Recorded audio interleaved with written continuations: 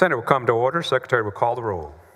Alvarado, Betancourt, Birdwell, Blanco, Campbell, Cook, Creighton, Eckhart, Flores, Gutierrez, Hagenbu, Hall, Hancock, Hinojosa of Nueces, Hinojosa of Hidalgo, Huffman, Hughes, Johnson, King, Colcourse, Menendez, Middleton, Miles, Nichols, Parker, Paxton, Perry, Schwartner, Sparks, West, Zaffarini. A quorum is present. Please rise for the invocation to be delivered by Cantor Daniel Cooper, Congregation Beth El in Austin, Texas.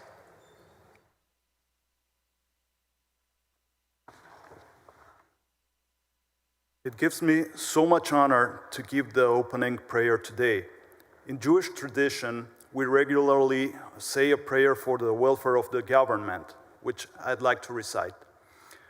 God on high, who dwells in might, the King to whom peace belongs, look down from your holy habitation to bless and protect, guard and help, exalt, magnify, and uplift Texas senators, all leaders of the state of Texas, their staff, and their families.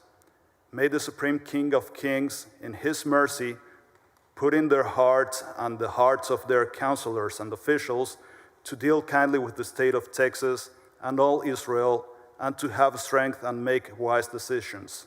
In their days and in our, may Judah be saved and Israel dwell in safety, and may this be his will, and let us say, Amen. Thank you, Cantor Cooper. Please be seated. The Dean of the Senate moves to dispense with the reading of yesterday's journal. Is there objection? Chair hears none. Motion's adopted.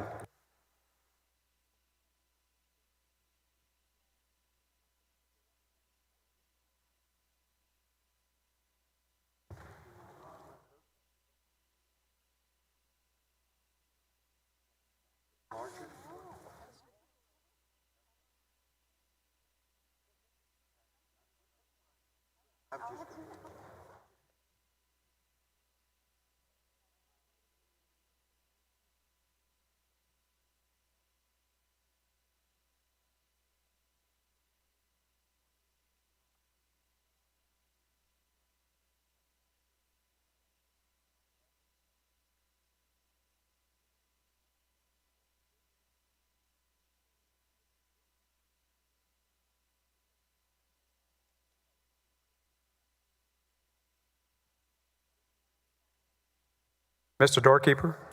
Mr. President, there's a message from the House. Admit the messenger. Mr. President, I am directed by the House to inform the Senate that the House has taken the following action. The House has passed the following measures. Thank you.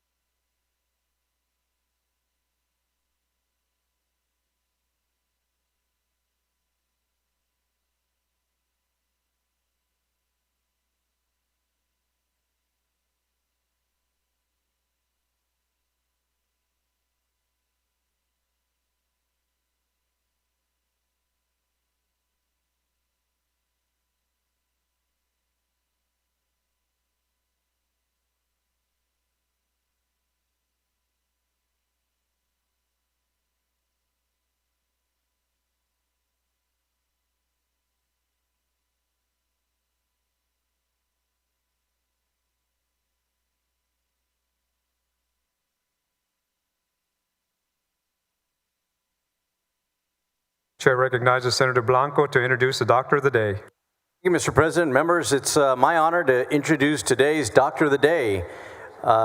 This is her second time here visiting us. This is Dr. Rebecca Campos, who is joining us from my hometown in El Paso. Dr. Campos is a highly accomplished and dedicated family physician who has spent her career providing full spectrum care, from newborns to adults. She does it with compassion and she does it with commitment. And she's a graduate of the University of Texas Medical Branch, trained in family medicine at Christus Santa Rosa. She hasn't only practiced medicine, but she's also trained the next generation of physicians through her work in academic medicine. And next to her is one of her students at the Paul Foster School of Medicine. His name is Christopher Garza. He's Senator Zaffirini. The dean was here earlier, but he's from Laredo, and he's in his first year at the Paul Foster School of Medicine. So welcome. We're glad to have you here. Dr. Campos now is at Texas Tech Physicians of El Paso and at the Trans Mountain and the Foster School of Medicine. Dr. Campos continues to lead, serving as the director of medical skill course, offering integrative treatments like acupuncture and botanical medicine to meet the patients where they are. So Dr. Campos, thank you so much for the care that you provide our community and for making this long trip from El Paso here to the Texas Capitol today. Members, please join me in recognizing and welcoming Dr. Campos and Mr. Garza to the Texas Senate.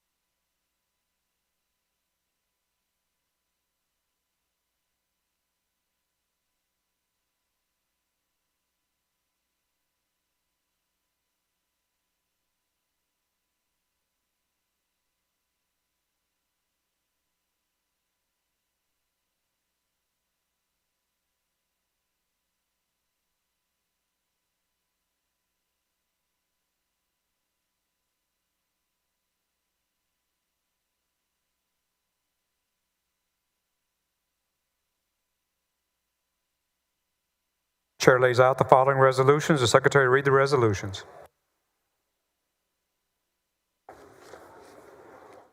Senate Resolution 257 by Hughes. Senate Resolution 531 by Paxton. Senate Resolution 532 by Campbell. Senate Resolution 534 by Eckhart and Hughes. Senate Resolution 535 by Gutierrez. Senate Resolution 536 by Cook et al. Senate Resolution 537 by Hinojosa of Nueces.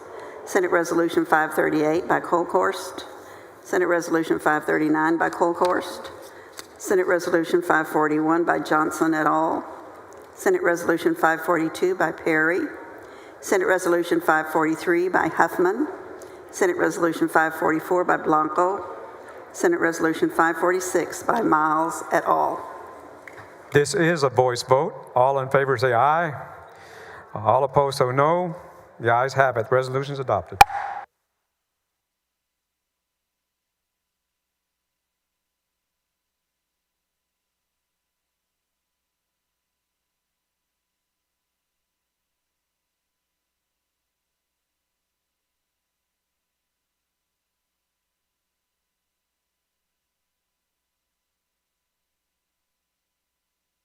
Members, if there is no objection, I would like to postpone the reading and referral of bills and resolutions till the end of today's calendar. Hearing no objection, so ordered.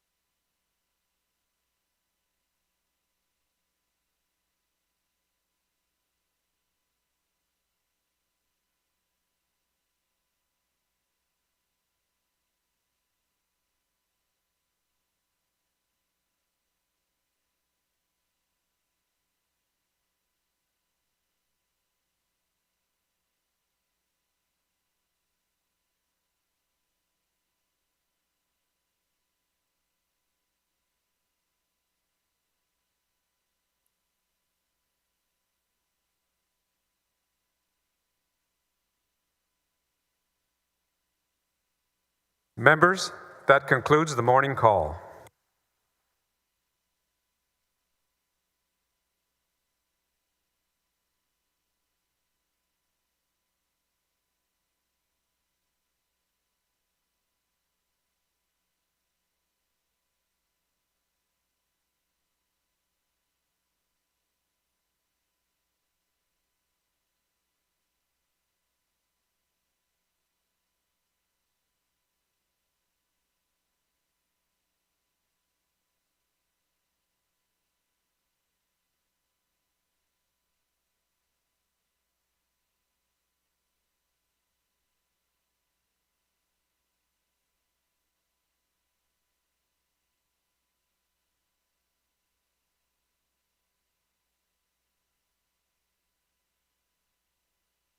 Senator Huffman, you're recognized for a motion to suspend the regular order of business on House Bill 45. Thank you, Mr. President and members. At this time, I move to suspend the regular order of business, take up and consider House Bill 45. Members, human trafficking cases present unique issues for prosecutors, including uncooperative victims, crimes committed across counties, states, and even nations, witnesses located outside the local jurisdiction, and international internet evidence. The Office of the AG's Human Trafficking and Transnational Organized Crime Division is uniquely positioned with staff dedicated solely to targeting every aspect of human trafficking across the state. House Bill 45 requires the local law enforcement submit probable cause reports to the AG in addition to the local prosecuting attorney. Under this bill, local prosecutors have 6 months to review and pursue an action on potential human trafficking offenses. However, if the local prosecutors are unable to bring an action within 6 months, the bill establishes that the AG can step in to prosecute. The bill does provide a mechanism for local prosecutors to file a motion in a district court objecting to the AG's representation of the state. In this case, the court will then determine if the local prosecutor has indeed taken action, and if not, issuing an order that the AG shall represent the state. I believe that this bill balances a local prosecutor's jurisdiction with the necessity to ensure that the state's best resources are devoted to prosecuting these cases.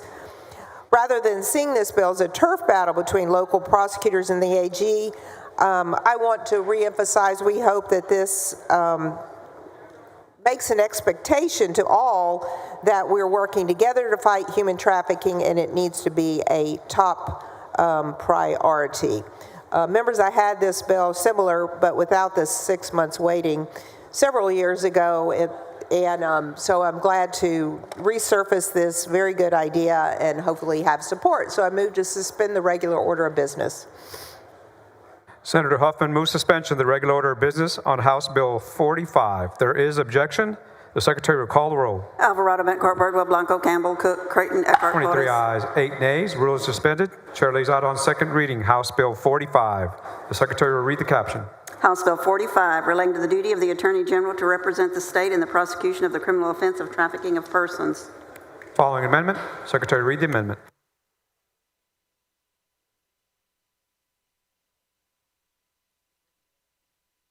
Floor Amendment Number 1 by Huffman. Senator Huffman, you're recognized. Thank you, Mr. President. This amendment is a collaborative effort based on feedback from the AG's office and prosecutors after the case was presented in committee. It just clarifies that the transfer of a case can begin after 180 days rather than 6 months, which is, of course, basically the same thing, but words are important, and that the AG must submit a notice of appearance to the prosecutor and victims. It also requires an appeal by a prosecutor to not transfer a case to be heard within 30 days and allows for a further interlocutory appeal by either party. So I move to adoption of Floor Amendment Number 1. Questions on the adoption of Floor Amendment Number 1. Is there objection? Hearing none. Amendment is adopted. Senator Huffman, you're recognized for a motion. I move passage to engrossment of House Bill 45. Senator Huffman moves passage to third reading. Is there objection? Third reading. There is objection. Secretary will call the roll.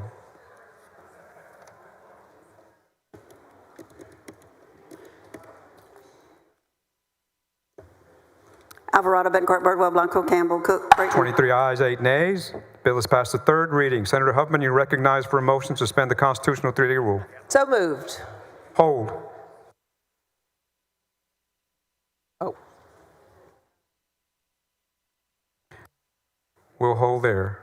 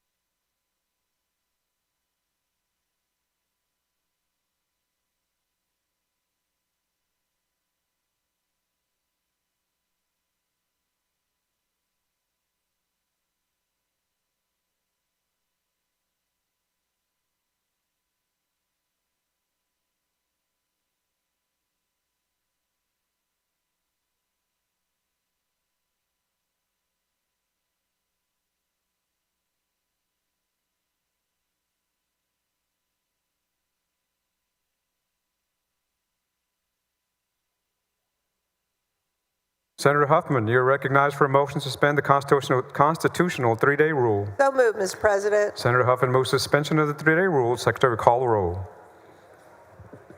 Alvarado, Bettencourt, Birdwell, Blanco, Campbell, Cook, Creighton, Eckhart, Flores. 25 ayes, 6 nays. Rules are suspended. Chair lays out on third reading final passage House Bill 45. The Secretary will read the caption. House Bill 45, relating to the duty of the Attorney General to represent the state in the prosecution of the criminal offense of trafficking of persons.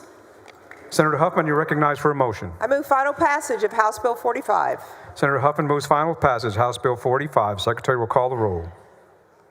Alvarado, Bettencourt, Birdwell, Blanco, Campbell, Cook, 23 Creighton. ayes, 8 nays. Bill is finally passed. Congratulations. Thank you, members.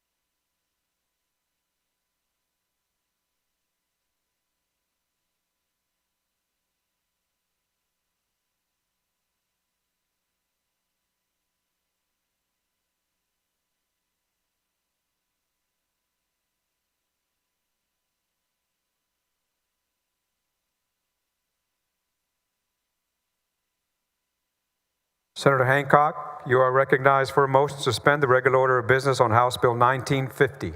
Thank you, Mr. President. I move to suspend the regular order of business and take up and consider House Bill 1950. Members, under current law, municipalities collect separate fees for municipal court security and technology, and these funds must be maintained separately, which can create inefficiencies. House Bill 1950 simply allows municipal courts in cities under 100,000 in population to merge these funds, providing flexibility and ensuring they can prioritize their most urgent needs while still maintaining proper oversight. The bill ensures money deposited into the consolidated fund can only be used for the purposes already identified in law for the security of the municipal court buildings and enhancing technology for the court. By consolidating the security and technology funds into a single account, these municipal courts will be able to use these resources more efficiently. With that, I move suspension. Senator Hancock moves suspension of the regular order of business on House Bill 1950. Is there objection? Hearing none, rules are suspended. Chair lays out on second reading House Bill 1950. The Secretary will read the caption. House Bill 1950, relating the Consolidated Municipal Court Security and Technology Fund in certain municipalities. Senator Hancock, you're recognized for a motion. Move passage of third reading.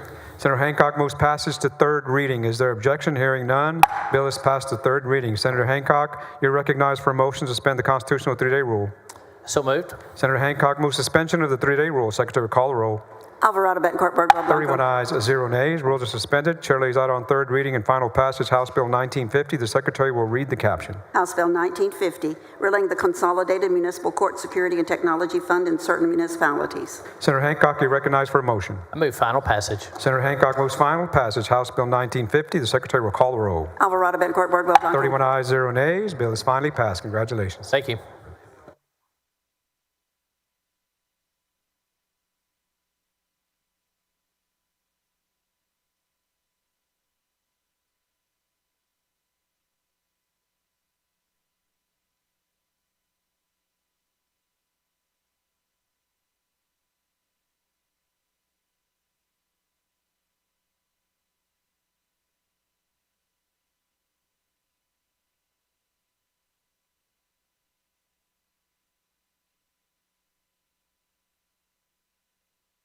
Senator Menendez, you're recognized for a motion to suspend the regular order of business on House Bill 3594.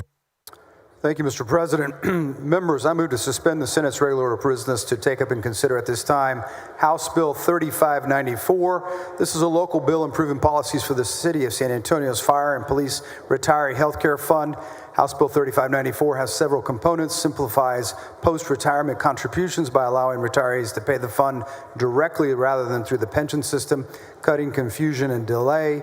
It also gives retirees the option to pay their remaining contributions as a one-time lump sum, adding flexibility for financial planning. It gives the fund board the authority to remove a remarriage penalty that currently strips surviving spouses of benefits and bringing fairness and compassion to our families. And for married couples who are both fund members, the bill allows one spouse to waive participation and avoid duplicative contributions with an option to opt back in later if the marriage status changes. Members and Mr. President, this bill was developed and agreed upon by all the stakeholders of the City of San Antonio Professional Firefighters Association, San Antonio Police Officers Association, San Antonio Police and Fire Pensioners Association, and the Fund's Board of Trustees. With that, I move suspension of the regular order of business, Mr. President. Senator Menendez moves suspension of the regular order of business on House Bill 3594. Is there objection? Hearing none, rules are suspended. Chair lays out on second reading House Bill 3594. The Secretary will read the caption. House Bill 3594, relating the administration of a retirement health care plan for firefighters and police officers in certain municipalities. Senator Menendez, you're recognized for a motion. I move passage to third reading. Senator Menendez moves passage to third reading. Is there objection? Hearing none, the bill is passed to third reading. Senator Menendez, you're recognized for a motion to suspend the constitutional three-day rule. So moved. Senator Menendez moves suspension of the three-day rule. The Secretary will call the roll. Alvarado, Betancourt, Birdwell, Blanco, 31 Campbell. ayes and 0 nays. Rules are suspended. Chair lays out on third reading and final passage House Bill 3594. The Secretary will read the caption. House Bill 3594, relating the administration of a retirement health care plan for firefighters and police officers in certain municipalities. Senator Menendez, you're recognized for a motion. Mr. President, move final passage of House Bill 3594. Senator Menendez moves final passage House Bill 3594. The Secretary will call the roll. Alvarado, Betancourt, Birdwell, Blanco, 31 Campbell. ayes, 0 nays. Bill is finally passed. Congratulations. Thank you, Mr. President. Thank you, members.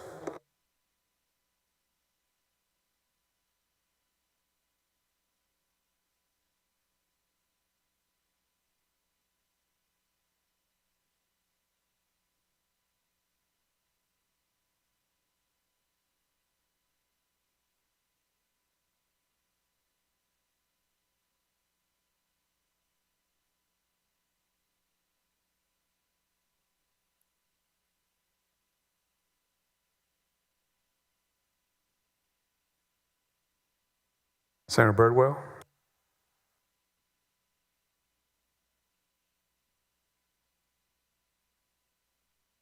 Senator Birdwell, you're recognized for a motion to suspend the regular order of business on House Bill 2663. Thank you, Mr. President. Members, I move to suspend the Senate's regular order of business, take up and consider House Bill 2663.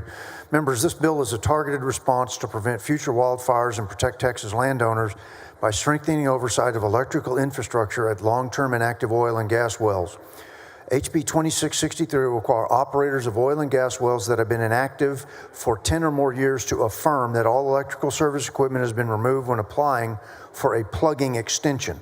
The 2024 Panhandle wildfires were sparked in part by neglected electrical equipment at oil sites that had been inactive for years, exposing a serious regulatory gap. While operators must remove tanks and service equipment to extend plugging deadlines, they are not specifically required to remove the aging electrical equipment still energized on these sites. To ensure that accountability, the bill requires the Railroad Commission to impose administrative penalties of up to $25,000 per violation when an operator falsely affirms compliance or fails to properly decommission electrical service. Subject to questions, Mr. President, I move suspension. Senator Birdwell moves suspension of the regular order of business on House Bill 2663. Is there objection? Hearing none, the rules are suspended. Chair lays out on second reading House Bill 2663. The Secretary will read the caption. House Bill 2663, relating the affirmation required to be made by an operator as part of an application to the Railroad Commission of Texas for an extension of the deadline for plugging an inactive well. Senator Birdwell, you're recognized for a motion. Move passage to third reading, Mr. President. Senator Birdwell moves passage to third reading. Is there objection? Hearing none, the bill is passed to third reading. Senator Birdwell, you're recognized for a motion to suspend the constitutional three-day rule. So moved, Mr. President. Senator Birdwell moves suspension of the three-day rule. Secretary will call the roll. Alvarado, Bettencourt, Birdwell, 31 ayes, 0 nays. Rule is suspended. Chair lays out on third reading and final passage House Bill 2663. The Secretary will read the caption. House Bill 2663, relating to the affirmation required to be made by an operator as part of an application to the Railroad Commission of Texas for an extension of the deadline for plugging an inactive well. Senator Birdwell, you're recognized for a motion. Move final passage, Mr. President. Senator Birdwell moves final passage House Bill 2663. The Secretary will call the roll. Alvarado, Bettencourt, Birdwell, Blanco, Campbell. 31 ayes, 0 nays. Bill is finally passed. Thank you, Mr. President. Members.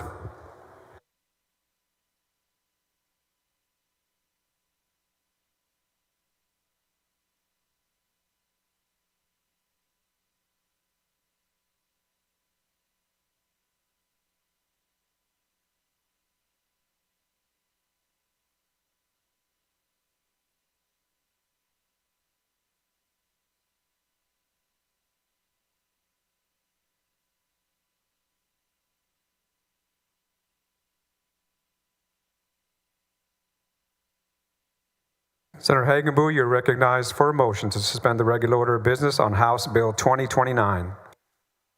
Thank you, Mr. President. Members, last session, the legislature passed a bill eliminating safety inspections for travel trailers. It also passed another bill eliminating safety inspections for vehicles. These two bills created conflicts and redundancies in the transportation code, leading to confusion. House Bill 2029 is a cleanup bill that removes outdated language to ensure consistency and clarity in the law. This bill does not reinstate inspections or add new requirements. It simply corrects conflicting provisions. With that, I move suspension of the regular order of business. Senator Hagenbu moves suspension of the regular order of business on House Bill 2029. Is there objection? Hearing none, rules are suspended. Chair lays out on second reading House Bill 2029. The Secretary will read the caption. House Bill 2029, relating to vehicle safety inspections of certain travel trailers. Senator Hagenbu, you're recognized for a motion. Thank you, Mr. President. I move passage to third reading. Senator Hagenbu moves passage to third reading. Is there objection? Hearing none, bill is passed to third reading. Senator Hagenbu, you're recognized for a motion to suspend the constitutional three-day rule. Thank you, Mr. President. I move to suspend the constitutional three-day bill. Bills we read is several days. Senator Hagenbu moves suspension of the three-day rule. Secretary will call the roll. Alvarado, Bettencourt, Birdwell, Blanco, 31 Campbell. ayes, 0 nays. Rule is suspended. Chair lays out on third reading final passage House Bill 2029. The Secretary will read the caption. House Bill 2029, relating to vehicle safety inspections of certain travel trailers. Senator Hagenbu, you're recognized for a motion. Thank you, Mr. President. Move final passage. Senator Hagenbu moves final passage House Bill 2029. The Secretary will call the roll. Alvarado, Bettencourt, Birdwell, Blanco, Campbell. 31 ayes, 0 nays. The bill is finally passed. Congratulations. Thank you, Mr. President. Thank you, members.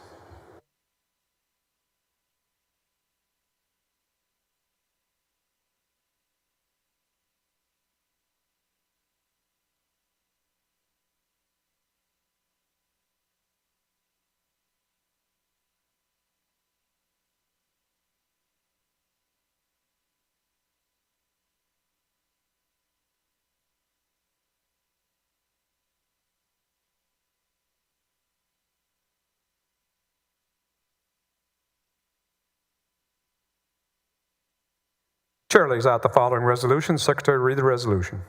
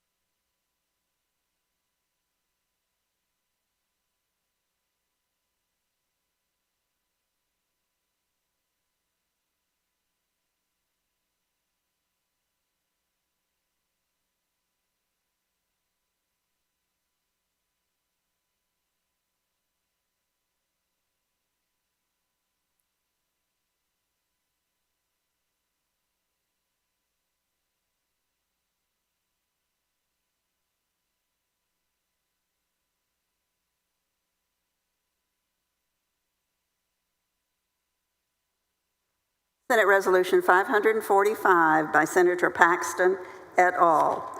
Whereas Summer Willis has worked to reframe the narrative around sexual assault and to empower survivors to reclaim their stories. And whereas in October 2014, Summer Willis, who was then a 19-year-old sophomore at the University of Texas at Austin, was drugged and raped while at a party. After the assault, she fell into a depression and was later involved in an abusive relationship. She eventually started... Members, can we have some order for the resolution? Can we have some order? Order. Please proceed. She eventually started running as a way to heal, and in 1 year, she ran 29 marathons to raise awareness for survivors of sexual violence, ending her campaign at the 2024 Chicago Marathon. She also went on to establish Strength Through Strides, a nonprofit organization dedicated to helping women overcome trauma through health and wellness. And whereas at the Austin Marathon on February 16, 2025, Ms. Willis embarked on her most recent campaign, The Last Time We Crawl, in order to bring awareness to the excruciatingly painful and slow healing process that survivors of sexual assault experience. She crawled 13.1 miles for a total of 13 and a half hours. In a powerful and unexpected moment, she ran the second half of the marathon, a metaphor for the survivor's journey from trauma to triumph. And whereas the actions Ms. Willis has taken have generated national media coverage and conversations about sexual violence, inspired survivors to share their stories, and raised funds for survivor assistance programs. In addition, she has catalyzed support for legislative reform that would redefine consent and strengthen policies to protect survivors of sexual assault. And whereas through her steadfast dedication, selfless service, and exemplary leadership, Summer Willis is working towards creating a world where survivors of sexual violence are met with belief, support, and justice. And she is indeed deserving of recognition for her outstanding efforts. Now therefore be it resolved that the Senate of the 89th Texas Legislature hereby honor Summer Willis for her advocacy on behalf of survivors of sexual violence and extend to her sincere best wishes for continued success with her vital work. Chair recognizes Senator Paxton on the resolution. Thank you, Mr. President. Thank you, members. Thank you, Summer, for being here with us today. Members, I rise to honor a very impressive young woman. She didn't want to be here for why she is here, but she has taken tragedy and turned it into triumph and into helping other people. I'm honored to recognize on the Senate floor today Summer Willis. She is a Texas based activist, a nonprofit founder, an endurance athlete, and a survivor of sexual assault. 10 and a half years ago, her life changed forever when she was raped at a fraternity party. She had no memory of the assault itself. The man who raped her laughed as he told her what he had done the next day. Days later, it was headlined in his fraternity newsletter. She was 19 years old, and she was shattered by the trauma. For years, she lived with depression, PTSD, and debilitating shame. She tried to outrun the pain by throwing herself into service, joining Teach for America, the Peace Corps, getting married, raising 2 beautiful boys. But nothing erased the shadow that moment cast over her life. Everything changed when she decided to stop running from the pain and began running toward it. At 29, even though she couldn't run a single mile, something I can connect to, she set out to run 29 marathons in a year. She wanted to prove that she could still become the woman she dreamed of being: strong, resilient, and brave. That's who I see today.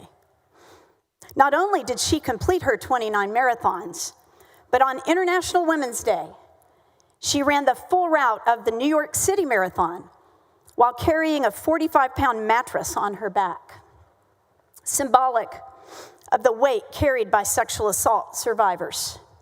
And earlier this year, she crawled on her hands and knees the first half of the Austin Marathon as a tribute to the invisible struggle of survivors.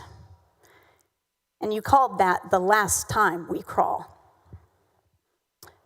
Then, with knees that felt as though they could shatter any moment, she stood up and she ran the second half. Running across the country, she realized something heartbreaking: that sexual assault touches every community. That realization transformed her pain into purpose. She began asking, what could she do to make sure that what happened to her didn't happen to anyone else? And so she started a nonprofit called Strength Through Strides, which works to prevent assaults, to empower survivors to share their stories without shame, and drive real, measurable change through community action and political advocacy, including teaming up with the governor's Sexual Assault Survivors Task Force. Summer, you are that woman, strong, resilient, and brave.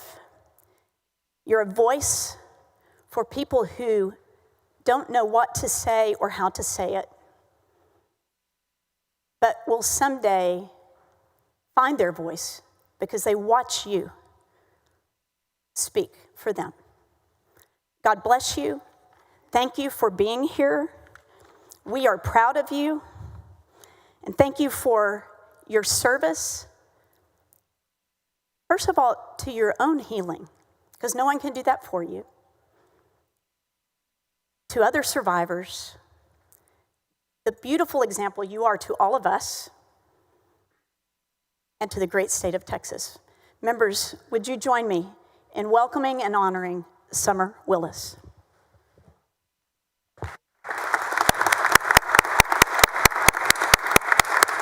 Chair recognizes Dean Saffarini to speak on the resolution.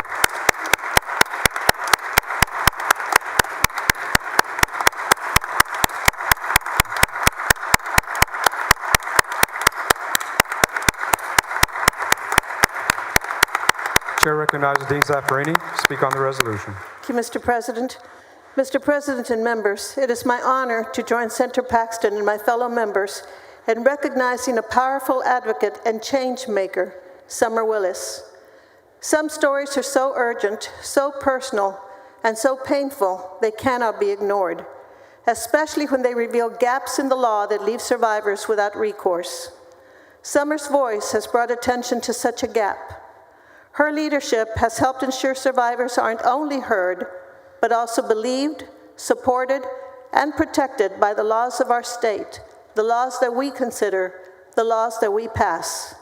What's more, her advocacy has inspired legislation. This session, many of us were proud to co-author Senate Bill 1432 by Senator Paxton, the companion to House Bill 3073, better known and rightly known as the Summer Willis Act by Representative Donna Howard. These bills would strengthen Texas sexual assault laws, a long overdue change. They are a step toward treating survivors with the clarity, consistency, and respect they deserve. I'm grateful to Senator Paxton, Representative Howard, and all the survivors, such as Summer, for pushing to create a justice system that matches the strength and dignity of those whom it's meant to serve. With the Summer Willis Act now being considered in the Senate, it's our responsibility to ensure it's passed. You can count on us to help it get done. Summer, thank you. Thank you for your work, which is a reminder that advocacy isn't only about policy. It's about people, people like you. Your courage in helping Texas take is a meaningful step forward. We're deeply grateful for your work and for your courage. Thank you, Mr. President, Mr. Members, and above all, thank you, Summer. We appreciate you so much, and we are so impressed. You have our deepest respect and our greatest admiration and support. Thank you. Is there objection to the adoption of the resolution? Chair hears none. The resolution is adopted.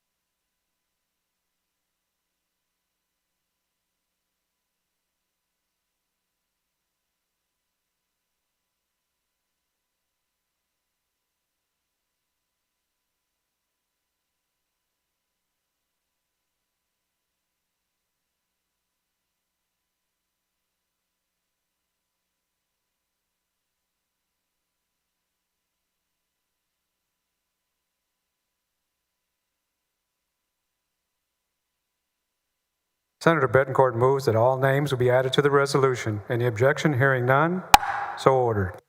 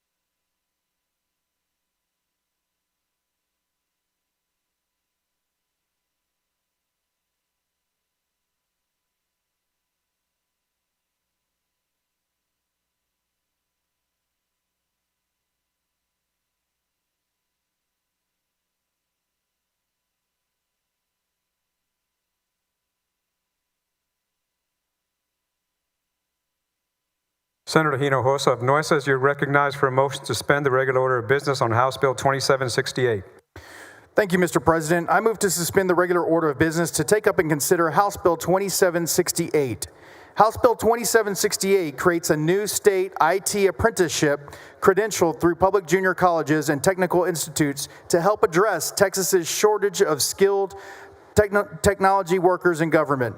The bill combines classroom instruction with hands-on experience, giving students and career changers a clear pathway into full-time IT roles in areas like cybersecurity, data management, and digital services. It allows state agencies to partner with colleges and employers to design training programs that meet specific workforce needs, making this a strategic investment in a modern, resilient public sector tech workforce. And with that, Mr.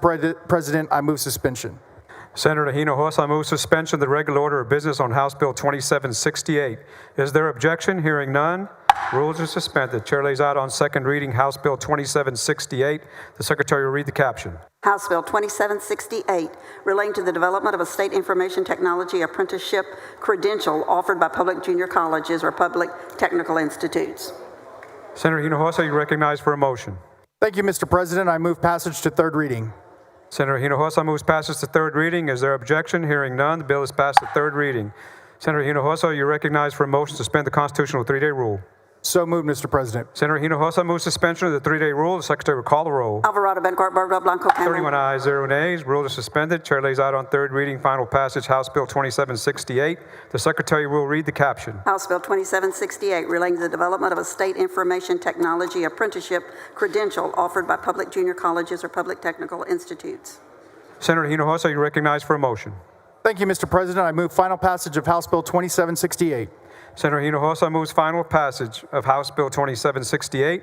The Secretary will call the roll. Alvarado, Bencourt, Bardwell, Blanco, Campbell. 31 ayes, 0 nays. Bill is finally passed. Congratulations. Thank you, Mr. President, and thank you, members.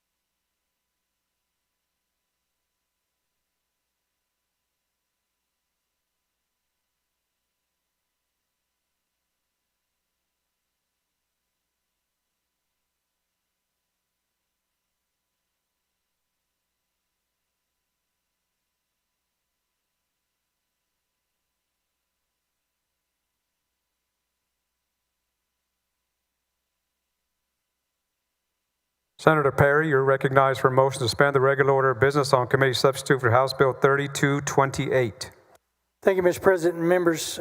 Committee substitute for House Bill 3228 seeks to ensure the financial resources are necessary to recycle and dispose of windmill blades. Other wind and solar power facility components are available even in the event the power generation or recycler fails due to financial mismanagement. By accounting for those costs and the financial assurance that wind and solar power is provided must make the owner of the land on which they install their generation equipment. With that, I move to suspend the regular order of business. Committee substitute House Bill 3228.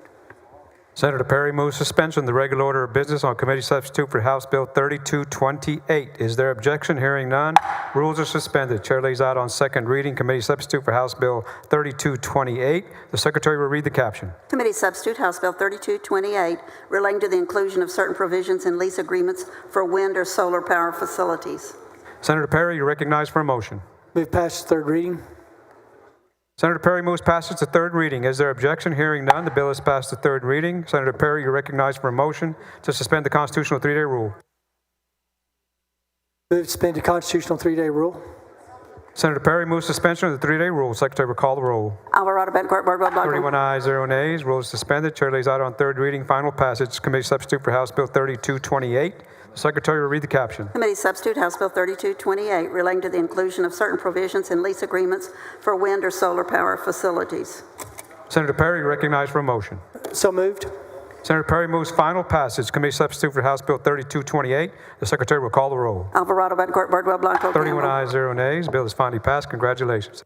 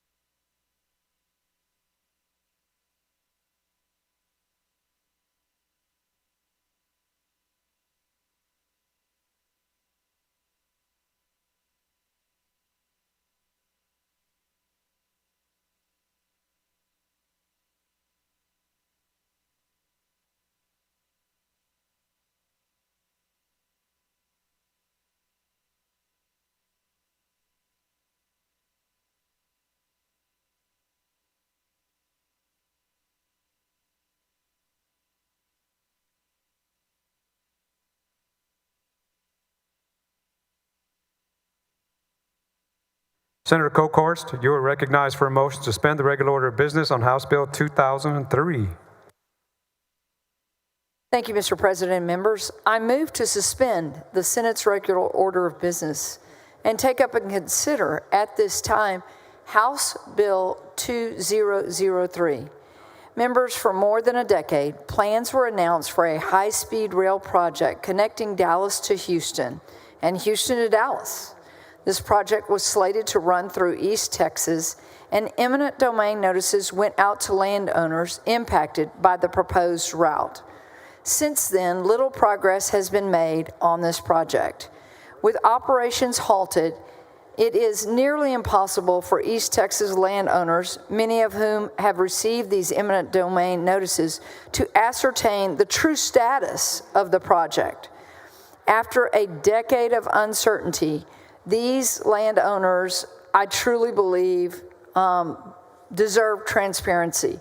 I've worked on this bill since my district has both a little bit of Harris County, it has some Montgomery County, it has Waller County, and of course Grimes County that are impacted by this. HB 2003 passed the House 127 to 0 just recently. HB 2003 dictates that for each year a project is included in the Texas Rail Plan, the responsibility entity must provide certain information for TxDOT to post on their website, including financial status, such as the method for financing and the extent to which financing is available, how fixed charges will be met, and a fixed balance sheet, as well as full cost for the proposal. The schedule for completion of the project, including a timeline for permitting, funding, and land acquisition. And finally, the proposed route and ridership projections and organization information, such as the entity's management staff, and disclosure of any current planned foreign investment in the project. Just recently, in April, it was announced that Amtrak would no longer partner with this rail project, which again is another certainty that potentially this project will not happen. So, Mr. President, I move to suspend the Senate's regular order of business. Senator West, for what purpose? Just a couple of questions. Senator Kokhorst, do you yield? I do. Senator Kokhorst, I know how you feel about this project. We've been working against each other on this project for a long time. And you have the political power to stop it this session, okay? You're going to have to speak up for me to hear you. I said you have the political will and power to stop it this legislative session. So what is this going to do again? It is going to make, all this does is disclosure of information, which is dictated in the bill. And it's in section 11.059. And it adds certain things that I think are important for transparency on a project this big, and it gives landowners the ability to see how it's being funded. It lets actually the general public understand how it's been funded, and actually who owns the project. At this point, no one's really even certain of it. Okay, and I must admit, I've been looking at some other legislation and haven't really delved into this particular piece of legislation. And I was just kind of, the red lights went off when I heard you start talking about it, okay? So is it anything in this particular bill that would, if the organization that's currently sponsoring this wants to continue to work as they had in the past with the state, is there anything in there that prohibits them from doing that? It does not. It just makes them disclose more information, more along the lines of what we require from railroads. Can you give me an idea of some of the things that would require them to disclose? Sure. Let me walk you through that part of the bill. Please.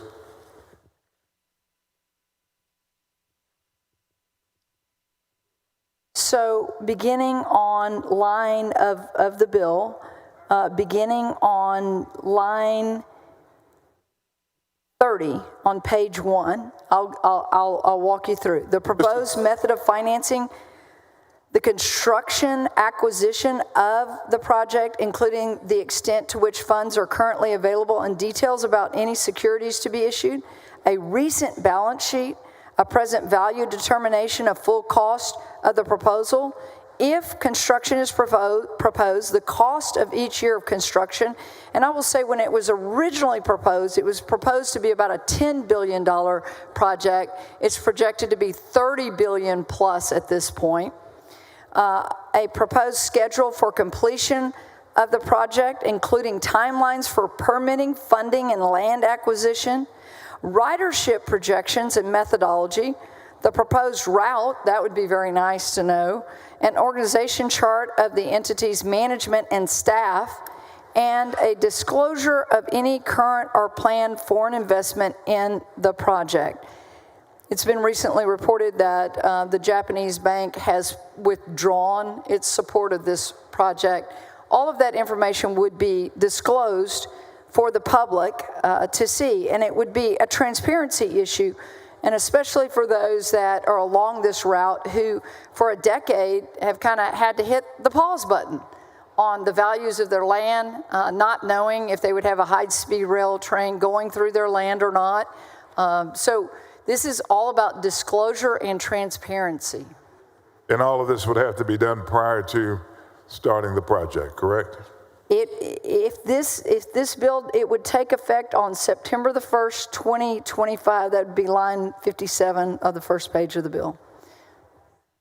And let's see, and this report is given, and so the report would go to TxDOT? Yes, it would be on TxDOT's website. Okay. Just a matter of transparency. It's about transparency. And making sure, and you know that the federal government, there's been some talk about the state government being involved. Would TxDOT ever use their funds? The federal government, in April, I believe it was 14th, it was announced that $60 million of federal tax dollars would be withdrawn from this. The U.S. Transportation Secretary Duffy announced that an agreement to save taxpayers over $60 million by ending the grant for the Texas high-speed rail project. So, you know, all of this is very important to make sure as it moves forward, because this project has eminent domain authority. And you know, for years, I have worked on eminent domain legislation in this body. For years and years and years. It started when I was in the House. I continue to do that. There's got to be transparency. A taking of someone's land is one of the highest powers that government gives to anyone. I concur with you 100%. All right, well, thank you very much for taking a few minutes and going through the particulars of the bill with me. Thank you, Senator West. I know you and I have had many discussions. I remember one time in finance, we even had we put a halt to Jay Nelson's proceedings at one point over a rider. I think you called a point of order, which is very rare in the Texas Senate, but you know, I appreciate your representation and efforts. That was a good point of order too, wasn't it? It halted Senate Finance for a little while.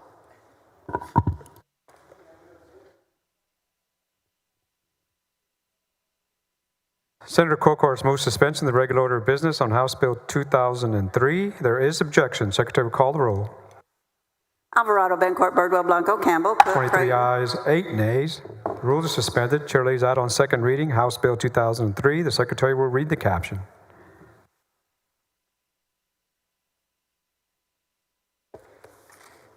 House Bill 2003, relating to provision to the Texas Department of Transportation of information regarding certain high-speed rail projects. Senator Kokars, you're recognized for a motion. I move House Bill 2003 to third reading. Move passage. Senator Kokars moves passage to third reading. There is objection. Secretary will call the roll. Alvarado, Bencourt, Birdwell, Blanco, Campbell. 23 ayes, 8 nays. Bill is passed third reading and will hold there. Thank you. Thank you.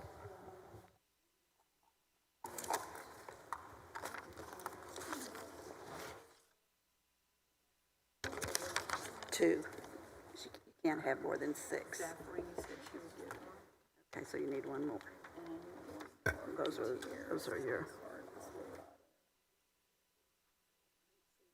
most likely. Yes, Miles is one of them.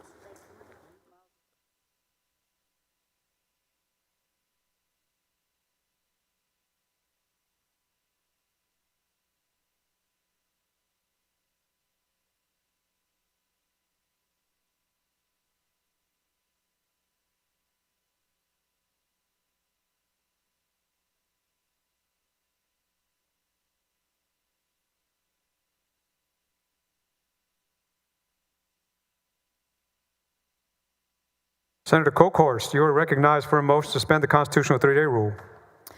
So moved, Mr. President. Senator Kokhorst moves suspension of the 3-day rule. The Secretary will call the roll.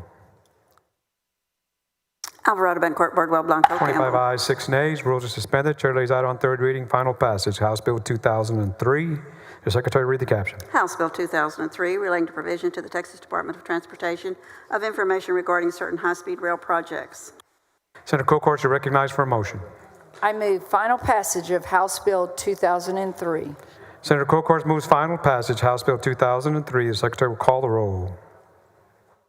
Alvarado, Bencourt, Bardwell, Blanco, Campbell. 23 ayes, 8 nays. Bill is finally passed. Congratulations.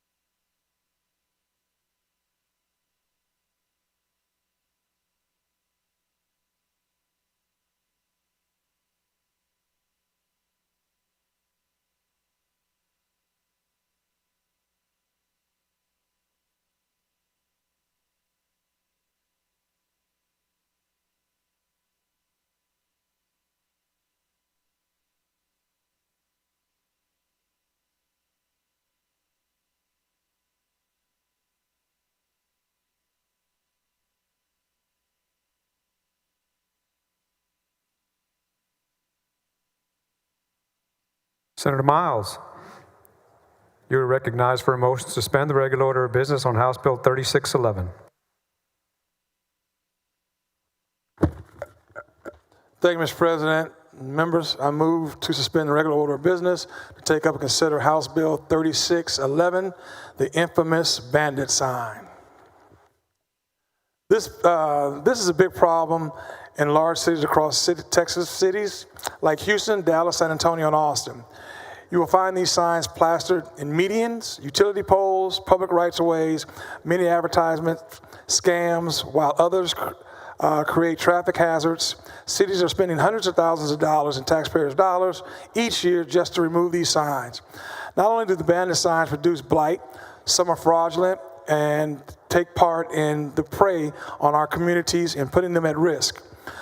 Members came to us from various concerns. For example, someone could be framed like a political opponent or like businesses by having signs placed in their names without their knowledge. To address the concerns, we've added the word commercial so that it's crystal clear that this does not touch political signs or political advertisement in any way. Already protected under the election code. We also added written notice requirements, which states that the person cannot be fined for the first violation unless they are first given a written notice by the political subdivision, as well as a time frame specified by the subdivision that removed the sign. We updated the fine structure to be up to $1,000, $2,500 for the second, and $5,000 for the third. Members, this bill is aimed at large-scale repeat offenders, not political candidates or small businesses. This version, carried by Representative Pat Curry, a Republican that passed it in the House with strong bipartisan support, voted 112 to 23 out of the House.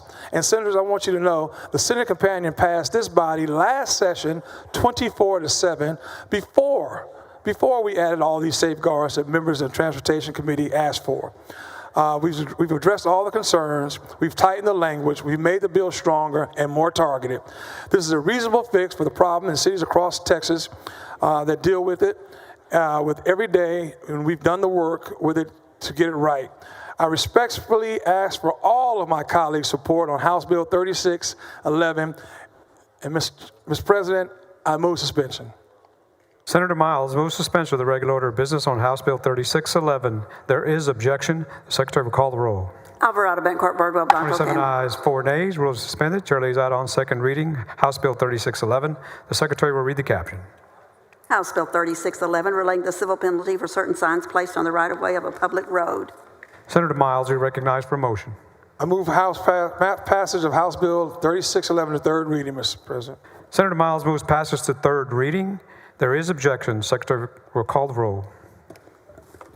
Alvarado, Bencourt, Birdwell, 27 Blanco. ayes, 4 nays. Bill is passed to third reading. Senator Miles, you're recognized for a motion to suspend the constitutional 3-day rule. Move to suspend, Mr. President. Senator Miles moves suspension of the 3-day rule. Secretary will call the roll. Alvarado, Bencourt, Birdwell, Blanco, 27 Campbell. ayes, 4 nays. Rule is suspended. Chair lays out on third reading final passage House Bill 3611. The Secretary will read the caption. House Bill 3611 relating to civil penalty for certain signs placed on the right-of-way of a public road. Senator Miles, you're recognized for a motion. Mr. President, I move final passage of the infamous House Bill 3611, the infamous bandit sign building that I've never worked so hard for. Thank you, Mr. President. Thank you, members. Senator Miles moves final passage House Bill 3611. The Secretary will call the roll. Alvarado, Bencourt, Birdwell, Blanco, Campbell. 27 ayes, 4 nays. The bill is finally passed. Congratulations, Senator. Thank you, Mr. President.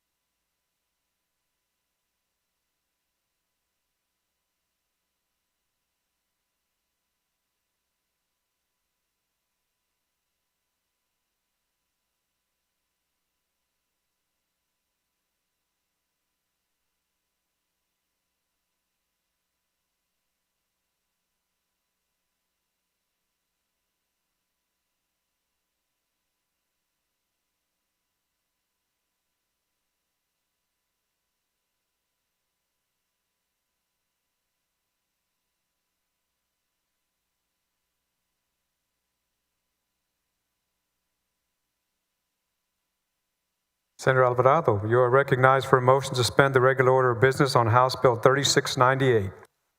Thank you, Mr. President. I move to suspend the regular order of business and take up and consider House Bill 3698. This bill conforms state law with federal law and expands participation in reemployment services by revising the eligibility criteria for unemployment benefits. It authorizes the Texas Workforce Commission to enroll claimants in the Reemployment Services and Eligibility Assessment Program if they believe the individual's participation in the program will reduce the duration of unemployment benefits. Senator Alvarado moves suspension of the regular order of business on House Bill 3698. There is objection. The Secretary will call the roll. Alvarado, Bencourt, Birdwell, Blanco. 27 ayes, 4 nays. Rules suspended. Chair lays out on second reading House Bill 3698. Secretary will read the caption. House Bill 3698 relating to participation in reemployment services as a condition of eligibility for unemployment benefits. Senator Alvarado, you're recognized for a motion. Move passage to third reading. Senator Alvarado moves passage to third reading. There is objection. The Secretary will call the roll. Alvarado, Bencourt, Birdwell, Blanco. 27 ayes, 4 nays. Bill is passed to third reading. Senator Alvarado, you're recognized for a motion to suspend the constitutional 3-day rule. So moved. Senator Alvarado moves suspension of the 3-day rule. Secretary will call the roll. Alvarado, Bencourt, Birdwell, Blanco. 27 ayes, 4 nays. Rules suspended. Chair lays out on third reading final passage House Bill 3698. Secretary will read the caption. House Bill 3698 relating to participation in reemployment services as a condition of eligibility for unemployment benefits. Senator Alvarado, you're recognized for a motion. Move final passage. Senator Alvarado moves final passage House Bill 3698. Secretary will call the roll. Alvarado, Bencourt, Birdwell, Blanco, Campbell. 27 ayes, 4 nays. Bill is finally passed. Congratulations. Thank you, Mr. President and members.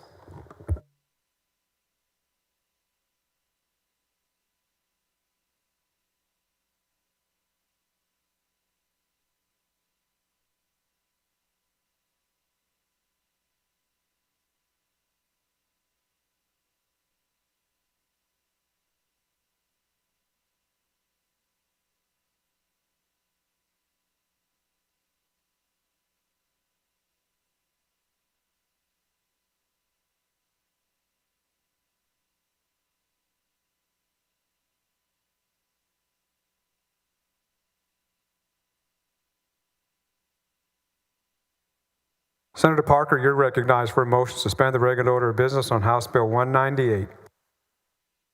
Thank you, Mr. President. Members, I move to suspend the Senate's regular order of business to take up and consider HB 198, known as the Wade-Cannon Act.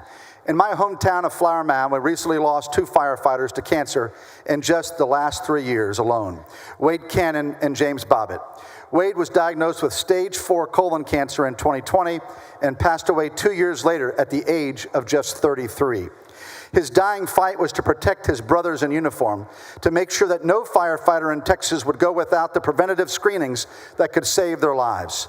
Firefighters face a significantly higher risk of cancer due to repeated exposure to harsh chemicals on the job. House Bill 198 would require political subdivisions to provide occupational cancer screenings for their firefighters. Early detection, members, is critical to improving outcomes and saving lives. The screenings must be confidential, conducted annually after the first 5 years of employment, and departments already offering comprehensive screenings may continue their programs. This bill is set to take effect in June of 2026.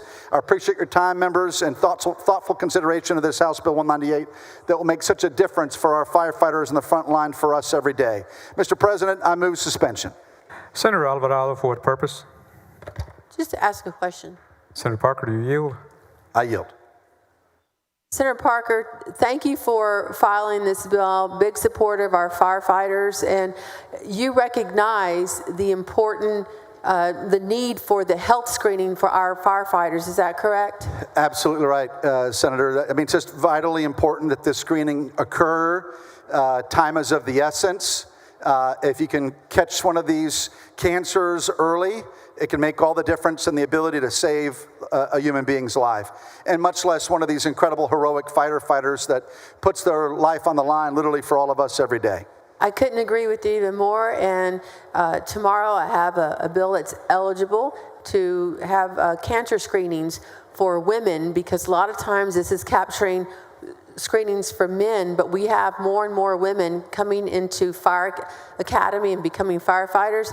And so the bill will talk about screenings for things like ovarian cancer and breast cancer. So I just wanted to appreciate the work that you've done and make sure that we do all we can to protect our firefighters. Well, thank you, Senator, and I always enjoy working together with you on things that are just good policy. So thank you so much.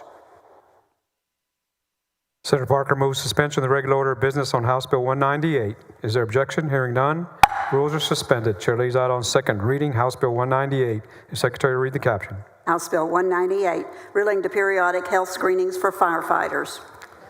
Senator Parker, you're recognized for a motion.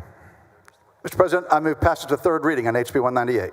Senator Parker moves passage to third reading. Is there objection? Hearing none, bill is passed to third reading. Senator Parker, you're recognized for a motion to suspend the constitutional 3-day rule. So moved, Mr. President. Senator Parker moves suspension of the 3-day rule. Secretary will call the roll. Alvarado, Betancourt, Birdwell, Blanco, 31 ayes, 0 nays. Rule is suspended. Chair lays out on third reading. Final passage, House Bill 198. Secretary will read the caption. House Bill 198, relating to periodic health screenings for firefighters. Senator Parker, you're recognized for a motion. Thank you, Mr. President. I move final passage of House Bill 198, the Wade-Cannon Act. Senator Parker moves final passage of House Bill 198. The Secretary will call the roll. Alvarado, Betancourt, Birdwell, Blanco. 31 ayes, 0 nays. The bill is finally passed. Congratulations. Thank you, Mr. President, members.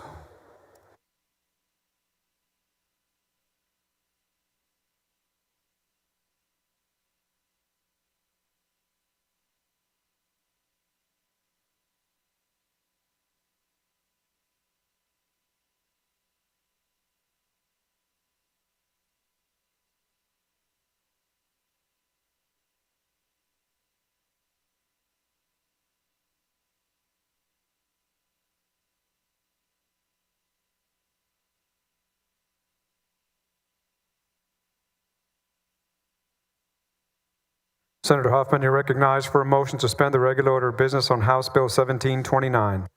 Thank you, Mr. President. This time I move to suspend the regular order of business, take up and consider House Bill 1729. Members, this is basically a local bill that seeks to implement term limits for Port Freeport's commissioners. Move to suspend. Senator Huffman moves suspension of the regular order of business on House Bill 1729. Is there objection? Hearing none, the rules are suspended. Chair lays out on second reading House Bill 1729. The Secretary will read the caption.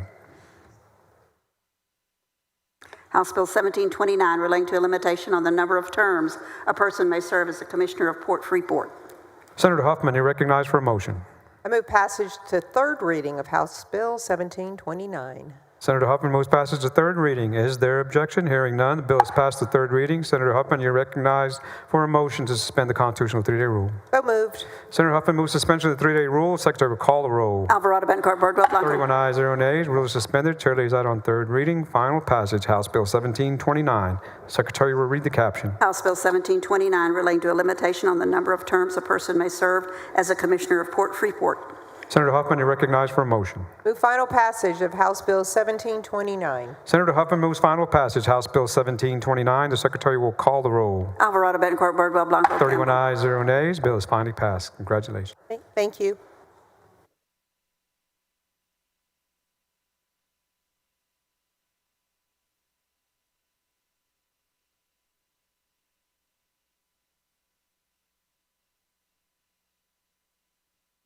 Senator Huffman, you're recognized for a motion to suspend the regular order of business on House Bill 2027. Thank you, Mr. President. I move to suspend the regular order of business, take up and consider House Bill 2027, again a local bill that refines and clarifies the authority of the Brazoria County Commissioners Court to execute tax abatement agreements for property within the Freeport District. I move to suspend. Senator Huffman moves suspension of the regular order of business on House Bill 2027. Is there objection? Hearing none, rules are suspended. Chair lays out on second reading House Bill 2027. The Secretary will read the caption. House Bill 2027, relating the authority of the Brazoria County Commissioners Court to execute tax abatement agreements for property within the Port Freeport District. Senator Huffman, you're recognized for a motion. I move passage to third reading of House Bill 2027. Senator Huffman moves passage to third reading. Is there objection? Hearing none, bill is passed to third reading. Senator Huffman, you're recognized for a motion to suspend the constitutional 3-day rule. So moved. Senator Huffman moves suspension of the 3-day rule. Secretary will call the roll. Alvarado, Bettencourt, Birdwell, Blanco. 29 ayes, 2 nays. Rule is suspended. Chair lays out on third reading. Final passage, House Bill 2027. The Secretary will read the caption. House Bill 2027, relating the authority of the Brazoria County Commissioners Court to execute tax abatement agreements for property within the Port Freeport District. Senator Huffman, recognized for a motion. Final passage of House Bill 2027. Senator Huffman moves final passage of House Bill 2027. The Secretary will call the roll. Alvarado, Bettencourt, Birdwell, Blanco. 29 ayes, 2 nays. The bill is finally passed. Congratulations. Thank you, members.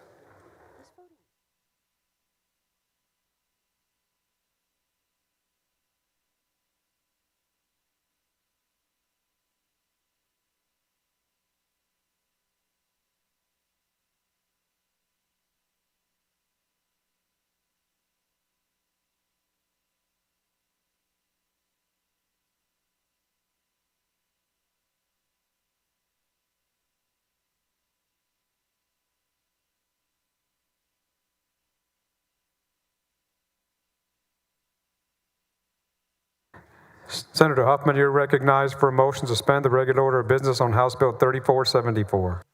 Thank you, Mr. President. Members, I move to suspend the regular order of business, take up and consider House Bill 3474. Member, currently statute requires Texas Public Retirement Systems to select an independent third party to complete an investment practices and performance evaluation to assess their investment programs and ID areas for improvement. Retirement systems with greater than 100 million in assets report every 3 years, and systems between 30 to 100 million report every 6 years. This is a cleanup bill for the Pension Review Board, which administers this reporting requirement, and just basically clarifies and simplifies the statutory reporting timeline. And I move to suspend. Senator Huffman moves suspension of the regular order of business on House Bill 3474. Is there objection? Hearing none, rules are suspended. Chair lays out on second reading House Bill 3474. The Secretary will read the caption. House Bill 3474, relating the evaluation and reporting of investment practices and performance of certain public retirement systems. Senator Huffman, you're recognized for a motion. I move passage to third reading of House Bill 3474. Senator Huffman moves passage to third reading. Is there objection? Hearing none, bill is passed to third reading. Senator Huffman, you're recognized for a motion to suspend the constitutional 3-day rule. So moved. Senator Huffman moves suspension of the 3-day rule. Secretary will call the roll. Alvarado, Betancourt, Boardwell, Blanco. 31 ayes, 0 nays. Rules suspended. Chair lays out on third reading. Final passage. House Bill 3474. The Secretary will read the caption. House Bill 3474, relating the evaluation and reporting of investment practices and performance of certain public retirement systems. Senator Huffman is recognized for a motion. I move final passage of House Bill 3474. Senator Huffman moves final passage. House Bill 3474. The Secretary will call the roll. Alvarado, Betancourt, Boardwell, Blanco. 31 Campbell. ayes, 0 nays. Bill is finally passed. Congratulations. Thank you.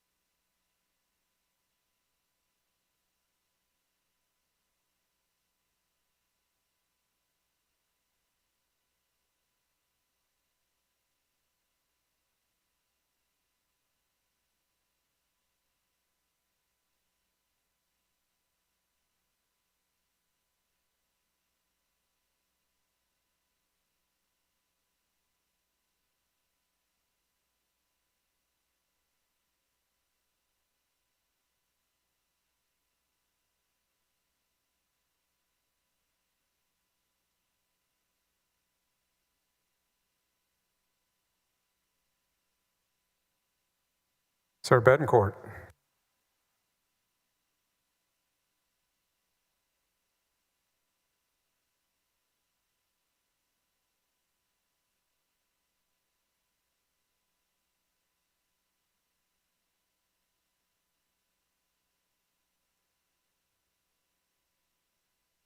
Senator Betancourt, you're recognized for a motion to suspend the regular order of business on committee substitute for Senate Bill 511. Thank you, Mr. President. Senate Bill 511 bans, with few exceptions, an officer employee of the state of political subdivision from distributing voter registration cards to persons who did not request them. The bill would allow for those involved in Chapter 13 and 20 exemptions to continue to provide voter registration cards, as well as political party candidates or for office to continue sending them out. And Senate Bill 511 would also prohibit an officer or an employee of the state from political subdivision using public funds to facilitate the distribution of voter registration cards by another person.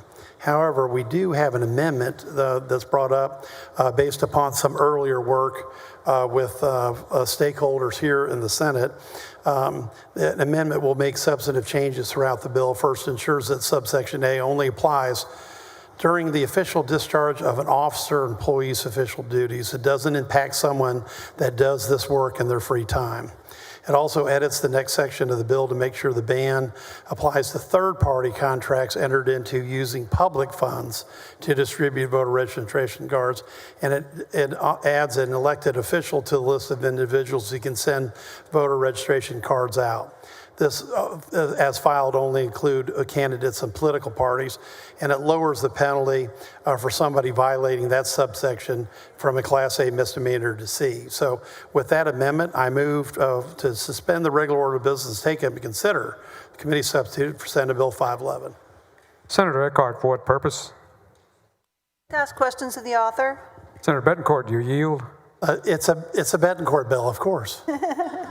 Thank you so much, Senator Betancourt. Under the National Voter Registration Act, don't local government officials have a responsibility to make voter registration as widely available as possible? Well, the NVRA Act was enacted in the last, I think in the 1990s. I'm going back from memory. It was a prescription for how to set up a top-down set of guidelines in the United States, specifically about voter registration and about about the use of that, as well as top-down guidelines on how to have specific time periods. Like, I think the most important part of that bill is having a 2 federal session limit on people staying on the suspense list. So that's really what its primary effect in the modern era is. But the amendment that we have, and I hope you've read the floor amendment number 1 because it's coming out, it adds elected officials to the list of individuals who can send voter registration cards out. So we have a great amendment here, amendment number 1. That's wonderful. And I know you'll vote for amendment number 1. I hope after that it goes on, you'll vote for the bill at that point. And so with regard to other officials who are not elected officials, librarians, for instance, or employees leaving in public places or providing in public places voter registration forms, is that an issue under your bill? Well, I think with the amendment, it certainly clarifies it, okay?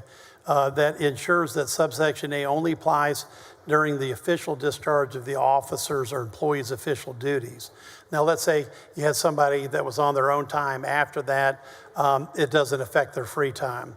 What this bill is really designed as author's intent, if I can put that in the record, Senator, is that the section of the bill that is important, the most important, is the banning third-party vendor contracts using public funds to distribute voter registration cards. That's really what the bill's primary use is.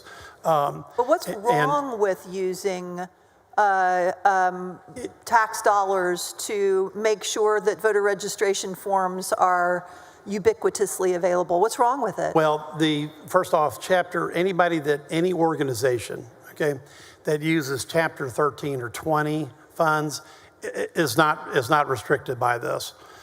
So all that activity out there, all the deputy voter registrars, all that other activity goes forward unimpeded. Now, we'll probably have a different philosophical point on this, but I don't think that we should be mailing absentee ballot applications to all 2 million people in Harris County on the voter roll because they can't use them. Okay, that's not a good use of taxpayer money. Here, what I've seen, and we took some pretty good testimony in the committee, is that when we use that type of funds and we had a very limited return, and I want to say the return was in barely a couple percentage points. So we mailed all this money out. These contracts were $500,000 here, $400,000 here, $300,000. I can't remember the exact number, but I'm trying to remember it now. But I want to say San Antonio, for example, mailed out 300,000 of these and got 367. I'm really going from memory on that, but it was an incredibly low number. So this is not a good use of taxpayer dollars. If candidates want to do it, if political parties want to do it, if elected officials want to do it, if Chapter 13 and 20 officials want to do it, I just don't think we should be spending our public money on such a low return. Because that return was literally 1% or less. So your issue with it is that it's not effective, but if a local governmental entity found it to be highly effective, would you want, this bill would stop it. This bill doesn't say don't pay for ineffective distribution. It says don't pay for It says don't pay for it, period, right. distribution. No, and Senator, that's the difference. We took enough testimony that we followed those 3 contracts, and the most data we got was from Bexar County. And the Bexar County results were just ridiculously low, literally like 1% or less. And I'm pretty sure that my memory's right. It was like out of 300,000 outbound, they only got like 367 back. And what's happening is that data is being used for other purposes, that once that data goes into public domain, people are using it to do a variety of things based upon whatever open records request they can get with it. So and that's okay, except that not when we're spending that type of public money to get less than roughly a 1% return. So are you making an argument that one argument is that it's ineffective, but then you just made another argument that it creates a public document of addresses of all the voters that it went to? Because I don't think it does. Right. What we heard in committee was concern that what the true nature of these contracts was not the voter registration cards themselves, but the data that was collected from it. Now, I don't have any, besides anecdotal evidence of what was presented in the committee, okay? Because you didn't see the contract to see whether or not there was a clause about being able to use that information beyond the contract, right? No, because at this point, it's public. Once that information's out, it's PIO material, and they can use it however way they want to. But the real point that after listening is that these third-party contracts are simply not effective. Nor was when the county clerk in Harris mailed out, 2.5, nearly 2.3 million. And again, my staff just confirmed that it was less than a 1% return off the exact numbers that were mailed. So it's just not worth the taxpayer money we're putting into it. But it can be done by all these other groups. Chapter 13, Chapter 20, the political parties, the candidates, the elected officials, and by everybody else. So let's just keep our taxpayer dollars in a better than 1% or less return.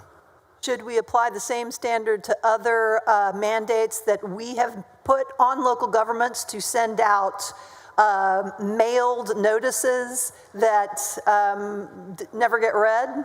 Well, by your leave, I'll be happy to look at it each one by one. Thank you so much for answering my questions. Thank you.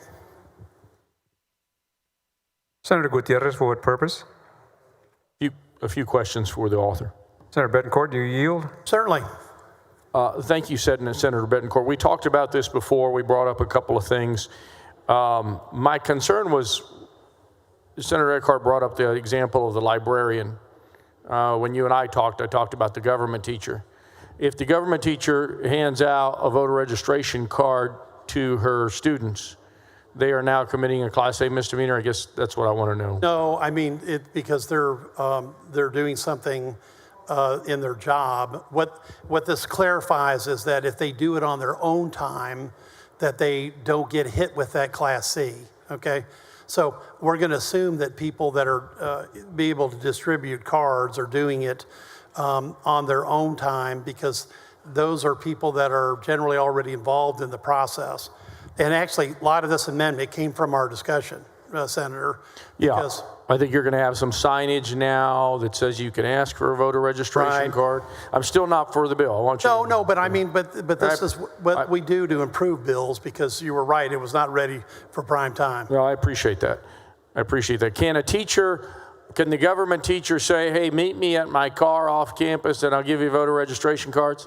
After class, after school? I don't think so on that one. I'm not, basically, I don't want somebody intentionally doing that, I guess the best way to describe it.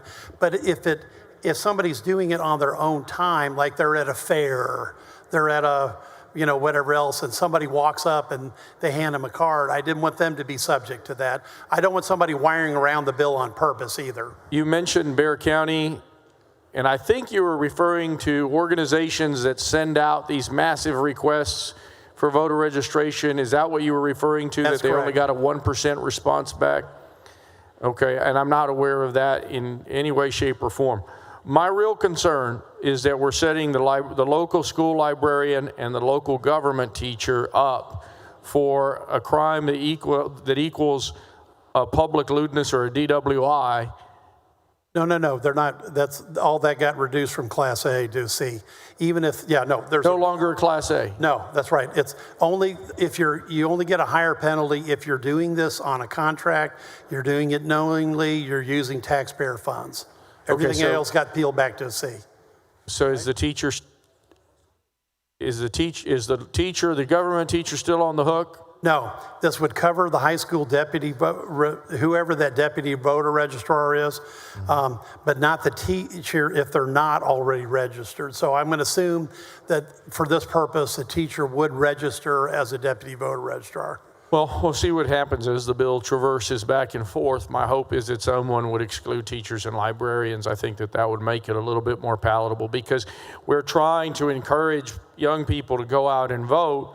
and yet we can't even do the thing that would allow them to go out and vote unless the teacher goes to their house in the evening, which is a little weird. And that's not what that's a wire round. The real, look, I had 4,000 deputy voter registrars in Harris County. And if you're going to do that work, it's easy to go get that one, get trained, and then you can do it anywhere you want to. But we made it specifically clear that anybody doing this on their own time doesn't get hit with a Class C. And more importantly, it allows them, if they're at a fair and they're passing out cards, they don't get hit with that. We're just trying to keep the money out of this process by the contract, and that's why the contract has a Class A. And I'm getting ahead of myself because I've not seen the amendment. We talked about the signage piece at the school. Is that part of the amendment? And we'll talk about it in a minute, perhaps. No. It's in the main bill already. I thought the signage was, but the amendment, I'll go through it in detail with you when we get to the Let me step down, and I'll let the amendment come up, and I'll see if there's some signage, and we'll come back, because it would be nice if we're not going to allow teachers to be able to hand out voter registration cards. It would be nice to have a sign that says, "Come and ask me for one if you want one." Thank you. Senator Alvarado, for what purpose? Yes, ask the author a question. Senator Bettencourt, do you yield? Certainly. So all this talk about who can hand out voter registration cards, do you know what would help this situation, Senator Bettencourt? If I could answer one question at a time, I think Senator Gutierrez has an amendment that we're going to accept, right? Okay. Oh. On signage. Okay. So that was the confusion. We were talking about the First Amendment, not the second one. He's on the phone, so we'll get you up with him later. Okay, so I was just saying, all this discussion about who can hand out paper voter registration cards, do you know what could help this situation that you're so concerned about? Do you know what? Tell me. What that might be? Online voter registration. That's right. Okay. Drop the mic. If you're on the radio show, I'd give you a ringing bell. Okay, thank you. We could join 42 other states with online voter registration. To date, nobody has given me a legitimate reason why we can't do it. So you wouldn't have to have this bill. Okay, thank you.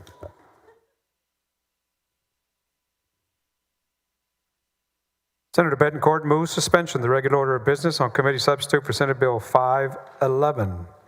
There is objection. The Secretary will call the roll. Alvarado, Bettencourt, Birdwell, Blanco, Campbell, Cook. 20 ayes, 11 nays. Rules are suspended. Chair lays out on second reading. Committee substitute for Senate Bill 511. The Secretary will read the caption. Committee substitute, Senate Bill 511, relating to prohibiting an officer or employee of this state or of a political subdivision of this state from distributing certain voter registration application forms. Following amendment, the Secretary will read the amendment. Floor amendment number 1 by Bettencourt. Senator Bettencourt, you're recognized. Thank you, Mr. President and members. This is the amendment we talked about that makes substantial changes. Again, I'll repeat, it ensures that subsection A only applies during official discharge of officers' or employees' official duties, doesn't impact someone that does their work in their free time.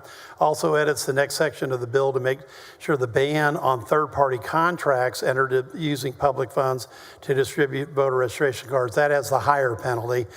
Next, it adds elected officials to the list who can send voter registration cards out, as the bill as filed only include candidates and political parties. Basically, anybody involved with Chapter 13 or 20 type of activities and money are not involved. And it does lower the penalty for violating a subsection from a Class A misdemeanor to Class C misdemeanor. If there are questions, I move adoption of floor amendment number 1. Then we're taking your amendment on number 2. Of course. Yeah, we talked about it. Yeah. No, okay, that's right. I want a 1 now from you. Okay, that's right. Senator Eckhart, for what purpose? Ask questions of the author on the amendment. Senator Bettencourt, do you yield? Certainly. Senator Bettencourt, I like this amendment as it is, and I'll vote for it. I have a few questions about the why and wherefores. you added in an elected official. As you well know, some of us in this chamber send out voter registration cards to all graduating seniors. And so I'm very happy that I will not be under a Class A or Class C misdemeanor.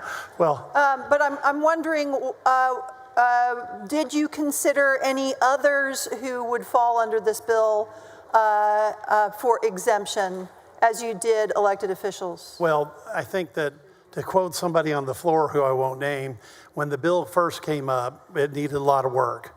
And this was an obvious oversight. So that's why we added back in. When you look at it, you've got political parties that are covered, you've got candidates that are covered, you've got elected officials that are now covered, are basically, they're exempted, for lack of a better description.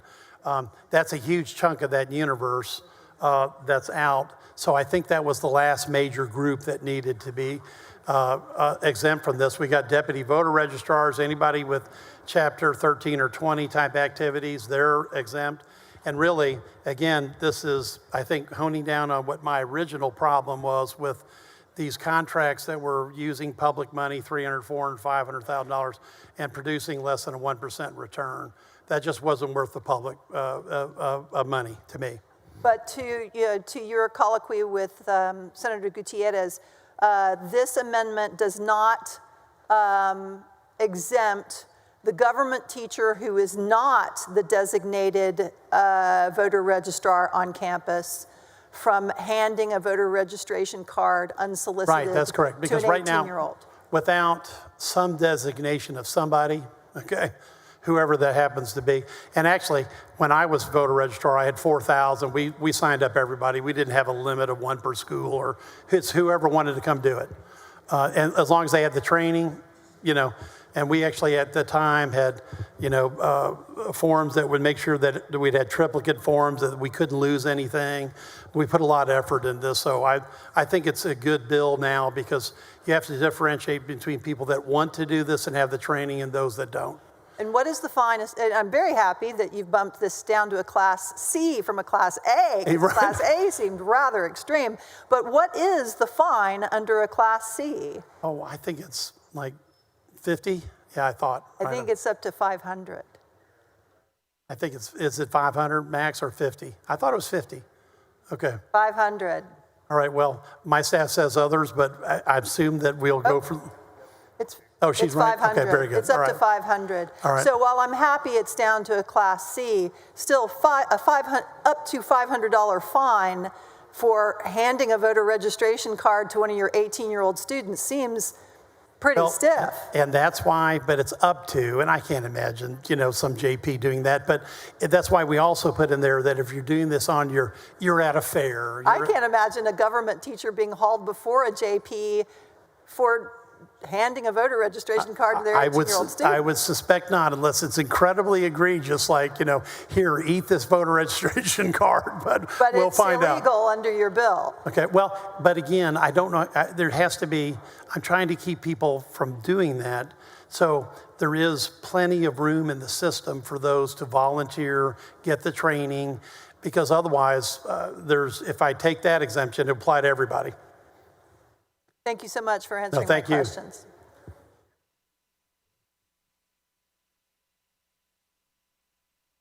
Members, the questions on the adoption of floor amendment number 1. Is there objection? Hearing none, amendment is adopted. Following amendment, Secretary, read the amendment.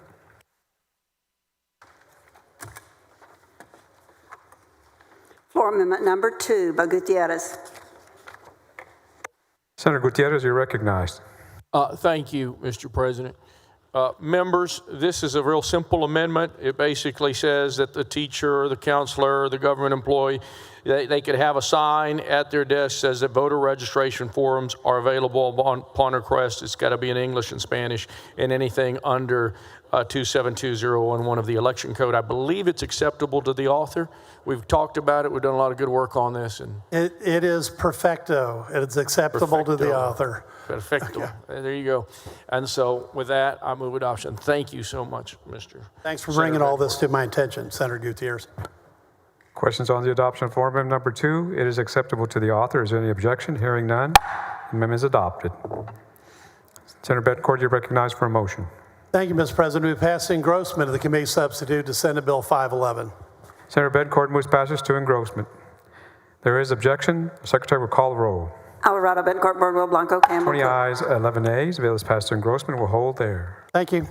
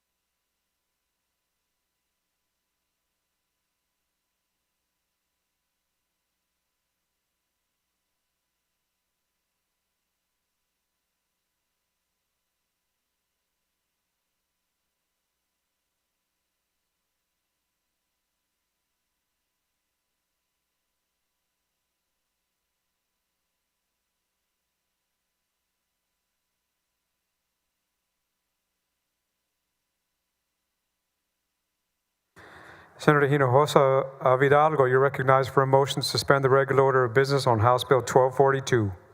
Thank you, Mr. President, members. The purpose of House Bill 1242 is to designate a portion of U.S. Highway 281 as the Ernesto Solis Cantu Memorial Highway in Brooks County. Ernesto Solis Cantu was a respected figure in Brooks County, known for his contribution to the United States during the Vietnam War. Mr. Cantu was a pillar of his community in Encino, Texas. He is remembered for his courage, sacrifice, and community dedication.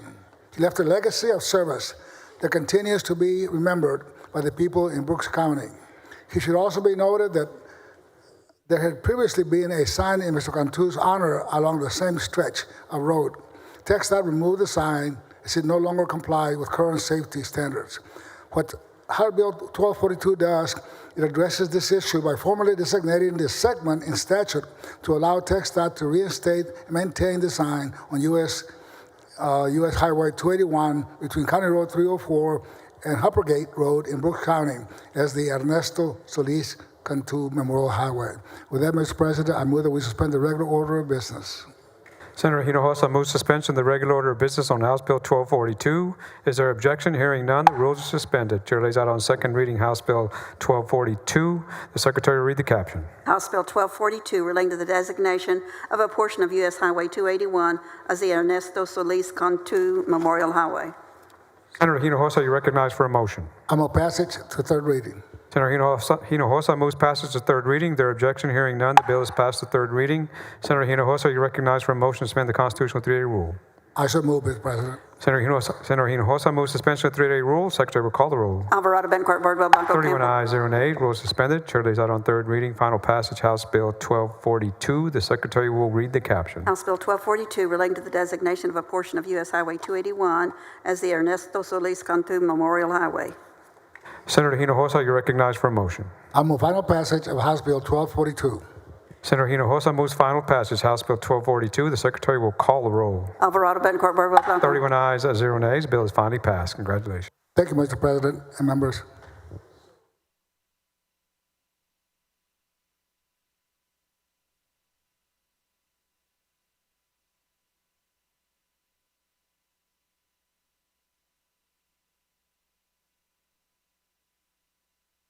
Senator Zaffarini, you recognize for a motion to suspend the regular order of business on committee substitute for Senate Bill 2497.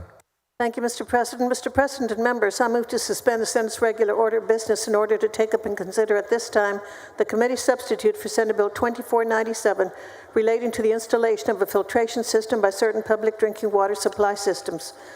Members, this is a bill that would require a public water system that obtains its water supply from an underground source to install a filtration system for the well for that source if TCEQ had previously recommended that they do so, and it has been the subject of more than one complaint concerning that source submitted to CEQ during the previous year. There will be a floor amendment that is responsive to the feedback that we heard during the committee hearing. The stakeholders worked together afterwards, and it was approved by the committee chair, Senator Perry. Generally, this amendment would strike the reference to EPA as requested by TCEQ, exclude water quality issues related to the distribution system that are not related to issues from the underground source as requested by the Texas Rural Water Association, and as requested by TCEQ, clarify that the agency has determined a need for additional treatment measures, which may include the installation of a filtration system, and these changes will align the intent of the bill and address the feedback received during the committee hearing and afterward. Mr. President, I move suspension. Senator Zaffarini moves suspension of the regular order of business on committee substitute for Senate Bill 2497. There is objection. The Secretary will call the roll. Alvarado, Bettencourt, Birdwell, Blanco. 26 ayes, 5 nays. Rules are suspended. Chair lays out on second reading. Committee substitute for Senate Bill 2497. The Secretary will read the caption. Committee substitute, Senate Bill 2497, relating to the installation of a filtration system by certain public drinking water supply systems. Following amendment, Secretary read the amendment. Floor amendment number 1 by Zaffarini. Senator Zaffarini recognized. Thank you, Mr. President. Mr. President and members, this is the amendment that I described in my opening statement, and it aligns with the intent of the bill and addresses the feedback that was received during the committee hearing and afterward. Mr. President, I move adoption. Questions on the adoption of floor amendment number 1? Is there objection? Hearing none, amendment is adopted. Senator Zaffarini recognized for a motion.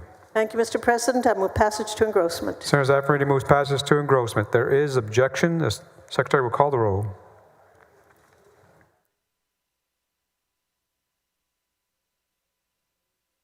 Alvarado, Bettencourt, Birdwell, Blanco. 26 ayes, 5 nays. Bill is passed to engrossment.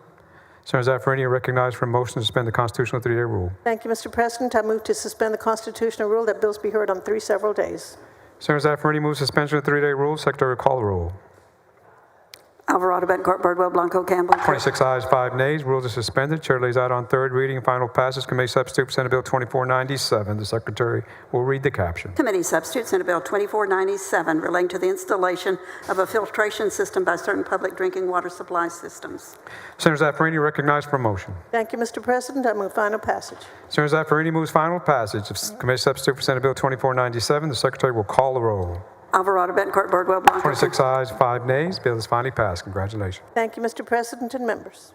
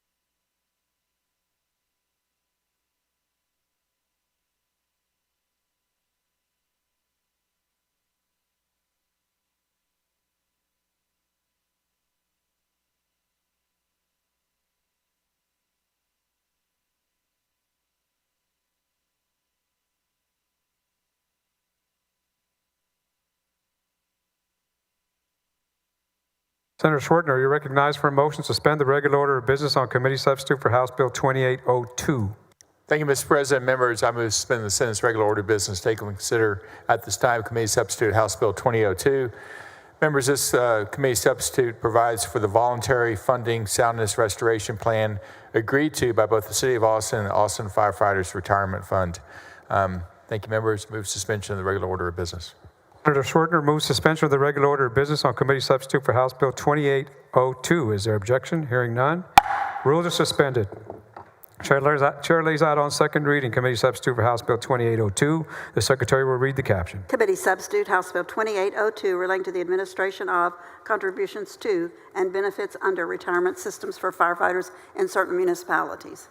Senator Schwartner, you're recognized for a motion. Thank you, Mr. President. I move passage third reading House Bill 2802. Senator Schwertner moves passage to third reading. Is there objection? Hearing none, the bill is passed to third reading. Senator Schwertner, you're recognized for a motion to suspend the constitutional 3-day rule. So moved, Mr. President.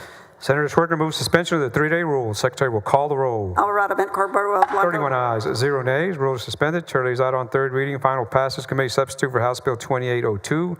The Secretary will read the caption. Committee substitute, House Bill 2802, relating to the administration of contributions to and benefits under certain retirement systems for firefighters in certain municipalities. Senator Schwertner, you're recognized for a motion. I move final passage of Committee Substitute House Bill 2802.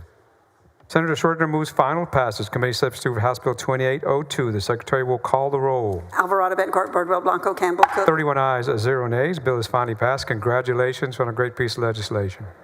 Thank you, Mr. President. Thank you, members.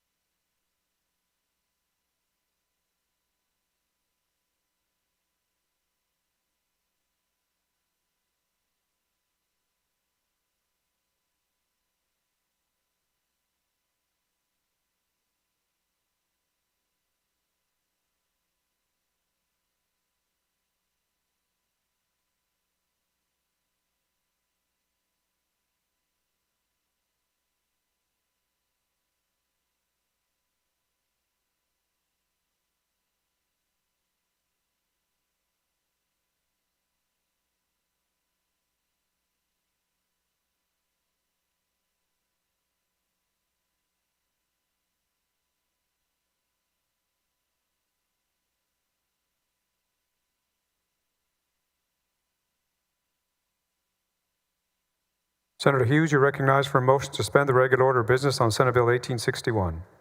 Thank you, Mr. President. I move to suspend the regular order of business to take up and consider Senate Bill 1861. Senators, this is the bill we passed that would allow the Court of Criminal Appeals to appoint a special prosecutor for election offenses, and I move suspension. Senator Hughes moves suspension of the regular order of business on Senate Bill 1861. There is objection. Secretary will call the roll. Alvarado, Bettencourt, Birdwell, Blanco. 20 ayes, 11 nays. Rule is suspended. Chair lays out on third reading final passage Senate Bill 1861. The Secretary will read the caption. Senate Bill 1861 relating to the appointment of a special prosecutor by the Court of Criminal Appeals for certain criminal cases. Senator Hughes, you're recognized for a motion. I move final passage. Senator Hughes moves final passage Senate Bill 1861. The Secretary will call the roll.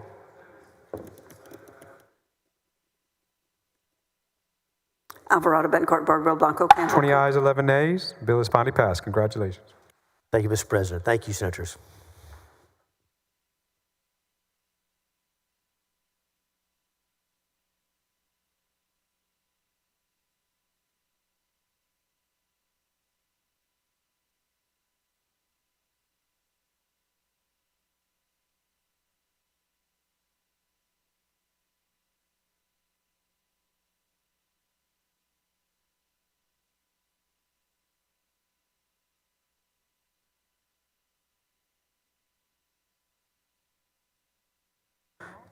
Senator Hughes, you're recognized for a motion to suspend the regular order of business on Senate Bill 2309.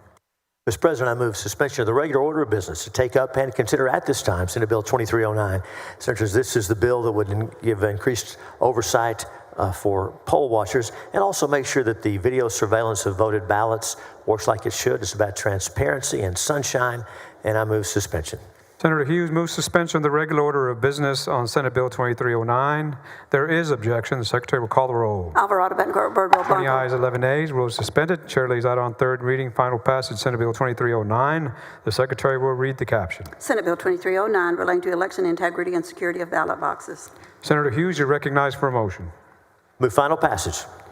Senator Hughes moves final passage of Senate Bill 2309. The Secretary will call the roll.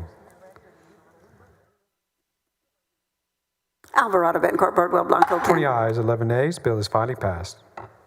Thank you, Mr. President, and thank you, Senators.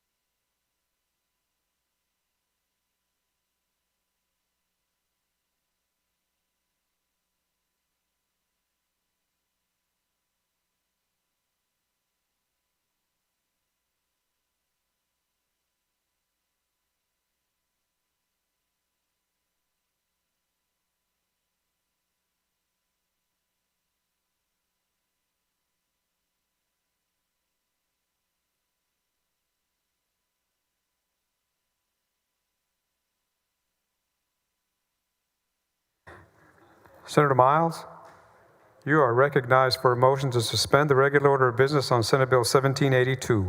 Thank you, Mr. President. I move to suspend regular order of business to take up and consider Senate Bill 1782. In 2023, the legislature passed Senate Bill 188, which required group homes to conduct background checks on employees and job applicants. After Senate Bill 188 took effect, it became clear that many group homes realized that there was no law enforcement mechanism for group homes that were not retaining background checks records long enough to identify criminal convictions surfaced during employment.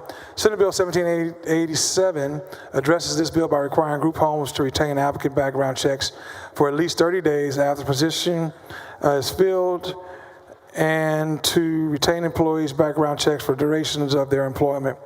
Senate Bill 1782, we're taking necessary steps to ensure that group homes are safer and more accountable and that the individuals living in them are better protected.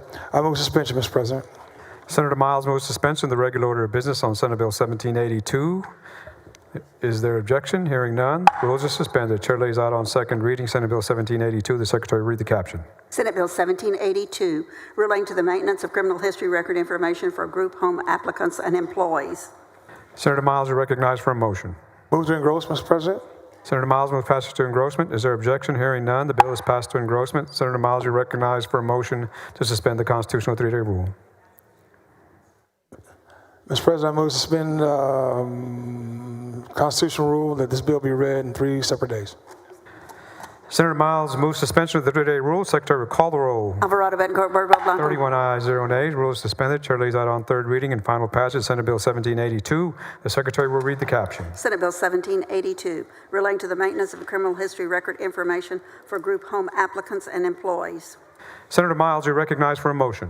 Move final passage, Mr. President. Senator Miles moves final passage of Senate Bill 1782. The Secretary will call the roll. Alvarado, Betancourt, Birdwell, Blanco, Campbell. 31 ayes, 0 nays. The bill is finally passed. Congratulations. Thank you, Mr. President and members.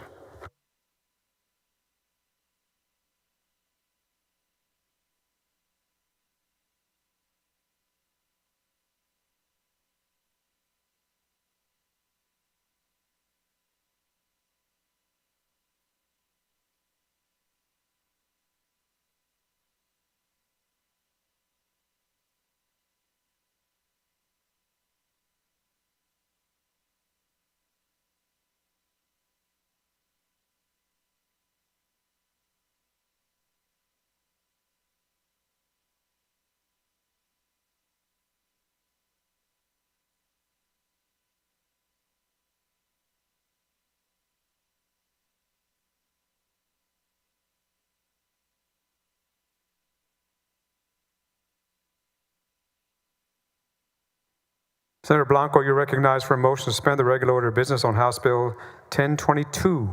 Thank you, Mr. President. Members, I move to suspend the Senate's regular order of business to take up and consider House Bill 1022.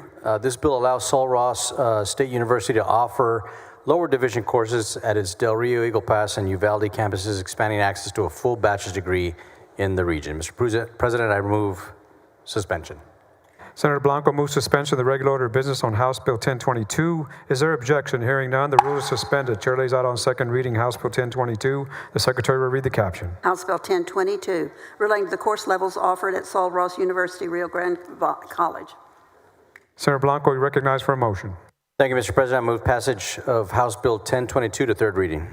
Senator Blanco moves passage to third reading. Is there objection? Hearing none, the bill is passed to third reading. Senator Blanco, you're recognized for a motion to suspend the constitutional 3-day rule. So moved, Mr. President. Senator Blanco moves suspension of the 3-day rule. Secretary will call the roll. Alvarado, Betancourt, Birdwell, 31 ayes, 0 nays. Rule is suspended. Chair lays out on third reading and final passage House Bill 1022. The Secretary will read the caption. House Bill 1022, relating to the course levels offered at Sul Ross State University, Rio Grande College.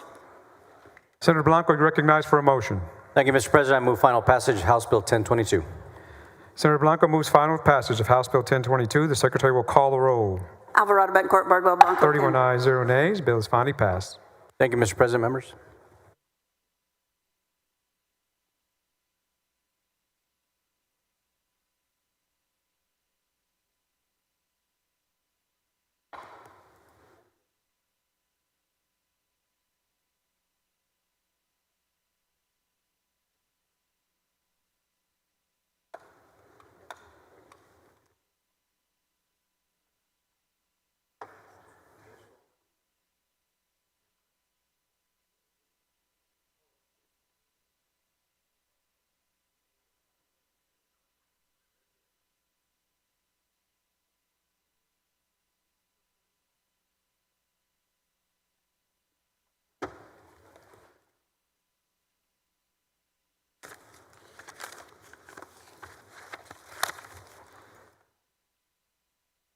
Senator Paxton, you're recognized for a motion to suspend the regular order of business on House Bill 3560. Thank you, Mr. President and members. I move to suspend the regular order of business and take up and consider House Bill 3560. Members, licensed professionals at freestanding psychiatric hospitals undergo criminal background checks, but unlicensed staff, such as administrators and aides, are not required to do the same. This omission contrasts with other healthcare settings like nursing homes, which must conduct background checks and consult the Employee Misconduct Registry, EMR, which tracks individuals guilty of abuse, neglect, or exploitation and prohibits their employment. Without mandatory checks, patients in freestanding psychiatric hospitals are at risk of interacting with staff who have undisclosed criminal histories. House Bill 3560 effectively closes a loophole in Texas law by mandating background checks and EMR verification for unlicensed staff, enhancing patient protections against abuse, neglect, or exploitation. These measures align freestanding psychiatric hospitals with other healthcare facilities, enhancing patient safety. I move to suspend.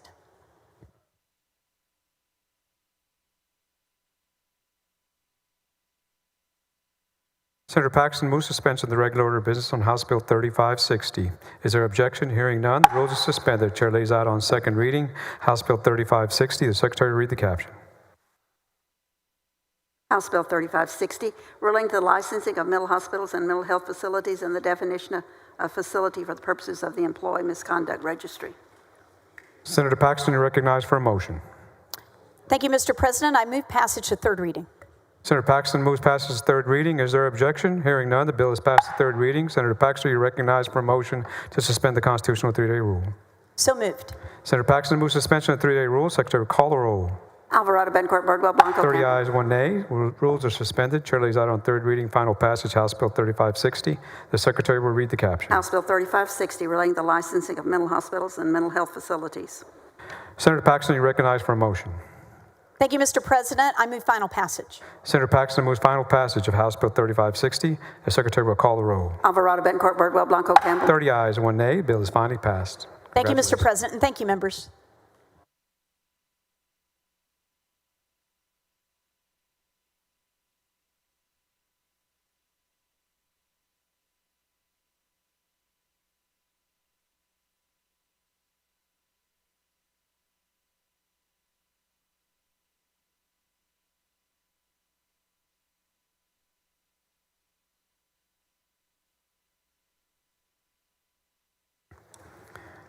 Senator Sparks, you're recognized for a motion to suspend the regular order of business on House Bill 48. Thank you, Mr. President. Members, I move to suspend the regular order of business in order to take up and consider House Bill 48. House Bill 48 establishes the Organized Oilfield Theft Prevention Unit to investigate and arrest individuals engaged in organized oilfield theft. This is the companion to Senate Bill 1320, which is already passed out of this chamber. With that, Mr. President, I move passage to engrossment. Senator Sparks moves suspension of the regular order of business on House Bill 48. Is there objection? Hearing none, rules are suspended. Chair lays out on second reading House Bill 48. The secretary will read the caption. House Bill 48, relating to the creation of an organized oilfield theft prevention unit within the Department of Public Safety. Senator Sparks is recognized for a motion. I move passage to third reading. Senator Sparks moves passage to third reading. Is there objection? Hearing none, the bill is passed to third reading. Senator Sparks, you're recognized for a motion to suspend the constitutional three-day rule. So moved. Senator Sparks moves suspension of the three-day rule. Secretary will call the roll. Alvarado, Bencourt, Birdwell, Blanco. 30 ayes, 1 nay. Rule is suspended. Chair lays out on third reading final passage House Bill 48. The secretary will read the caption. House Bill 48, relating to the creation of an organized oilfield theft prevention unit within the Department of Public Safety. Senator Sparks, you're recognized for a motion. Thank you, Mr. President. I move final passage on House Bill 48. Senator Sparks moves final passage of House Bill 48. Secretary will call the roll.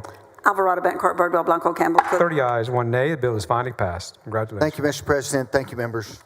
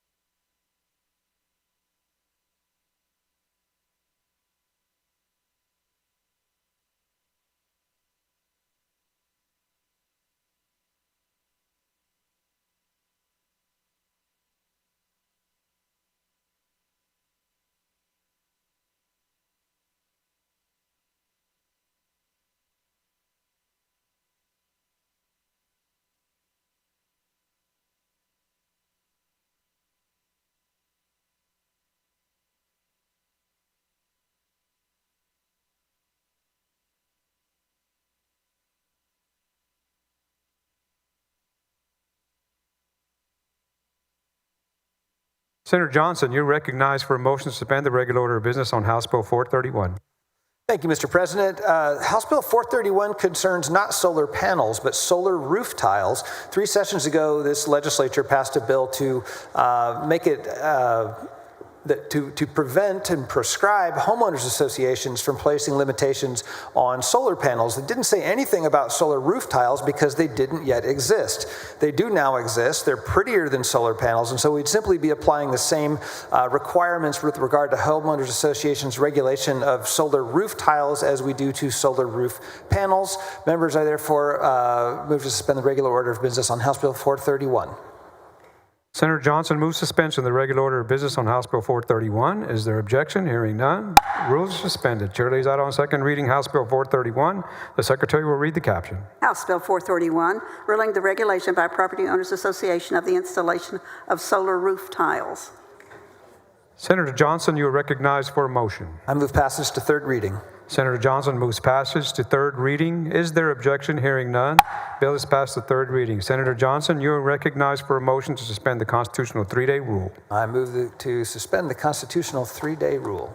Senator Johnson moves suspension of the 3-day rule. Secretary will call the roll. Alvarado, Betancourt, Bardwell, Blanco, 31 Campbell. ayes, 0 nays. Rule is suspended. Chair lays out on third reading. Final passage, House Bill 431. The Secretary will read the caption. House Bill 431, relating to the regulation by Property Owners Association of the installation of solar roof tiles. Senator Johnson, you're recognized for a motion. I move final passage. Senator Johnson moves final passage, House Bill 431. The Secretary will call the roll. Alvarado, Betancourt, Bardwell, Blanco, Campbell. 31 ayes, 0 nays. Bill is finally passed. Congratulations. Thank you, Mr. President. Members.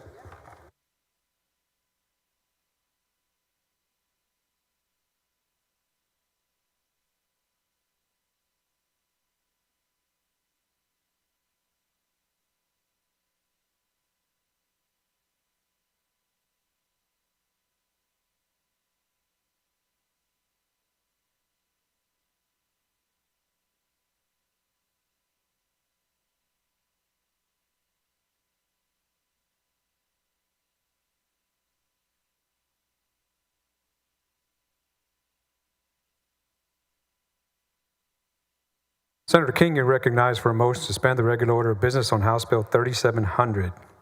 Thank you, Mr. President. Members, this simply gives, under the Labor Code, amends the Labor Code to ensure that all programs at the Texas Workforce Commission are given the authority to the Commission for the detection and prevention of fraud, waste, and abuse. This will allow the agency to use investigatory tools over all the programs it manages.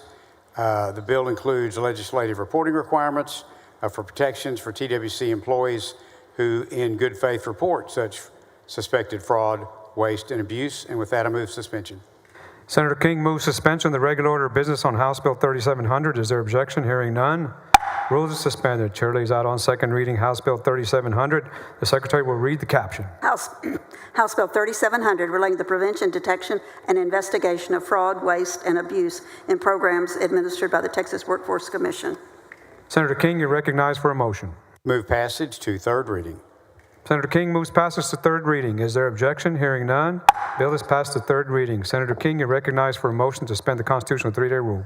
So move. Senator King moves suspension of the 3-day rule. Secretary will call the roll. Alvarado, Betancourt, Bardwell, Blanco, 31 Campbell. ayes, 0 nays. Rule suspended. Chair lays out on third reading. Final passage, House Bill 3700. The Secretary will read the caption. House Bill 3700, relating to the prevention, detection, and investigation of fraud, waste, and abuse in programs administered by the Texas Workforce Commission. Senator King, you're recognized for a motion. Move final passage. Senator King moves final passage, House Bill 3700. The Secretary will call the roll. Alvarado, Betancourt, Bardwell, Blanco. 31 ayes, 0 nays. The bill is finally passed. Congratulations. Thank you, Mr. President and members.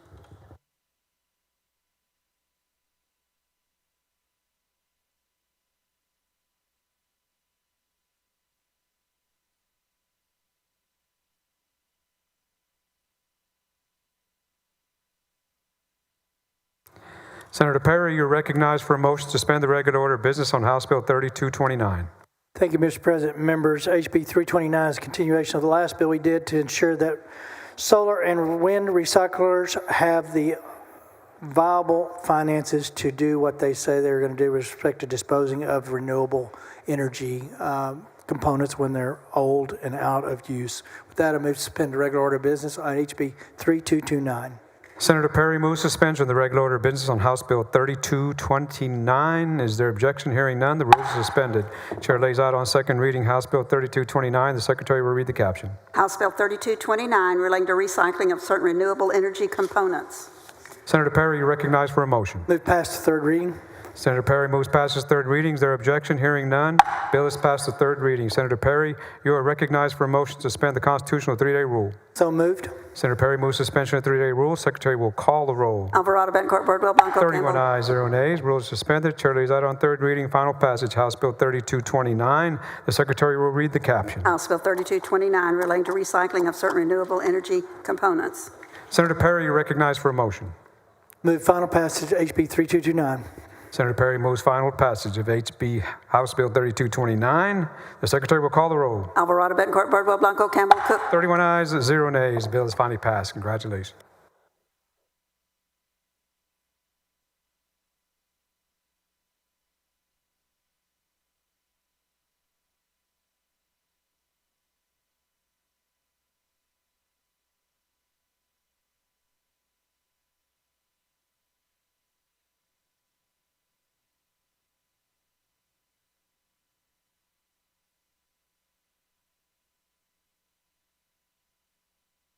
Senator Schwartner, you're recognized for a motion to suspend the regular order of business on House Bill 4739.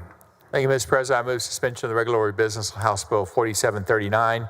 Members, this bill seeks to improve government efficiency by eliminating the unnecessary collection of a fee that by repealing an outdated provision providing for the remittance of a portion of a retail charge agreement delinquency fee to the comptroller. This is a fee that consideration that was brought by the comptroller's office as a kind of an outdated and unnecessary fee collection. Move suspension of the regular order of business for House Bill 4739. Senator Schwartner moves suspension of the regular order of business on House Bill 4739. Is there objection? Hearing none, rules are suspended. Chair lays out on second reading House Bill 4739. The Secretary will read the caption. House Bill 4739 relating to the elimination of the requirement that a portion of certain retail charge agreement delinquency fees be remitted to the controller. Senator Schwartner, you're recognized for a motion. I move passage to third reading, House Bill 4739.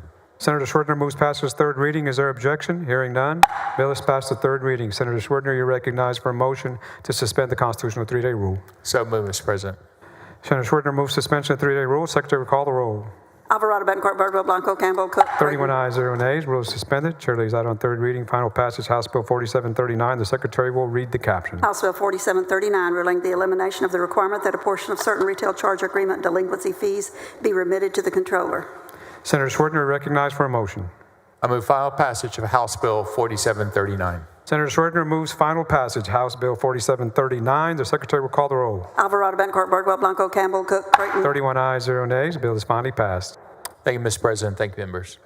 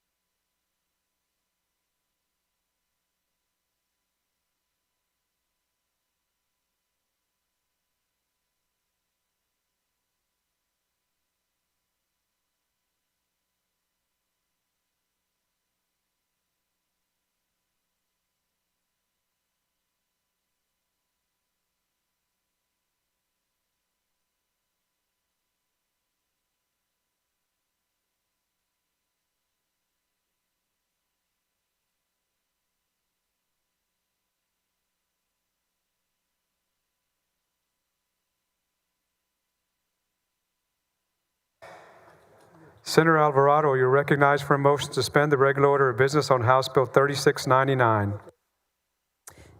Thank you, Mr. President and members. I move to suspend the regular order of business to take up and consider House Bill 3699.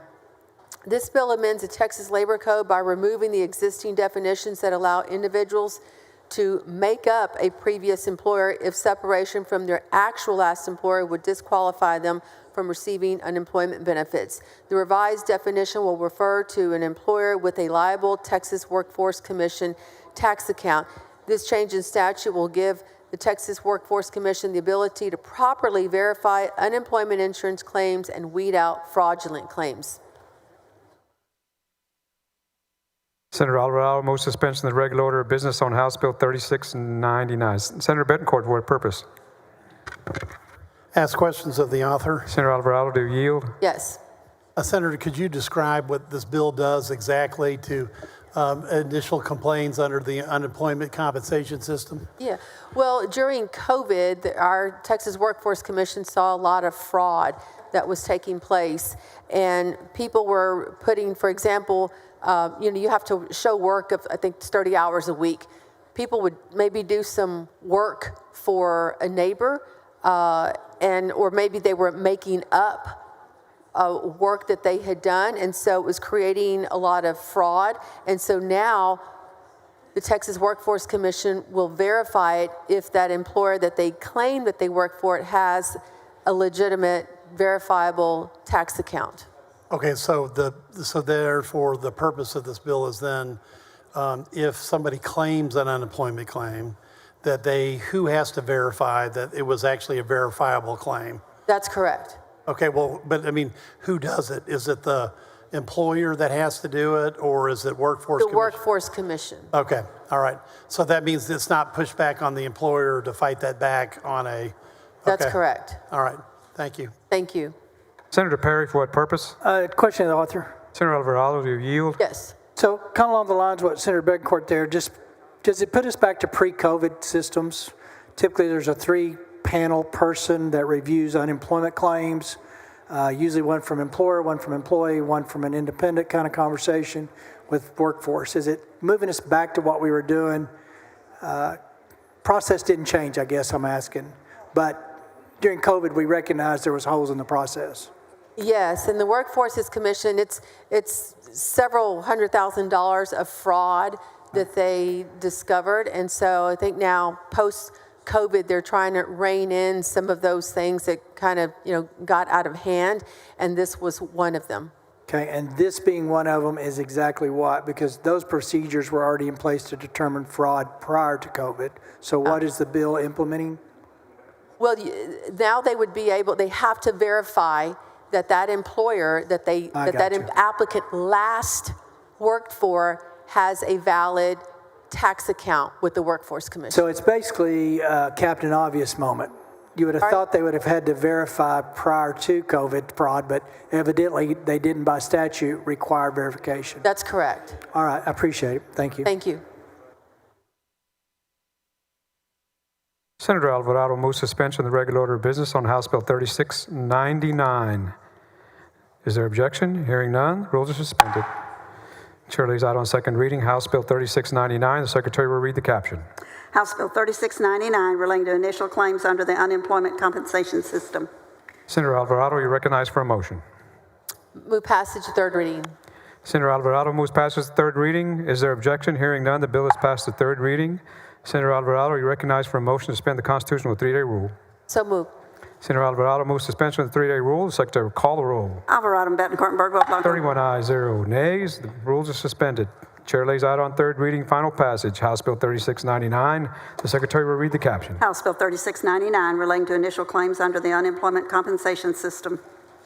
Senator Alvarado, you recognized for a motion. Move final passage. Senator Alvarado moves final passage House Bill 3699. The Secretary will call the roll. Alvarado, Bettencourt, Birdwell Blanco, Campbell. 31 ayes, 0 nays. Bill is finally passed. Congratulations. Thank you, Mr. President, members, Senator Bettencourt, Senator Perry. Thank you very much.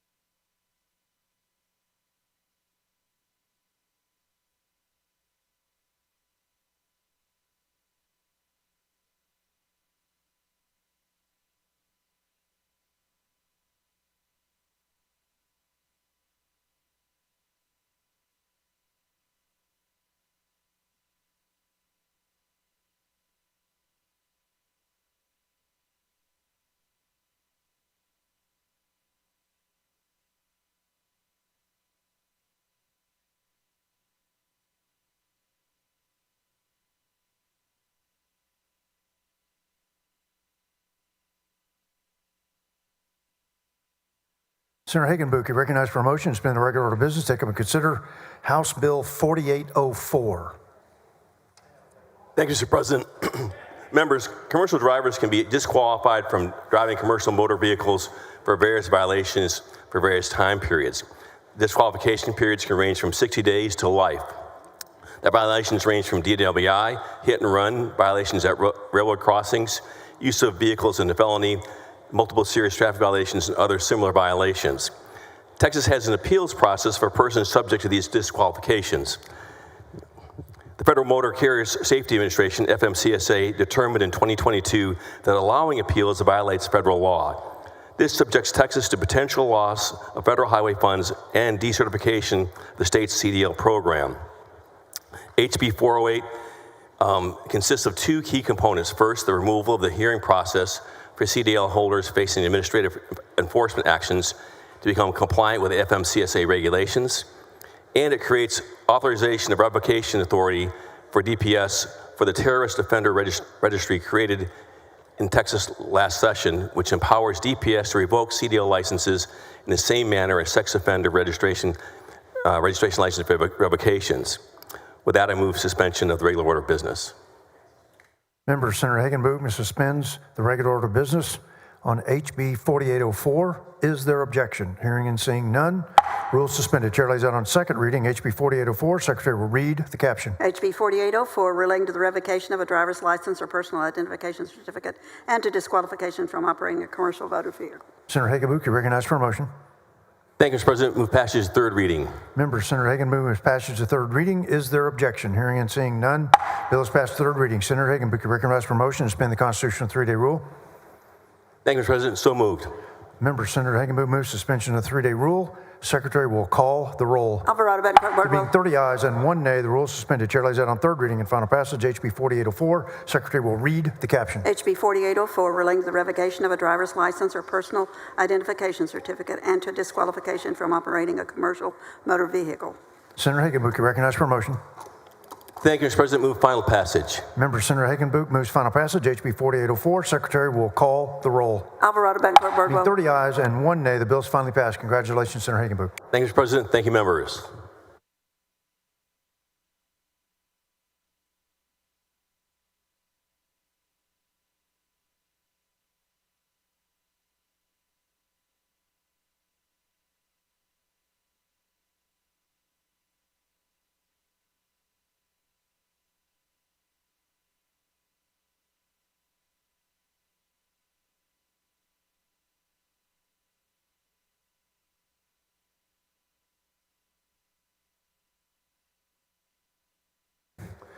Senator Hughes, you're recognized for a motion to suspend the regular order of business, take up and consider committee substitute House Bill 34.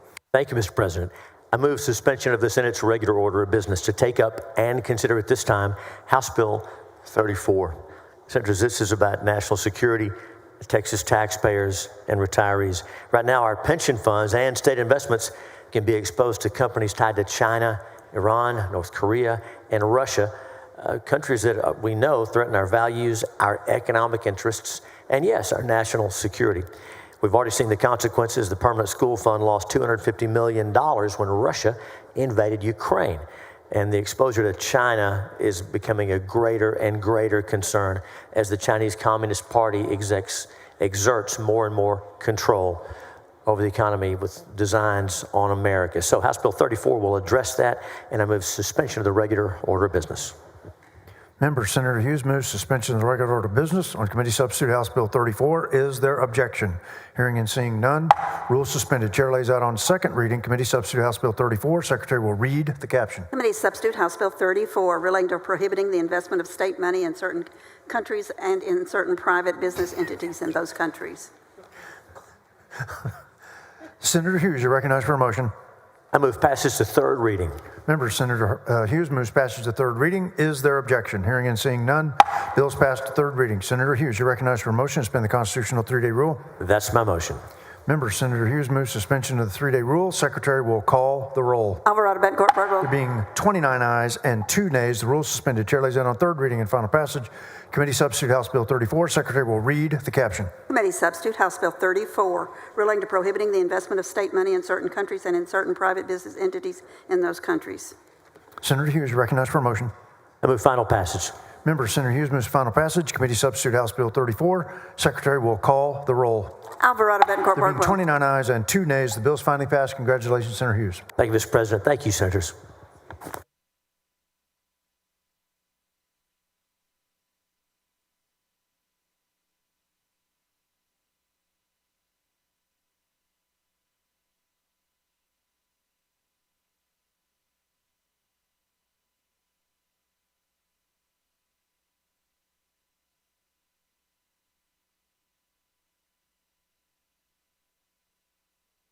Senator Flores, you recognized for a motion to suspend the regular order of business, take up and consider committee substitute House Bill 33.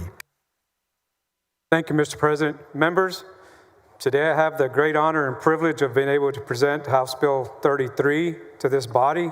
The title, the caption is the Uvalde Strong Act. On May 24th, 2022, the Uvalde community tragically lost 19 students and 2 teachers during a school shooting at Robb Elementary. This tragedy has exposed critical failures in law enforcement preparedness, response coordination, and school safety protocols, making it clear that Texas must take action to address our current shortcomings and future readiness for active shooter situations. In the last session, this body took steps to begin remedying this by requiring alert training, which was Senate Bill 1852, for all law enforcement in Texas. House Bill 33 is faced with urgent need to better protect our youth. House Bill 33 implements new safety and security requirements for certain law enforcement agencies, educational institutions, governmental entities, emergency medical service providers, and political subdivisions in instances of active shootings and other emergencies. Such measures include security reviews of school facilities, the development of an active shooter training program for law enforcement and first responders, heightened transparency and accountability with the addition of incident reporting requirements, continuous evaluation and improvement of emergency response and preparedness plans, and the enhancement of communication between schools, law enforcement, and emergency medical service providers. Formally named the Uvalde Strong Act, this bill makes notable efforts to ensure that Texas schools are a safe place to send our children. The committee substitute removed the law enforcement accreditation piece, and a grant program will continue to exist within the Criminal Justice Division of the Governor's Office in order to grant funds to active first responders and telecommunicators for active shooter integrated response training at the Advanced Law Enforcement Rapid Response Training Center at Texas State University in San Marcos. Members, this bill will require a public school district that constructs, acquires, or renovates a district facility to conduct a security review of the facility to determine compliance with school safety and security requirements and identify potential security vulnerabilities.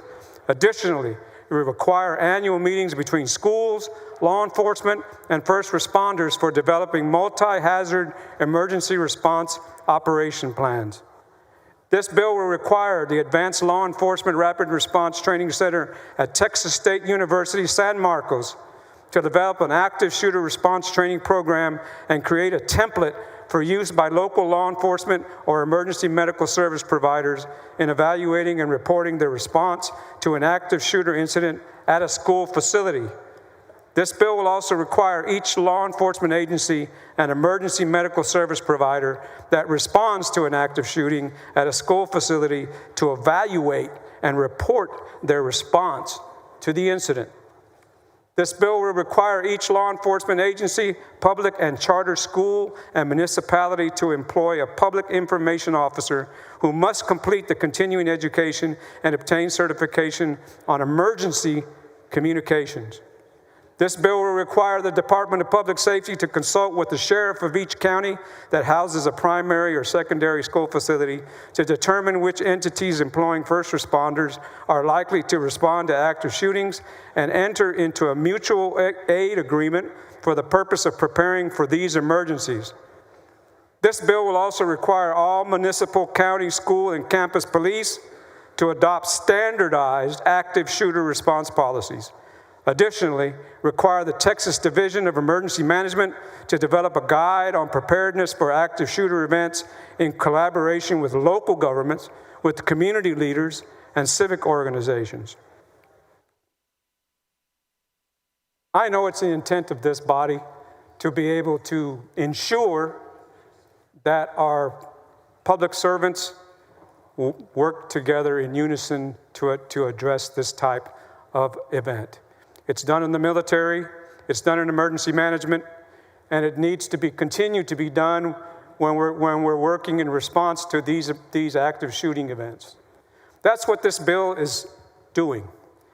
It will require it as a matter of policy from this body that coordinated response during and after is addressed, and that we continue to improve upon how we respond to this type of event in this state going forward. The author of this bill on the House side is Representative Don McLaughlin, my friend and my state rep who represents me. Representative McLaughlin was Mayor McLaughlin when Uvalde occurred. This response and this bill is carrying out what he feels and what we feel should be done to make sure that the response of Texas is coordinated, professional, efficient, humane throughout the state. As we did when we required the alert training of our peace officers, that gave them the baseline that no matter who you were or where you were at, if you wore that badge, we wanted you to respond in the fashion upon which you were trained. Take out the threat, and then alert training also teaches agencies to coordinate the after effect, during and after.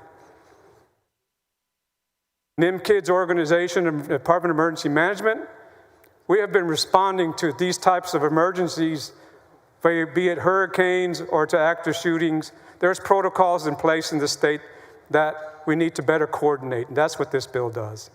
That is the intent of this bill. And I know that you feel, as I do, that it's important that we continue as a matter of policy to ensure that our first responders are working together, that our peace officers are working together, that communications are working together, that emergency management is working together, that our healthcare facilities that respond to these types of events are coordinated and effective and humane. When we walk out of here this session with the passage of this bill and many others, but I think this bill, especially for me and for you and for others in this room, is so important. And I thank you all for your vote on this bill. I'm very proud to report that it is unanimous in this chamber, as it was unanimous in the House, as it was unanimous in this chamber and unanimous in the House when we passed the alert requirement for our peace officers. That is the policy of this body, moving then, now, and moving forward. With that, I'll answer any questions that you may have. Senator Gutierrez, for what purpose? Thank you. Will the gentleman yield for a few questions? Do you yield, Senator Flores? I yield. Senator Flores, you recognize Senator Gutierrez. Thank you, Mr. President. Senator Flores, first off, I want to thank you for sponsoring this bill. I think it's a good bill, and I don't want you to, in any way, this is not in any way attacking you in any way. I think the bill is a good bill. But we do have to talk about some of the things that occurred on that day and why Representative McLaughlin is pushing this forward. We have to talk about these truths that occurred on May 24th of 2022. And the biggest thing is that it took an hour and 17 minutes to take down this shooter, correct? As I understand it, yes. Yeah. Well, the national average is about 12 to 13 minutes. As I understand it, it should be even quicker than that. Absolutely, it should.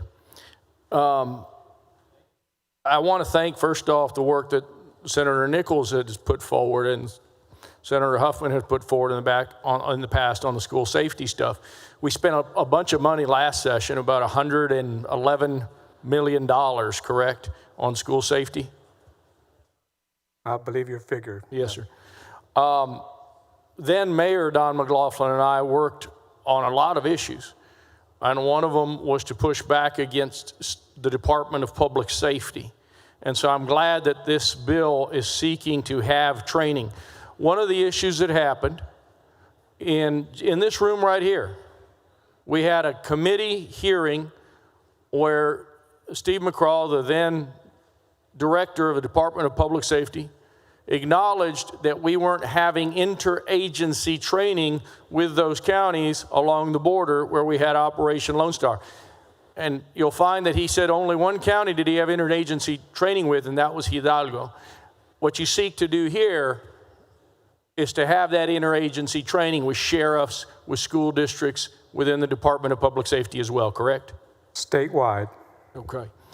And it's important, if there's one criticism or concern, not you or this bill, or maybe the bill, some, is it puts it on school districts when they do a retooling or a renovation of their school to have these safety protocols. Is that my understanding? Yes, I think what's important is whenever you have a redesign, I guess to be an effective response, it's incumbent that especially the local agencies and the state agencies that are there, that serve that community, that they work together doing response exercises, if you will, and understand the layout of what they're going into.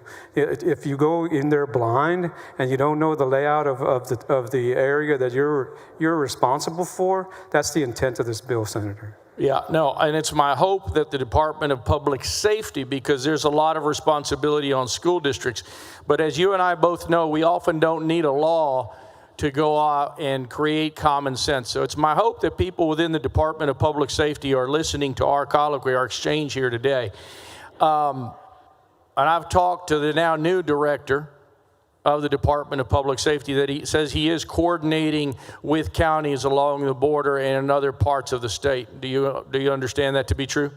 From my experience, Senator, I have worked with the Colonel Freeman Martin since we were both rookies in the same county back in 1987. So I know how he operates. I know how I have operated over the years with the great members of the Department of Public Safety, and that I know that in our counties of assignment that we work together across the board. Sometimes you have silos, sometimes you have miscommunication, but on the most part, we all knew who we served in our stations.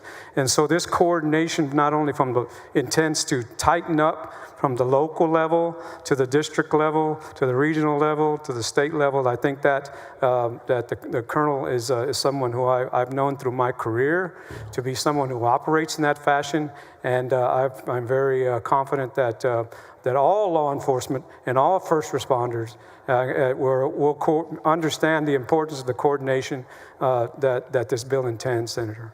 Well, there was a significant amount of errors, significant amount of failures.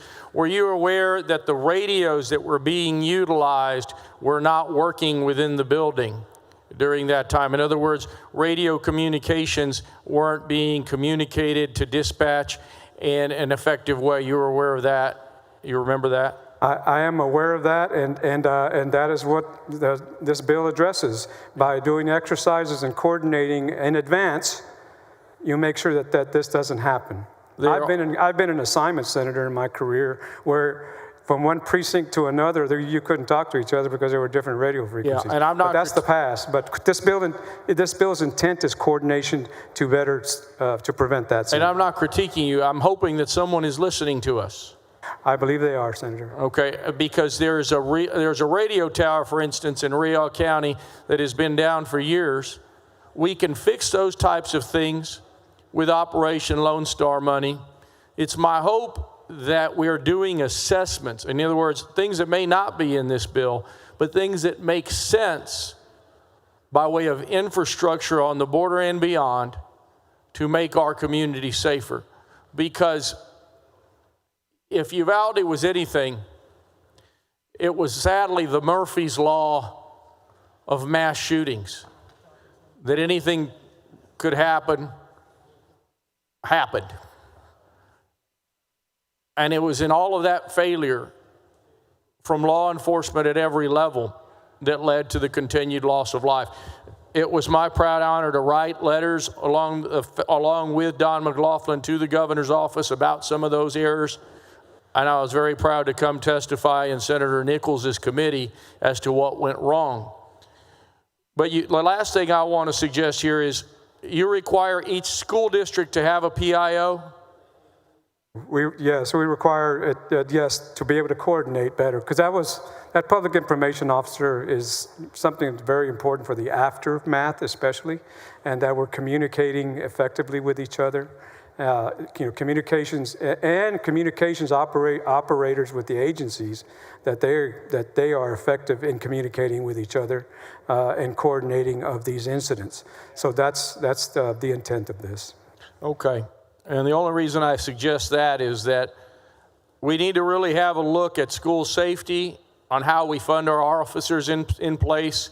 We're putting it on our school districts when we can afford to pay for it centrally here out of Austin. So it's my hope that these types of positions that, again, not directed towards you, but that people that are far more powerful than you and I can actually effectuate a change down the road on how we deal with these infrastructure costs and these personnel costs in rural communities that simply do not have the same resources as big cities. And so I think that this is a step in the right direction for sure. We've done some work on school safety last session. We're going to do a tremendous amount more money this session, which I think is helpful. But we have to recognize the incredible failure of law enforcement that led to a continued loss of life. So it's my hope that through this piece of legislation, it'll be one step closer to making sure that that never happens again. Thank you, Mr. President. Thank you for your comments, Senator. I will assure you that the people that I meet that have engaged in public service, our police officers, our troopers, our sheriffs, our police, our EMTs, their heart is about service. And failure will be defined by failure to act and improve or repeat failure instead of learning from every event, which each one is different, and continuing to hone our response now and into the future. And what this bill intends to is that to make it a matter of policy, that we expect that coordination to be effective and coordinated from top to bottom before, during, and after the event. With that, I move suspension. Senator Hinojosa Hidalgo, for what purpose? Well, Senator, yield. Do you yield, Senator Flores? Do. You recognize Senator Hinojosa. Thank you, Mr. President. And as you well know, Senator Flores, we worked on this bill in the Criminal Justice Committee. Yes, we did. And what happened in Uvalde was a tragedy.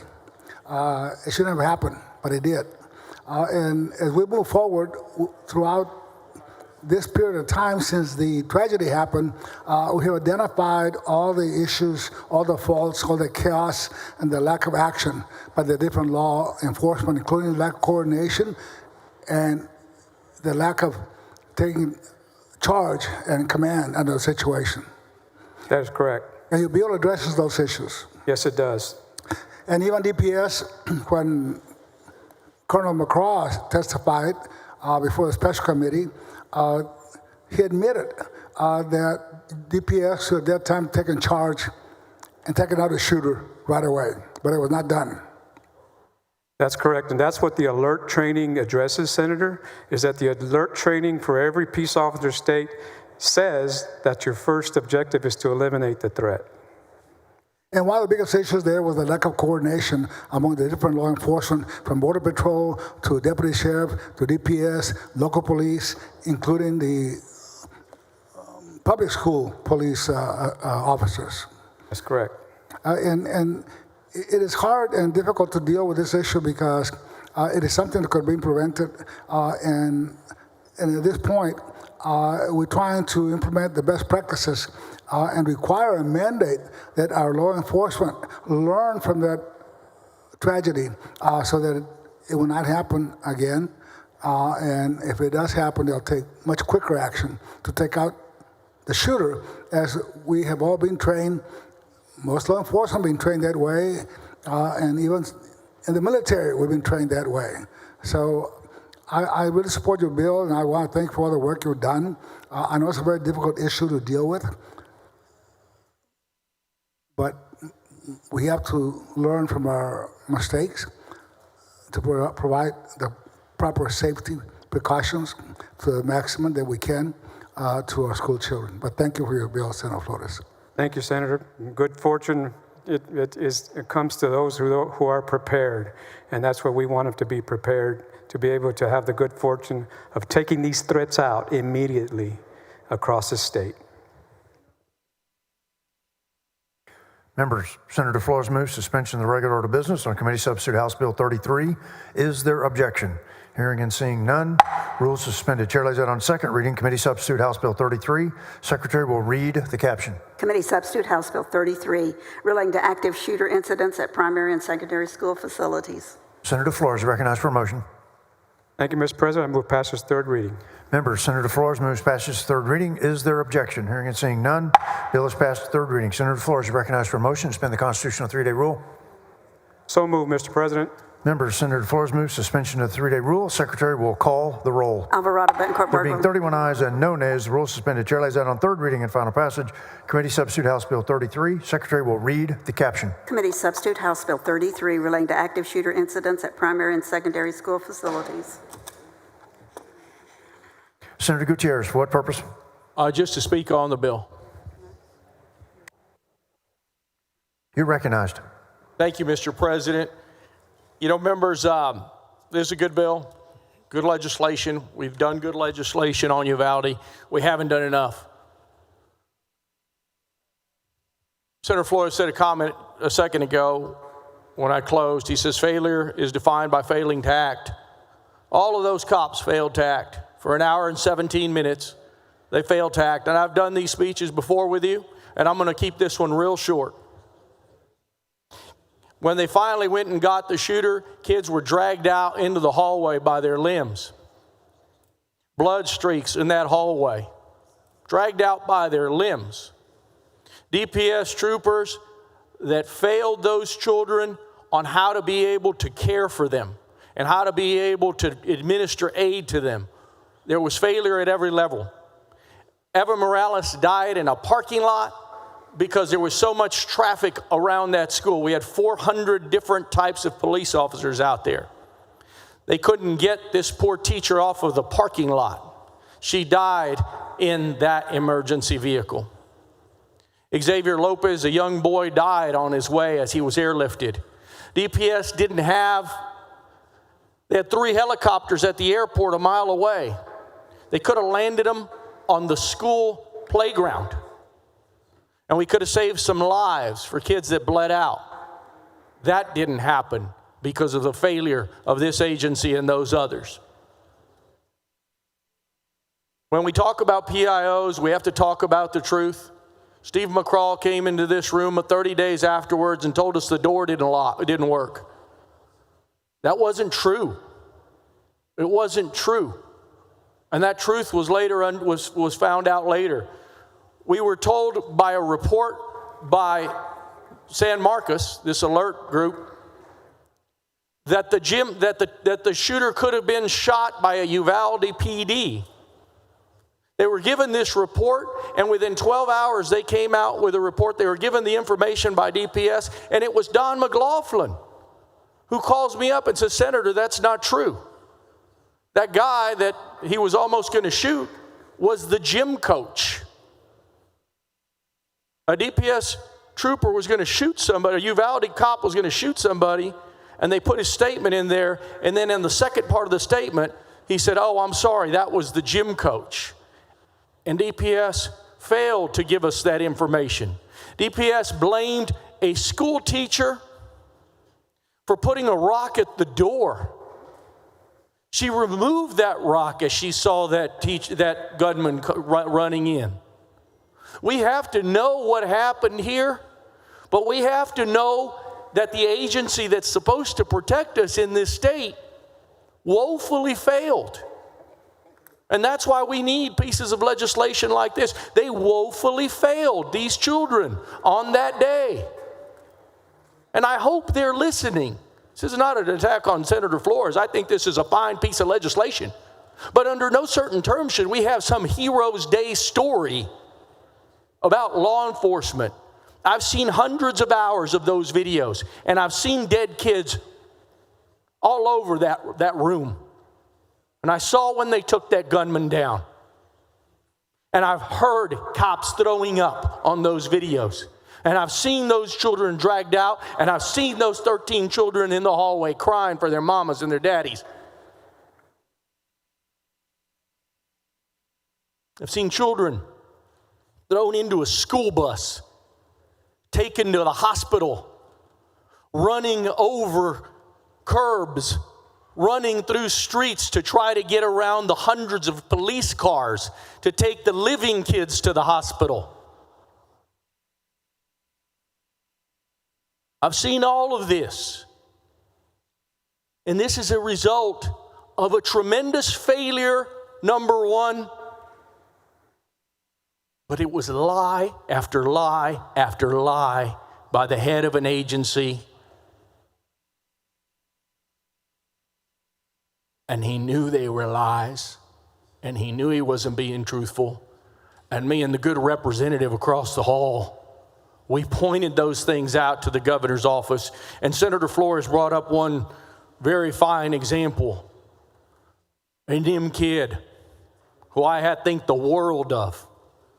And the representative, the then mayor, and I wrote a letter to the governor and said, can you have Nim Kid do the relief for the community?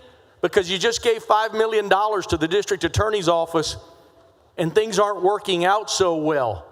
We trust TDEM to do the job and to do it well together. So I'm sorry to rehash and relitigate this whole thing. But we need to do better on common sense gun safety solutions. We need to do better on how we take care of people after these things happen. We need to do better on victims' compensation funds. These families got $1,000 from the Attorney General's office. They got less money than any other mass shooting in the state. I don't know why that was. All of those things we uncovered. So this piece of legislation is fine and it's good. But let's not kid ourselves. Until we stop getting guns out of the hands of 18-year-olds, automatic assault rifles like this is going to happen again.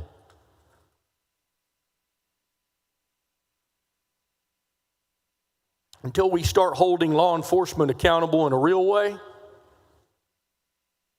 this is going to happen again. And no way, that teacher, by the way, we caused so much, that lie, and the death threats that she got in the days after from folks in Uvalde and around the world. They caused that woman not just physical paralysis, but mental paralysis. And that woman's not well. And for an entire week, she was the new villain until DPS said we made a mistake. That happened on day 5. That whole tragedy of Uvalde, Texas, went on for 2 years. 2 years. And we have still yet seen a report from the Department of Public Safety. We've seen the federal government. We've seen the city of Uvalde. But we've seen nothing from the Department of Public Safety. I've seen it all. You're welcome to come see it. I had to sign a non-disclosure to get a hard drive as big as my phone. I'm not crying about it anymore. I'm still a little bit mad. But I promise you, and sadly, this will happen again, no matter how many pieces of legislation we put up, until we begin to truly look at the root problems that are hurting us in this state on gun violence. Thank you, Senator Flores, for this bill. And thank you, members, for indulging me in this moment. And thank you, Mr. President. Senator Flores is recognized for a motion. Mr. President, I move the final passage committee substitute for House Bill 33, the Uvalde Strong Act. Members, Senator Flores moves passage, final passage, committee substitute House Bill 33. Secretary will call the roll. Alvarado, Bettencourt, There being Birdwell. 31 ayes and no nays, the bill is finally passed. Congratulations, Senator Flores. Thank you, Mr. President. Thank you, members.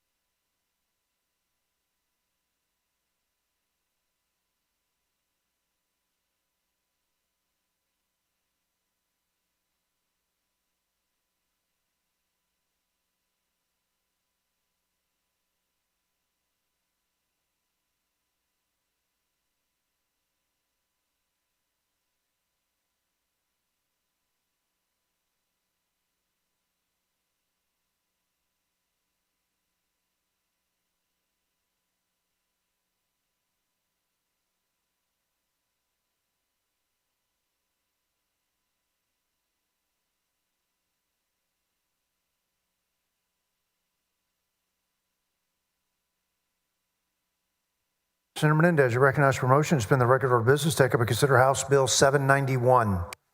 Thank you, Mr. President and members. I move to suspend the Senate's regular order of business to take up and consider at this time House Bill 791. House Bill 791 would allow the Texas Department of Motor Vehicles to issue a specialty license plate to Central Catholic High School in San Antonio. Central Catholic High School is a college preparatory high school with a mission of educating young men from diverse backgrounds through success through the development of scholarship, leadership, and moral character. Central Catholic was founded in 1852 and has operated continuously in San Antonio for the past 173 years, educating the countless young men, including the Medal of Honor recipient William J. Bordelon, San Antonio Mayor and Secretary of Housing and Urban Development Henry Cisneros, a couple of city managers, Alex Briseño, Eric Walsh, national civics rights leaders, William Velasquez, and many members of this legislature, including Mike Villarreal, Senator Gutierrez, Representative Phil Cortez, and myself included.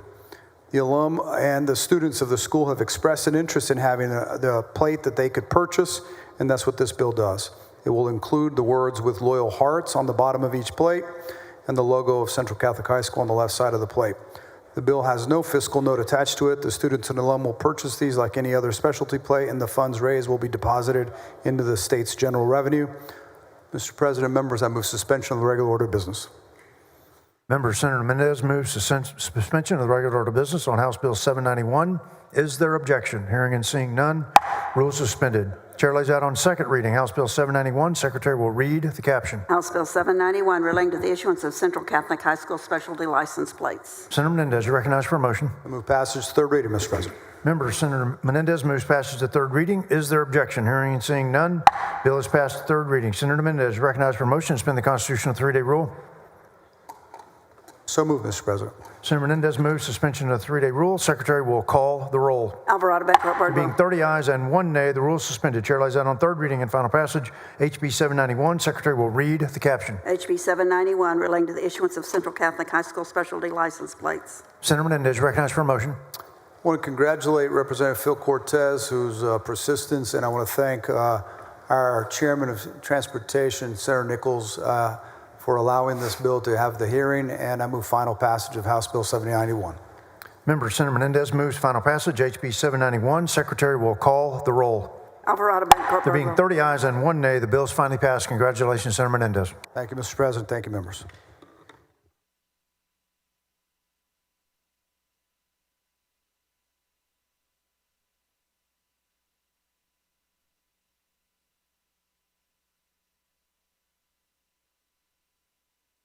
Senator Blanco, you recognized for a motion to suspend the regular order of business, take up and consider House Bill 1520. Thank you, Mr. President. Members, I move to suspend the Senate's regular order of business to take up and consider House Bill 1520. This bill is the sunset bill for the Angelina and Neches River Authority, ANRA, which is tasked with controlling, storing, and preserving and distributing the waters of the Neches River Basin, which includes all or part of 17 counties in East Texas. This bill extends ANRA's sunset review date to 2037 and updates its statute to reflect the requirements of the Person First Respectful Language Initiative. It also applies good government standards to ANRA's governing law, which are applied across the board to all entities under sunset review. This bill also updates ANRA's board members' terms to 4 years to comply with constitutional requirements. I want to thank the hard work of the Sunset Committee as well as the staff at the Sunset Commission. With that, I move suspension. Member Senator Blanco moves suspension of the regular order of business, House Bill 1520. Is there objection? Hearing and seeing none, rules suspended. Chair lays out on second reading House Bill 1520. Secretary will read the caption. House Bill 1520 relating to the Angelina and Neches River Authority following recommendations of the Sunset Advisory Commission. Senator Blanco, you recognized for a motion. Thank you, Mr. President. I move passage of House Bill 1520 to third reading. Member Senator Blanco moves passage to third reading. Is there objection? Hearing and seeing none, bill is passed third reading. Senator Blanco, you recognized for a motion. Suspend the constitutional 3-day rule. So moved, Mr. President. Member Senator Blanco moves suspension of the 3-day rule. Secretary will call the roll. Alvarado, Bettencourt, There Birdwell. being 31 ayes and no nays, the rule is suspended. Chair lays out on third reading and final passage HB 1520. Secretary will read the caption. HB 1520 relating to the Angelina and Neches River Authority. Senator Blanco, you recognized for a motion. Thank you, Mr. President. I move final passage of House Bill 1520. Member Senator Blanco moves final passage HB 1520. Secretary will call the roll. Alvarado, Bettencourt, There being Birdwell. 31 ayes and no nays, the bill is finally passed. Congratulations, Senator Blanco. Thank you, Mr. President, members.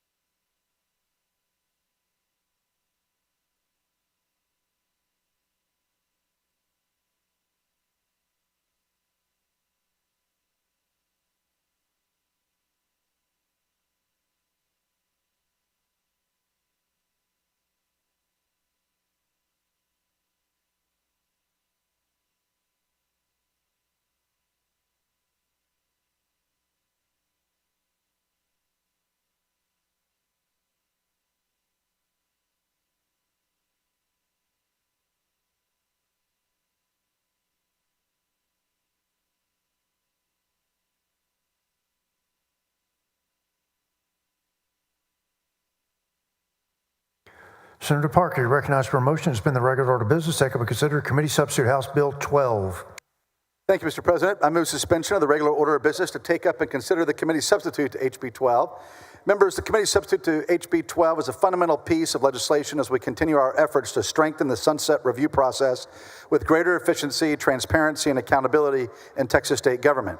As many of you know, the sunset process plays a vital role in evaluating the necessity and the effectiveness of our state agencies.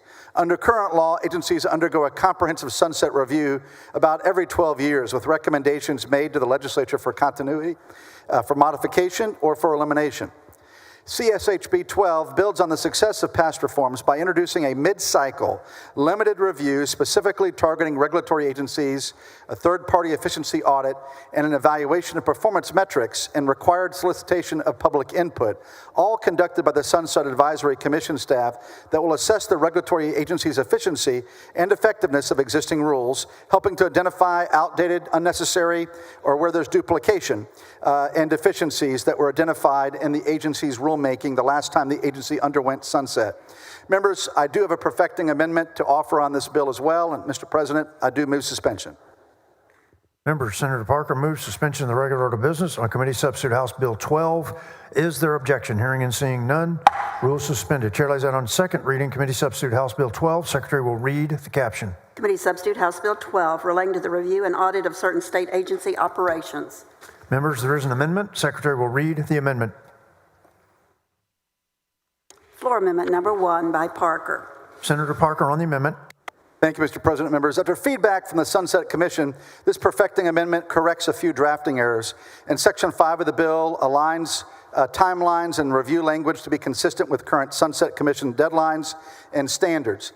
In Section 6 of the bill, we're carrying over the exemption granted to river authorities found in Section 2 of the bill that was unintentionally left out of Section 6 of the bill. And I want to thank you, Mr. President. Members, I move adoption. Members, Senator Parker moves adoption. Floor Amendment number 1. Is there objection? Hearing and seeing none, amendment is adopted. Senator Parker, you recognized for a motion. Thank you, Mr. President. I move passage to third reading. Members, Senator Parker moves passage to third reading. Is there objection? Hearing and seeing none, bill is passed to third reading. Senator Parker, you recognized for a motion to suspend the constitutional 3-day rule. So moved, Mr. President. Members, Senator Parker moves suspension of the 3-day rule. Secretary will call the roll. Alvarado, Bettencourt, Being Burgos. 31 ayes and no nays, the rule is suspended. Chair lays out on third reading and final passage. Committee substitute House Bill 12. Secretary will read the caption. Committee substitute House Bill 12 relating to the review and audit of certain state agency operations. Senator Parker, you recognized for a motion. Thank you, Mr. President. We want to thank the members for your time and interest in this topic. I really think this takes Sunset to a whole nother level with this mid-cycle review and the additional efficiencies that will really benefit Texans going forward. Will drive a whole lot of additional efficiency. And so with that, Mr. President, I move final passage. Members, Senator Parker moves final passage. Committee substitute House Bill 12. Secretary will call the roll. Alvarado, Bettencourt, Being Burgos. 31 ayes and no nays, the bill is finally passed. Congratulations, Thank you, Senator Mr. Parker. President, members.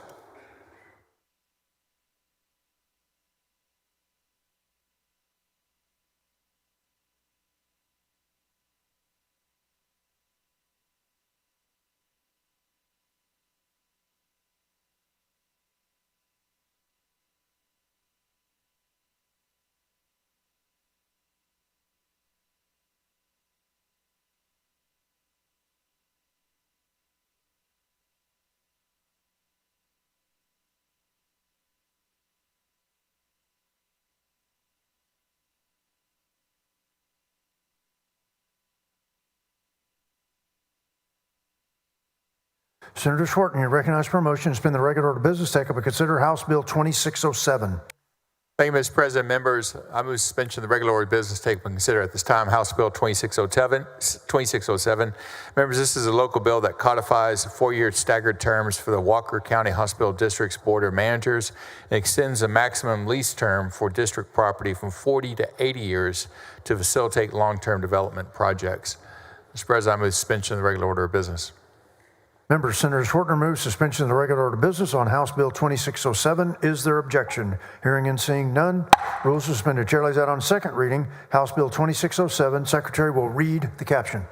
House Bill 2607 relating to the terms of the members of the Board of Hospital Managers and Leasing Authority of the Walker County Hospital District. Senator Schwartz, you're recognized for a motion. Move passage third reading HB 2607. Members, Senator Schwartz moves passage to third reading. Is there objection? Hearing and seeing none, bill is passed third reading. Senator Schwartz, you're recognized for a motion to suspend the constitutional 3-day rule. So moved, Mr. President. Members, Senator Schwartz moves suspension of the 3-day rule. Secretary will call the roll. Alvarado, Bettencourt, There being Burgos. 30 ayes and 1 nay, the rule is suspended. Chair lays out on third reading and final passage HB 2607. Secretary will read the caption. HB 2607 relating to the terms of the members of the Board of Hospital Managers and Leasing Authority of the Walker County Hospital District. Senator Schwartz, you're recognized for a motion. Thank you, Mr. President. Move final passage HB 2607. Members, Senator Schwartz moves final passage HB 2607. Secretary will call the roll. Alvarado, Bettencourt, Being Burgos. 30 ayes and 1 nay, the bill is finally passed. Congratulations, Senator Schwartz. Thank you, Mr. President. Thank you, members.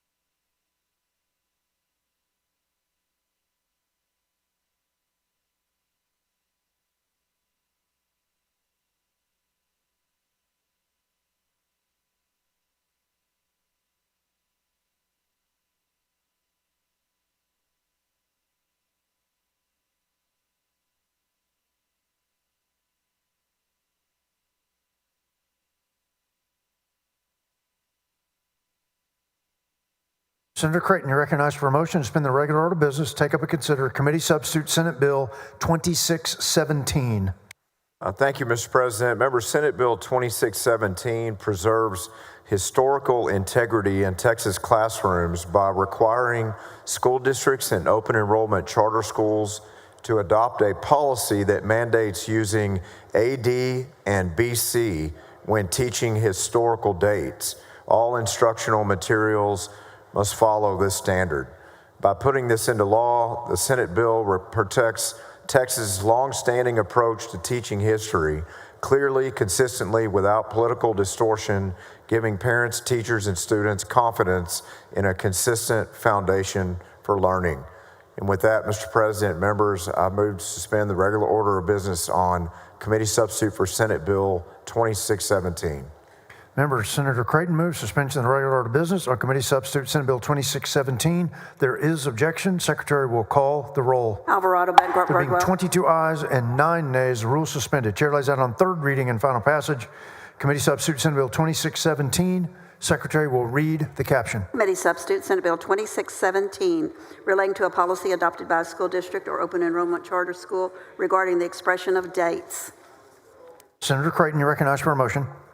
Thank you, Mr. President. Move final passage of committee substitute for Senate Bill 2617. No. Members, Senator Creighton moves final passage. Committee substitute Senate Bill 2617. Secretary will call the roll. Alvarado, Bangor, There being Birdwell. 22 ayes and 9 nays, the bill is finally passed. Congratulations, Senator Creighton. Thank you, Mr. President.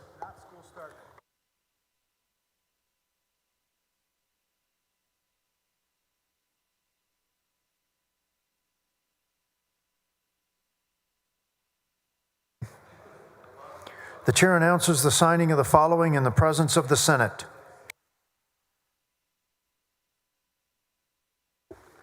House Bill 11, House Bill 210, House Bill 303, House Bill 1041, House Bill 1188, House Bill 1261, House Bill 1465, House Bill 1535, House Bill 1778, House Bill 2596, House Bill 2692, House Bill 2742, House Bill 5061, House Bill 5238.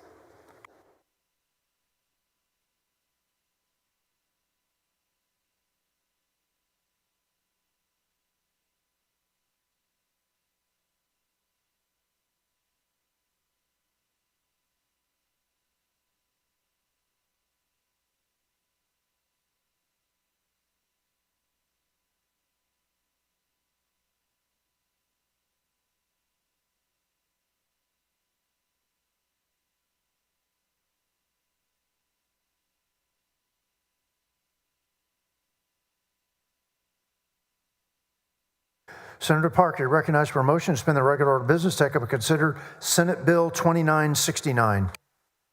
Thank you, Mr. President. I move to suspend the Senate's regular order of business to take up and consider Senate Bill 2969. Senate Bill 2969 addresses a growing concern for public safety and animal welfare by creating a new criminal offense for unlawfully trespassing into animal enclosures at facilities like zoos and wildlife centers in Texas. Across the country and here in Texas, we've seen alarming incidents where individuals have breached barriers and entered secure animal areas. These actions endanger the animals, the staff, and even the trespassers themselves, of course, and often result in very costly damage. Just last year, a Texas man was arrested for stealing 2 monkeys from the Dallas Zoo. According to court documents, he later told investigators that he would do it again if released. This case highlights exactly why we need stronger laws to deter this kind of reckless behavior. 2969 makes it a criminal offense to unlawfully enter any area where animals are housed in regulated facilities. It also enhances penalties if the trespass results in harassment, injury, or death of an animal, and it requires restitution for any resulting damage. This bill protects our animals in these zoos while supporting public safety and ensures that facilities are not left bearing the cost of unintentional misconduct. Mr. President, I move suspension. Member Senator Parker moves suspension of the regular order of business on Senate Bill 2969. Is there objection? Hearing and seeing none, rules are suspended. Chair lays out on second reading Senate Bill 2969. Secretary will read the caption. Senate Bill 2969, relating to the creation of the criminal offense of trespass in a facility housing an animal. Senator Parker, you recognized for a motion. Mr. President, I move passage to engrossment. Member Senator Parker moves passage to engrossment. Is there objection? Hearing and seeing none, bill is passed to engrossment. Senator Parker, you recognized for a motion to suspend the constitutional 3-day rule. So moved, Mr. President. Members, Senator Parker moves suspension of the 3-day rule. Secretary will call the roll. Alvarado, Bettencourt, Birdwell. There being 30 ayes and 1 nay, the rule is suspended. Chair lays that on third reading and final passage. Senate Bill 2969. Secretary will read the caption. Senate Bill 2969 relating to the creation of the criminal offense of trespass in a facility housing an animal. Senator Parker, recognized for a motion.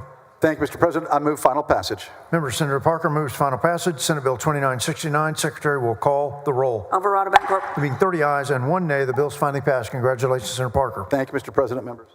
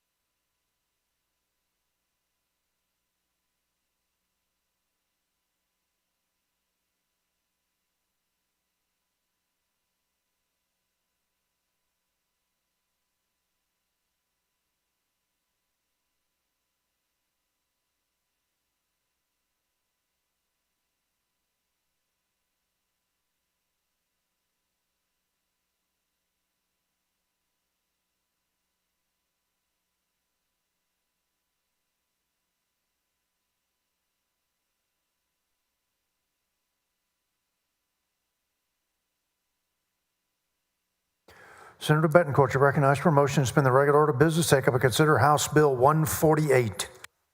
Thank you, Mr. President. House Bill 148 by Representative Turner is a good recognition of the obvious that we need training for the elected members of the appraisal boards across the state of Texas.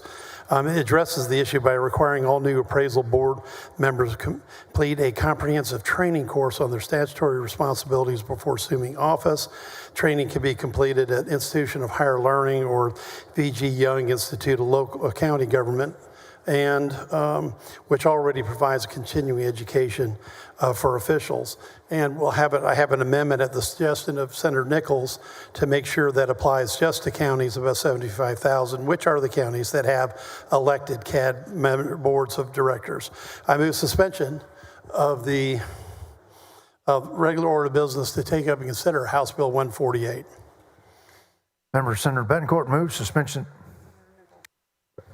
Senator Nichols, for what purpose? I haven't read the amendment yet, but I was going to ask Senator.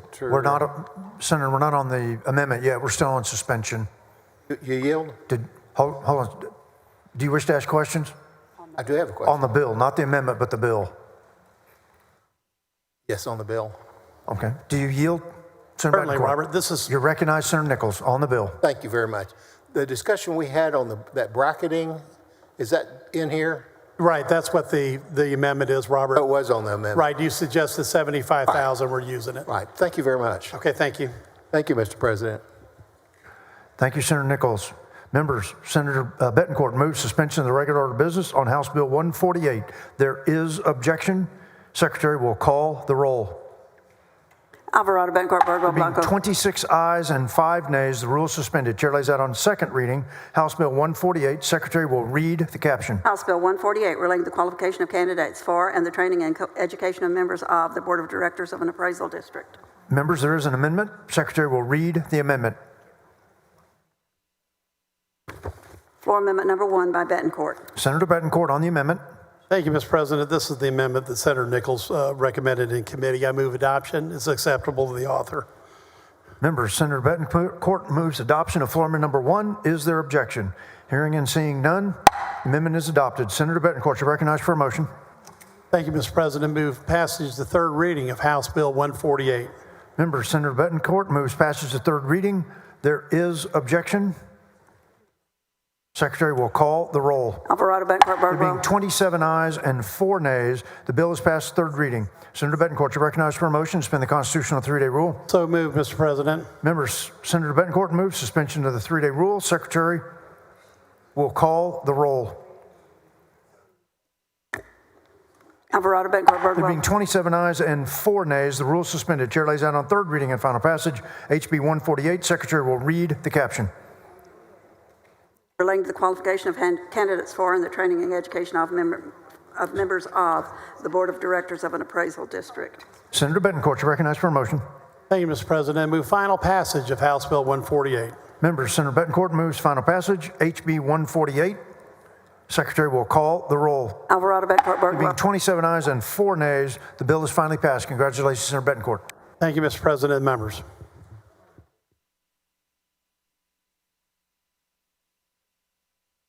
Senator Zaffarini, for what purpose? For an announcement. You're recognized. Mr. President, members, I'm so proud to announce that we are joined by a newly documented attorney, Representative Erin Zwiener, who last week earned her JD from the University of Texas Law School. Hook 'em horns and congratulations.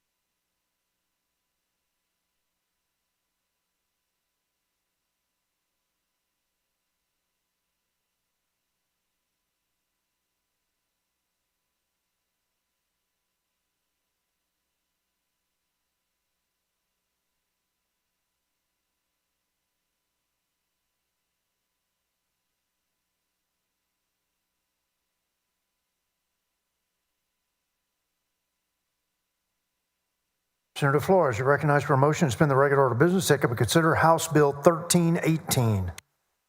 Thank you, Mr. President. Members, I move to suspend the regular order of business, take up and consider House Bill 1318. Currently, a municipality may petition the Public Utility Commission to decertify a portion of the retail water utility certificate of convenience and necessity, a CCN, after the municipality has annexed that area. Consequently, any assets within the territory being taken over are transferred to the municipality, and the rural water utility receives just compensation for those assets. However, the rural water supply is unable to receive compensation for any adverse effects it may experience as a result of decertification. Retail water utilities typically plan 20 to 30 years in advance to provide sufficient service to growing areas. If decertification happens, these improvements run the risk of being rendered unnecessary and causing financial harm to the utility. House Bill 1318 simply clarifies that the retail water utility is entitled to adequate and just compensation for any assets they retain that are adversely affected by decertification. And with that, I move suspension of the Senate's regular order of business. Members, Senator Flores moves suspension of the regular order of business on House Bill 1318. Is there objection? Hearing and seeing none, rules suspended. Chair lays that on second reading. House Bill 1318. Secretary will read the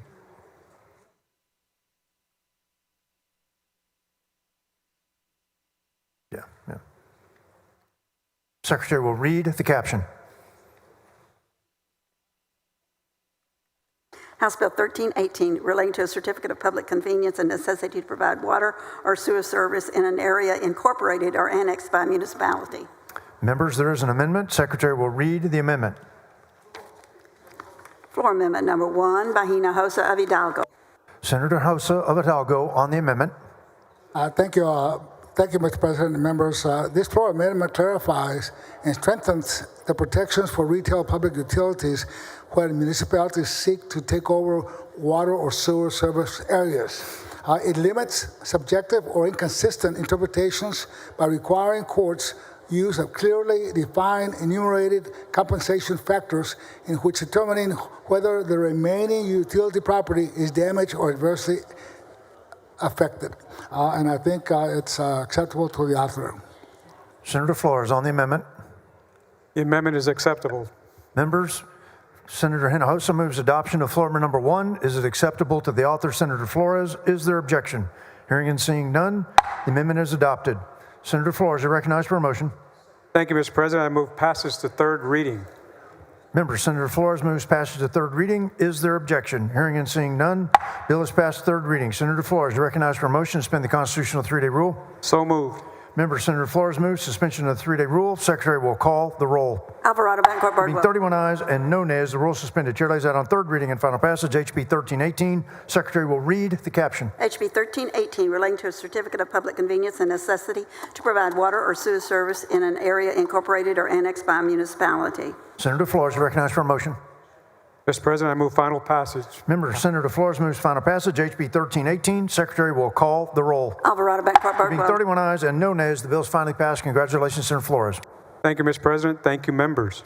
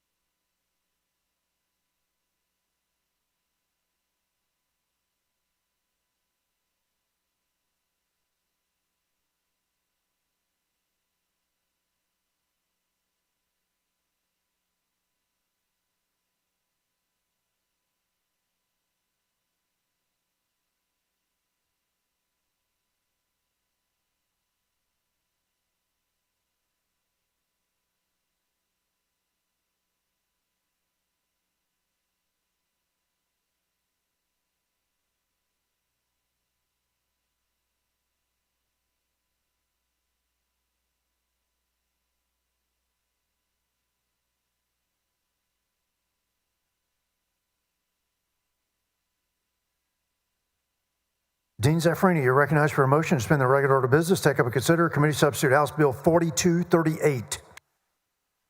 Thank you, Mr. President. Mr. President, members, I move to suspend the Senate's regular order of business in order to take up and consider at this time the committee substitute for House Bill 4238 by Representative Morgan. It relates to the collection of consumer debt incurred by certain individuals as a result of identity theft.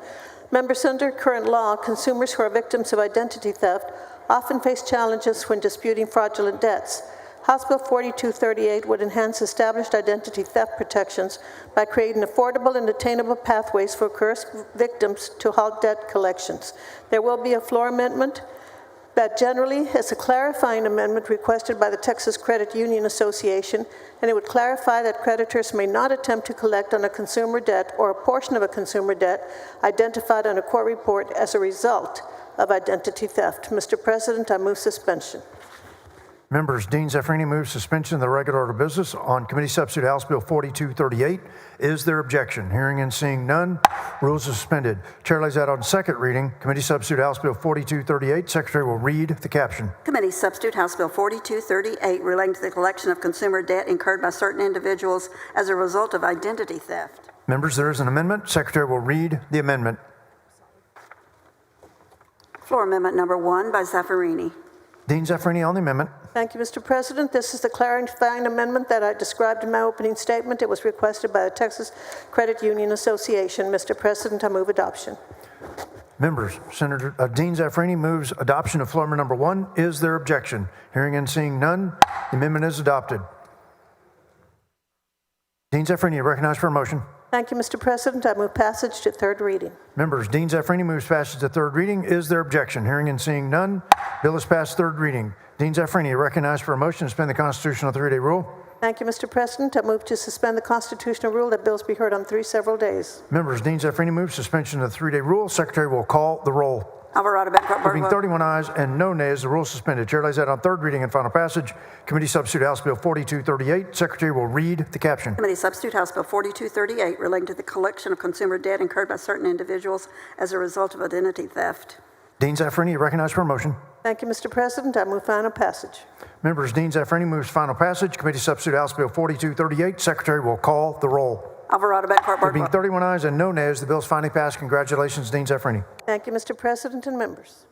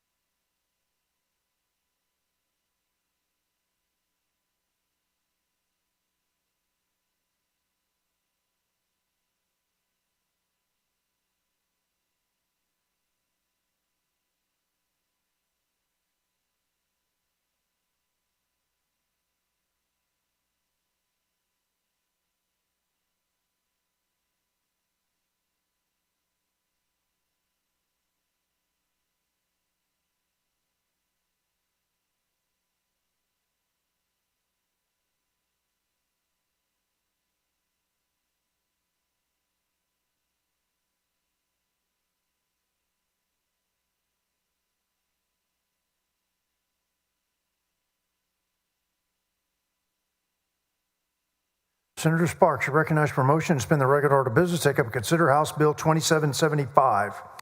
Thank you, Mr. President. Members, I move to suspend the regular order of business in order to take up and consider House Bill 2775. House Bill 2775 adds representatives from Ector County and the City of Odessa to the I-27 Advisory Committee. Mr. President, we also have an amendment as well. Members, Senator Sparks moves suspension of the regular order of business on House Bill 2775. Is there objection? Hearing and seeing none, rules suspended. Chair lays out on second reading HB 2775. Secretary will read the caption. HB 2775 relating to the composition of the I-27 Advisory Committee. Members, there is an amendment.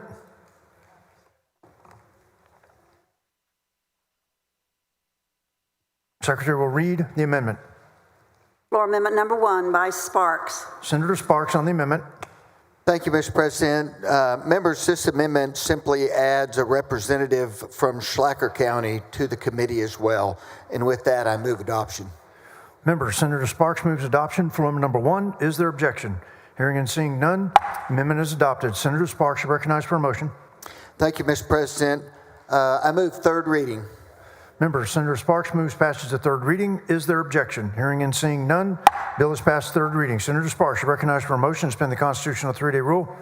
So moved. Member Senator Sparks moves suspension of the 3-day rule. Secretary will call the roll. Alvarado, Bancourt, There being Birdwell. 31 ayes and no nays, the rule is suspended. Chair lays out on third reading and final passage. HB 2775. Secretary will read the caption. HB 2775 relating to the composition of the I-27 Advisory Committee.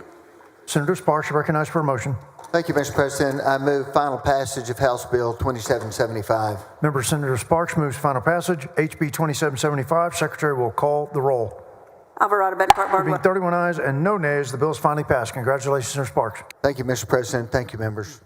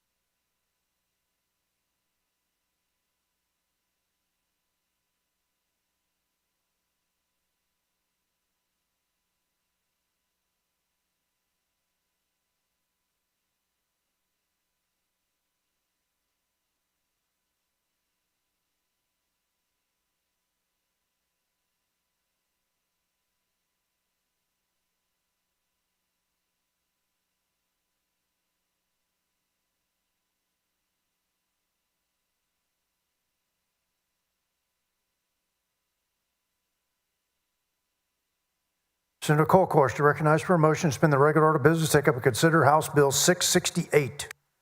Thank you, Mr. President and members. I move to suspend the Senate's regular order of business and take up and consider at this time House Bill 668. Members, under current law, an individual who successfully completes the extensive process of applying for a Texas license to carry handgun is issued that license for an initial period of 4 years.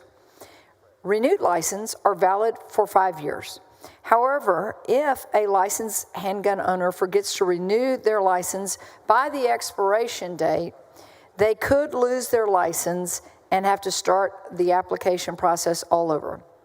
Obviously, that is a very extensive background check, fingerprinting, and et cetera. House Bill 668 would add 1 year of a grace period after the expiration of an existing license for the holder to go through the renewal process instead of starting a new application. Members, the bill passed 125 to 20 in the Texas House.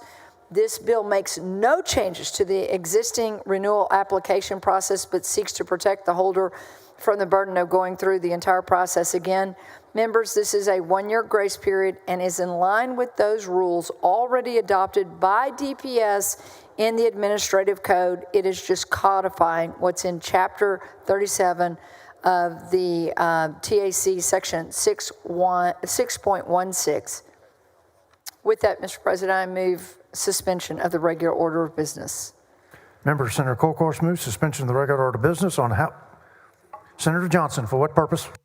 Question of the author. Senator Kolkhorst, do you yield? I do. You recognize Senator Johnson. Senator Kolkhorst, it strikes me that this could be an anti-voter disenfranchisement bill. That if somebody loses their CHL, or the... Meaning? If they lose their gun license, they might not be able to vote. But now they could renew their gun license and not be disenfranchised. Right? Perhaps you know more than me. Yeah, perhaps. Because your gun license is actually a valid form of identification to vote, isn't it? Along with your utility bills and things like that. Right. Driver's license. Sure. Which we might grant some similar extension. No, I just thought I would point out the interesting fact that this is an anti-voter disenfranchisement bill in some respect. I always appreciate your observations, Senator Johnson. Thanks so much, Senator Kolkhorst. Member Senator Kolkhorst moves suspension of the regular order of business on House Bill 668. There is objection. Secretary will call the roll. Alvarado, Bettencourt, Birdwell. 23 ayes and 8 nays. Rule suspended. Chair lays out on second reading House Bill 668. Secretary will read the caption. House Bill 668, relating the renewal of a license to carry a handgun. Senator Kolkhorst, you recognized for a motion. My motion is to pass House Bill 668 to third reading. Member Senator Kolkhorst moves passage to third reading. There is objection. Secretary will call the roll. Alvarado, Bettencourt, Birdwell, Blanco. There being 24 ayes and 7 nays, the bill is passed to third reading. We'll hold there. Thank you.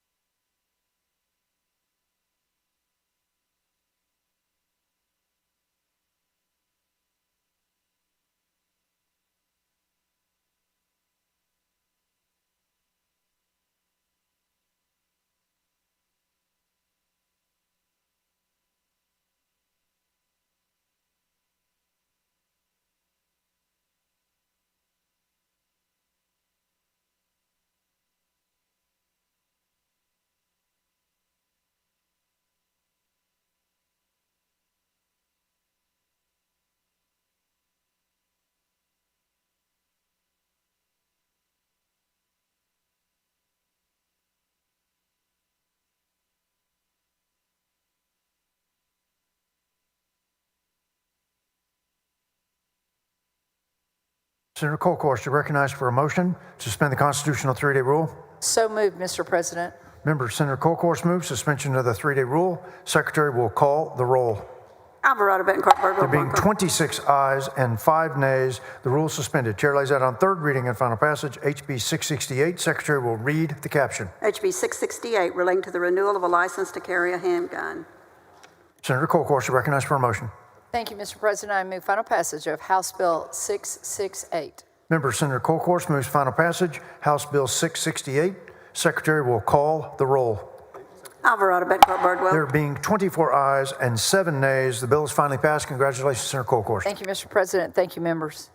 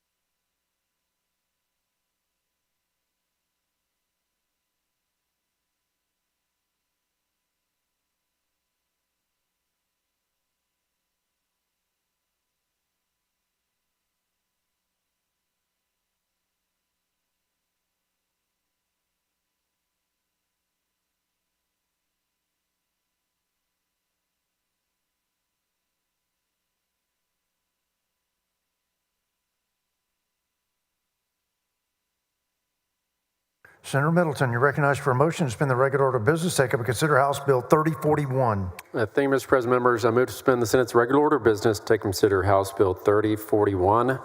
House Bill 3041 updates a bill I sponsored for Representative Paul last session to ensure fair treatment of students from non-traditional backgrounds like homeschoolers when applying to our public universities. It changes the class rank formula from using the average test score to the median test score and makes these students eligible for Texas grants and dual credit, which they are not right now. And with that, I move suspension.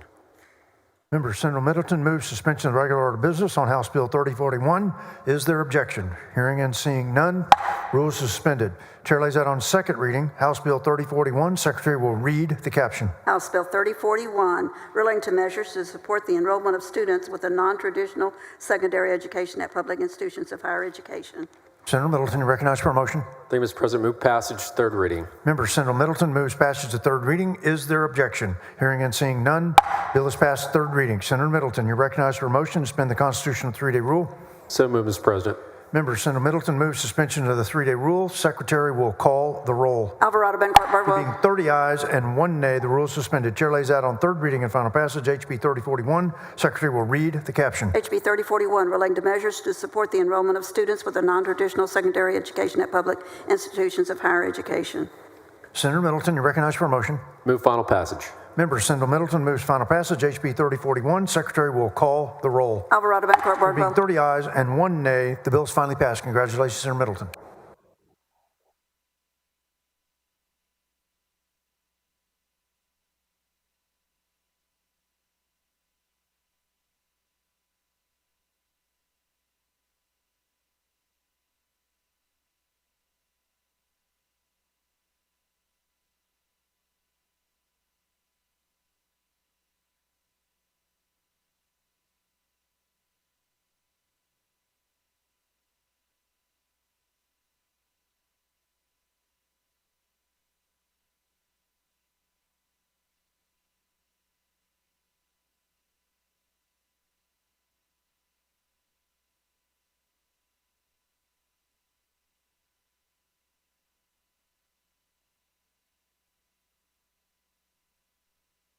Senator Perry, you're recognized for a motion to suspend the regular order of business, take up and consider Committee Substitute House Bill 5560.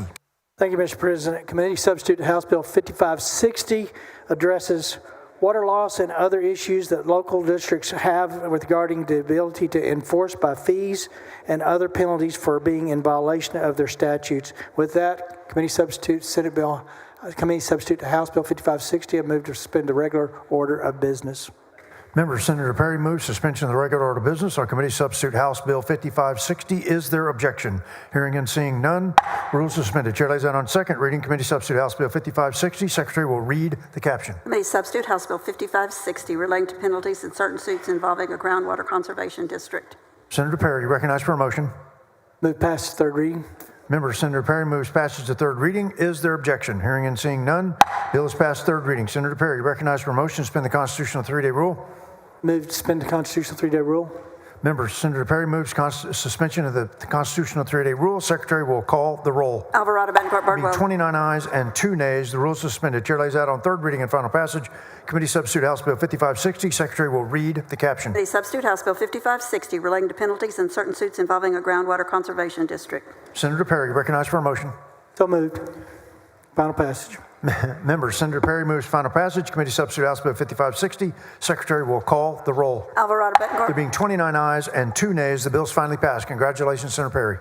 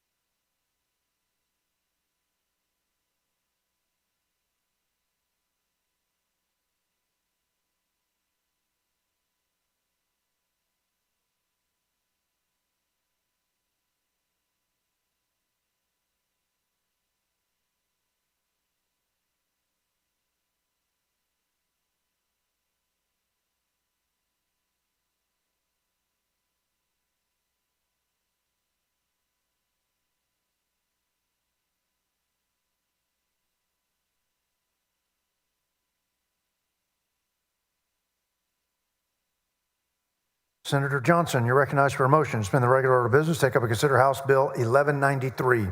Thank you, Mr. President. Members, this relates to the confidentiality of people who are seeking to have their informal marriage declared. It allows them to protect their personally identifiable information from public records by checking a box. I move suspension of the regular order of business to take up and consider House Bill 1193. Member Senator Johnson moves suspension of the regular order of business on House Bill 1193. Is there objection? Hearing and seeing none, rules suspended. Chair lays out on second reading House Bill 1193. Secretary will read the caption. House Bill 1193 relating to the confidentiality of certain information on a declaration of informal marriage. Senator Johnson, you're recognized for a motion. I move passage to third reading. Member Senator Johnson moves passage to third reading. Is there objection? Hearing and seeing none, bill is passed third reading. Senator Johnson, you're recognized for a motion to suspend the constitutional 3-day rule. So moved. Member Senator Johnson moves suspension of the 3-day rule. Secretary will call the roll. Alvarado Betancourt. There being 31 ayes and no nays, the rule is suspended. Chair lays out on third reading and final passage HB 1193. Secretary will read the caption. HB 1193, relating the confidentiality of certain information on a declaration of informal marriage. Senator Johnson, recognized for a motion. I move final passage of House Bill 1193.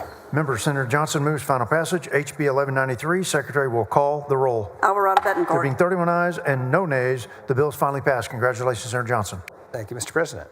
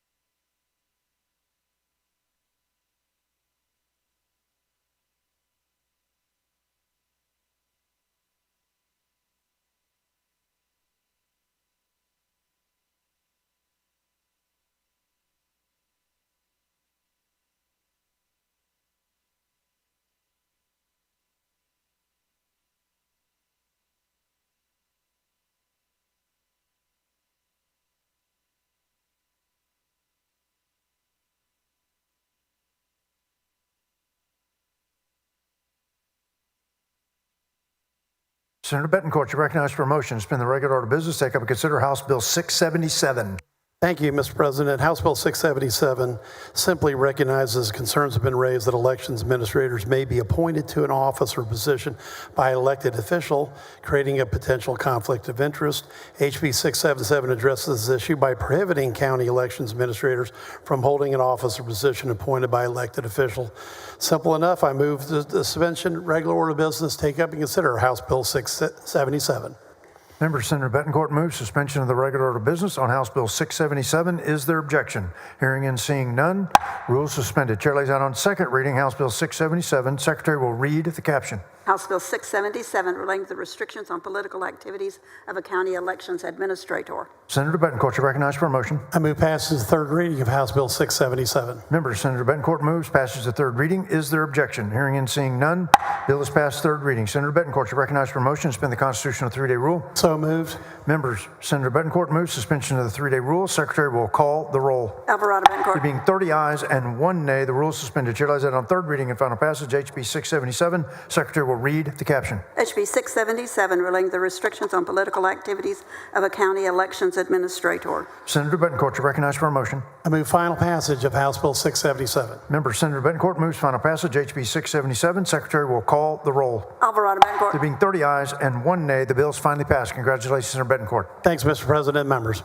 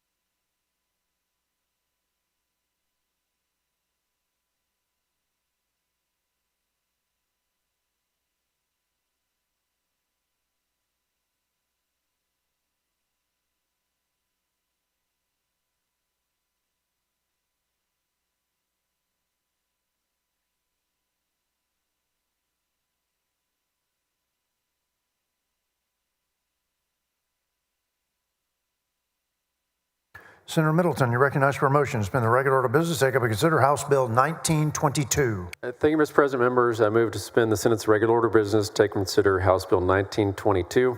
Texas's right to repair statute was designed to provide clear and fair process for contractors to address construction defects prior to litigation. However, an ambiguity in the accrual date for defect claims has created inconsistencies in its application. Currently, the statute does not clearly define when the accrual date begins, leading to uncertainty for contractors and property owners. Without uniform standards, courts have issued conflicting interpretations, resulting in unexpected liability, increased legal disputes, and higher costs for all parties involved. House Bill 1922 establishes a uniform accrual date for defects, ensuring that all parties understand when the statute of limitations begins. The bill removes ambiguity and creates consistency, reducing unnecessary litigation and ensuring fair and efficient resolution process. Defining the accrual date would protect contractors from prolonged liability while preserving the ability of property owners to bring legitimate claims. And by closing this loophole, HB 1922 strengthens Texas' right to repair protections, fosters a more predictable legal environment. I move suspension. Members, Senator Middleton moves suspension of the regular order of business on House Bill 1922. Is there objection? Hearing and seeing none, rules are suspended. Chair lays out on second reading House Bill 1922. Secretary will read the caption. House Bill 1922 relating to the accrual of a cause of action for purposes of certain laws governing certain construction liability claims. Senator Middleton, you're recognized for a motion. Move passage of third reading. Members, Senator Middleton moves passage of third reading. Is there objection? Hearing and seeing none, bill is passed third reading. Senator Middleton, you're recognized for a motion to suspend the constitutional three-day rule. So move. Members, Senator Middleton moves suspension of the three-day rule. Secretary will call the roll. Alvarado, Bancorp, Bardwell. There being 31 ayes and no nays, the rule is suspended. Chair lays out on third reading and final passage HB 1922. Secretary will read the caption. HB 1922 relating to the accrual of the cause of action for purposes of certain laws governing certain construction liability claims. Senator Middleton, you're recognized for a motion. Move final passage. Members, Senator Middleton moves final passage HB 1922. Secretary will call the roll. Alvarado, Bancorp. There being 31 ayes and no nays, the bill is finally passed. Congratulations, Senator Middleton.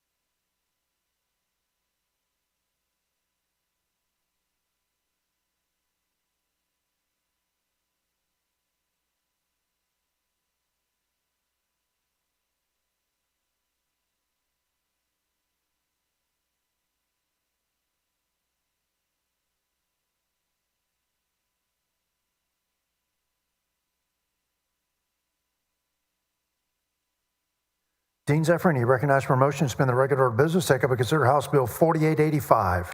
Thank you, Mr. President. Mr. President and members, I move to suspend the Senate's regular order of business in order to take up and consider at this time House Bill 4885 by Representative Joe Moody relating to the disclosure of confidential juvenile records to a managed assigned counsel program. It was passed unanimously by the House. Generally, members, this bill would add the managed assigned counsel programs appointing counsel for juveniles to the narrowly tailored desk approved to access juvenile case information. Mr. President, I move suspension. Members, Dean Zeffirini moves suspension of the regular order of business on House Bill 4885. Is there objection? Hearing and seeing none, rules suspended. Chair lays out on second reading House Bill 4885. Secretary will read the caption. House Bill 4885 relating to the disclosure of confidential juvenile records to a managed assigned counsel program. Dean Zeffirini, recognized for a motion. Thank you, Mr. President. I move passage to third reading. Members, Dean Zeffrini moves passage to third reading. Is there objection? Hearing and seeing none, bill is passed third reading. Dean Zeffrini, you recognized for a motion to suspend the constitutional 3-day rule. Thank you, Mr. President. I move to suspend the constitutional rule that bills be heard on 3 several days. Members, Dean Zeffrini moves suspension of the 3-day rule. Secretary will call the roll. Alvarado Bencourt. There being 30 ayes and 1 nay, the rule is suspended. Chair lays out on third reading and final passage, HB 4885. Secretary will read the caption. HB 4885 relating to the disclosure of confidential juvenile records to a managed assigned counsel program. Dean Zeffrini, you recognized for a motion. Thank you, Mr. President. I move final passage. Members, Dean Zeffrini moves final passage, HB 4885. Secretary will call the roll. Alvarado Bencourt. There being 30 ayes and 1 nay, the bill is finally passed. Congratulations, Dean Zeffrini. Thank you, Mr. President and members.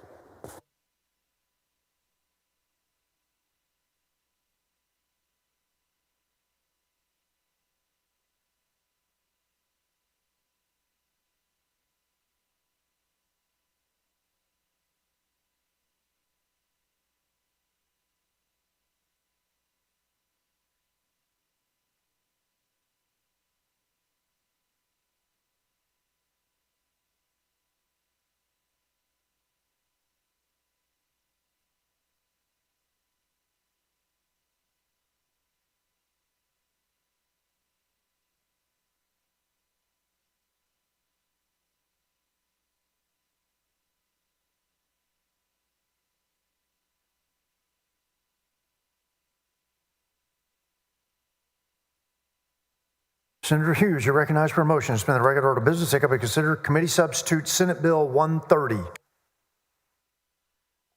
Thank you, Mr. President. I move suspension of the regular order of business to take up and consider at this time House Bill 130. This is companion to Senate Bill 2429 in the Senate, and it protects Texans from foreign adversaries harvesting their genetic information.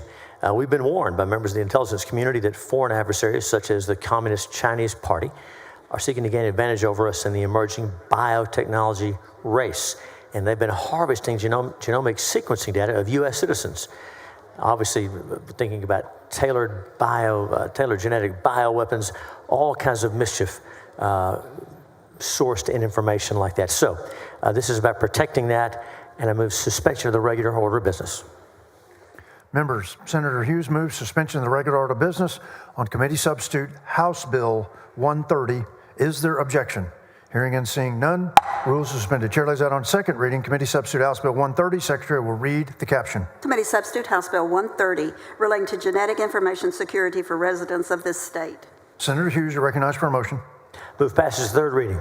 Members, Senator Hughes moves passage to third reading. Is there objection? Hearing and seeing none, bill is passed third reading. Senator Hughes, you're recognized for a motion to suspend the constitutional 3-day rule. That's my motion.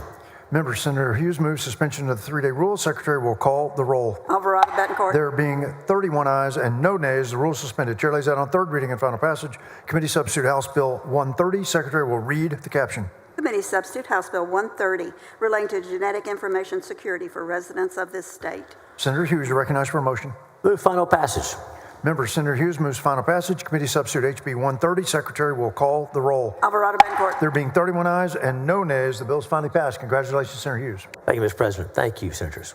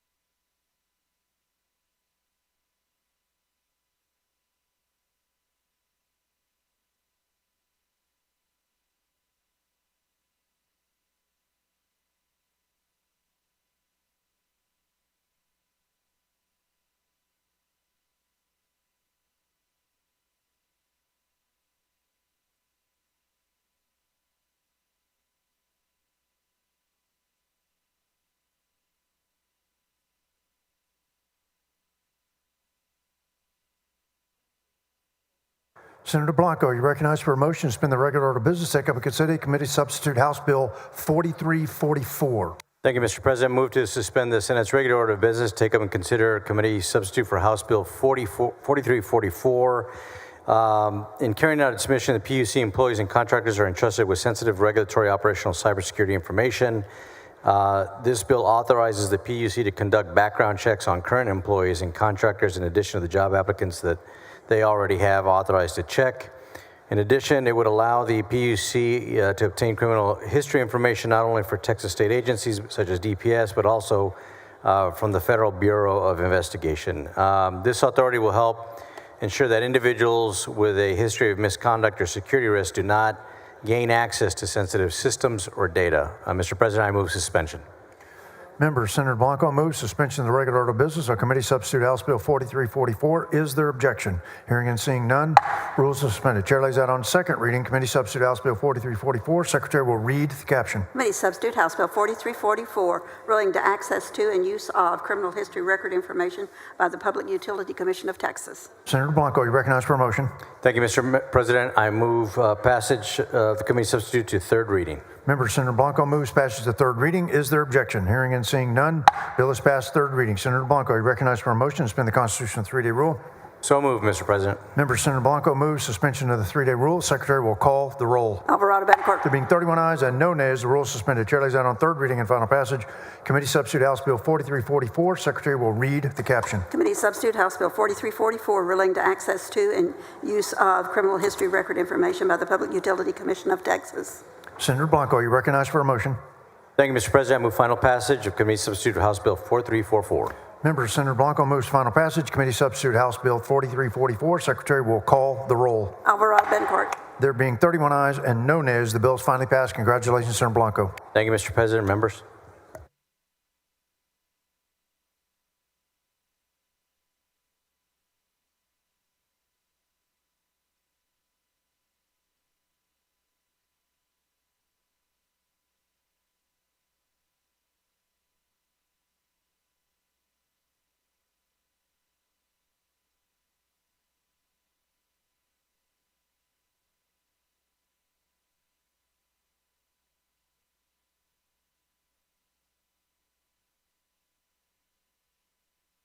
Senator Flores, you recognized for a motion to suspend the regular order of business, take up and consider committee substitute House Bill 2894. Thank you, Mr. President. Members, I move to suspend the regular order of business to take up and consider committee substitute for House Bill 2894.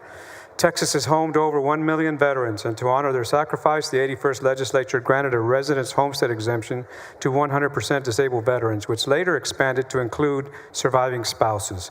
In 2015, the legislature established a relief program administered through the comptroller for certain qualified local governments affected by the disabled veterans homestead exemption. The committee substitute to House Bill 2894 seeks to expand the previously established eligibility criteria for these local governments.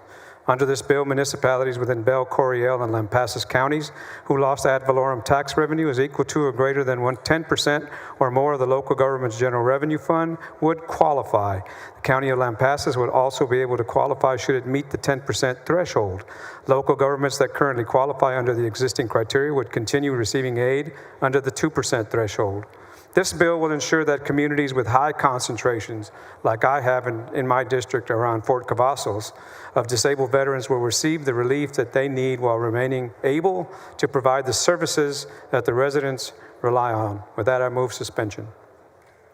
Member Senator Flores moves suspension of regular order of business on committee substitute House Bill 2894. Is there objection? Hearing and seeing none, rules are suspended. Chair lays out on second reading committee substitute House Bill 2894. Secretary will read the caption. Committee substitute House Bill 2894, ruling the provision of state aid to certain local governments disproportionately affected by the granting of ad valorem tax relief to disabled veterans. Senator Flores, you recognized for a motion. Thank you, Mr. President. I move passage to third reading. Member Senator Flores moves passage to third reading. Is there objection? Hearing and seeing none, bill is passed third reading. Senator Flores, you recognized for a motion to suspend the constitutional three-day rule. So moved. Member Senator Flores moves suspension of the three-day rule. Secretary will call the roll. There being 30 ayes and 1 nay, the rules are suspended. Chair lays out on third reading and final passage Committee Substitute House Bill 2894. Secretary will read the caption. Committee Substitute House Bill 2894, relating the provision of state aid to certain local governments disproportionately affected by the granting of ad valorem tax relief to disabled veterans. Senator Flores, recognized for a motion. I move final passage, Committee Substitute for House Bill 2894. Member Senator Flores moves final passage. Committee Substitute House Bill 2894. Secretary will call the roll. Alvarado, Bettencourt, There Birdwell. being 30 ayes and 1 nay, the bill is finally passed. Congratulations, Senator Flores. Thank you, Mr. President, and thank you, members.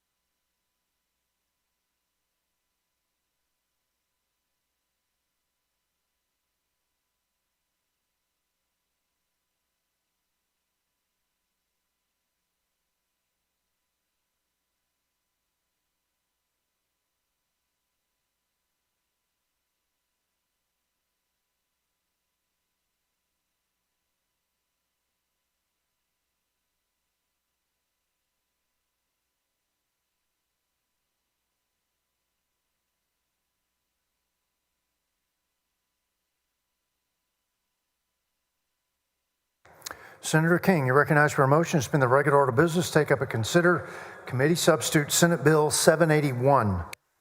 Thank you, Mr. President. There is currently no standardized procedure that Texas law enforcement agencies follow to determine the confidentiality of a peace officer's information that is contained outside of their legally mandated personnel file. To protect the confidentiality of peace officers' sensitive information, various cities across Texas have implemented clarifying policies. Senate Bill 781 aims to standardize these efforts by applying a uniform approach statewide and codifies the department file model policy that was adopted after a long work group by the Texas Commission on Law Enforcement.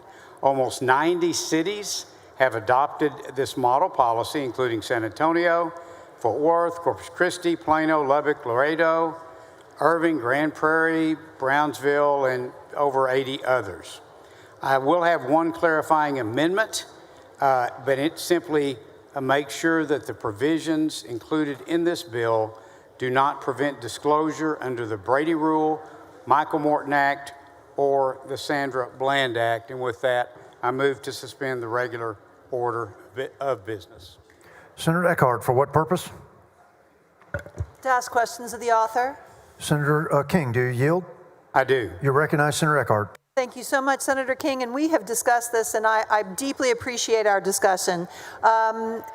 And I just want to be brief. Section 1701.003 of the Occupation Code states that this chapter does not affect Chapter 143 of the Local Government Code unless expressly stated. Is it your understanding that this Senate Bill 781 does not affect the rights and privileges afforded under Chapter 143?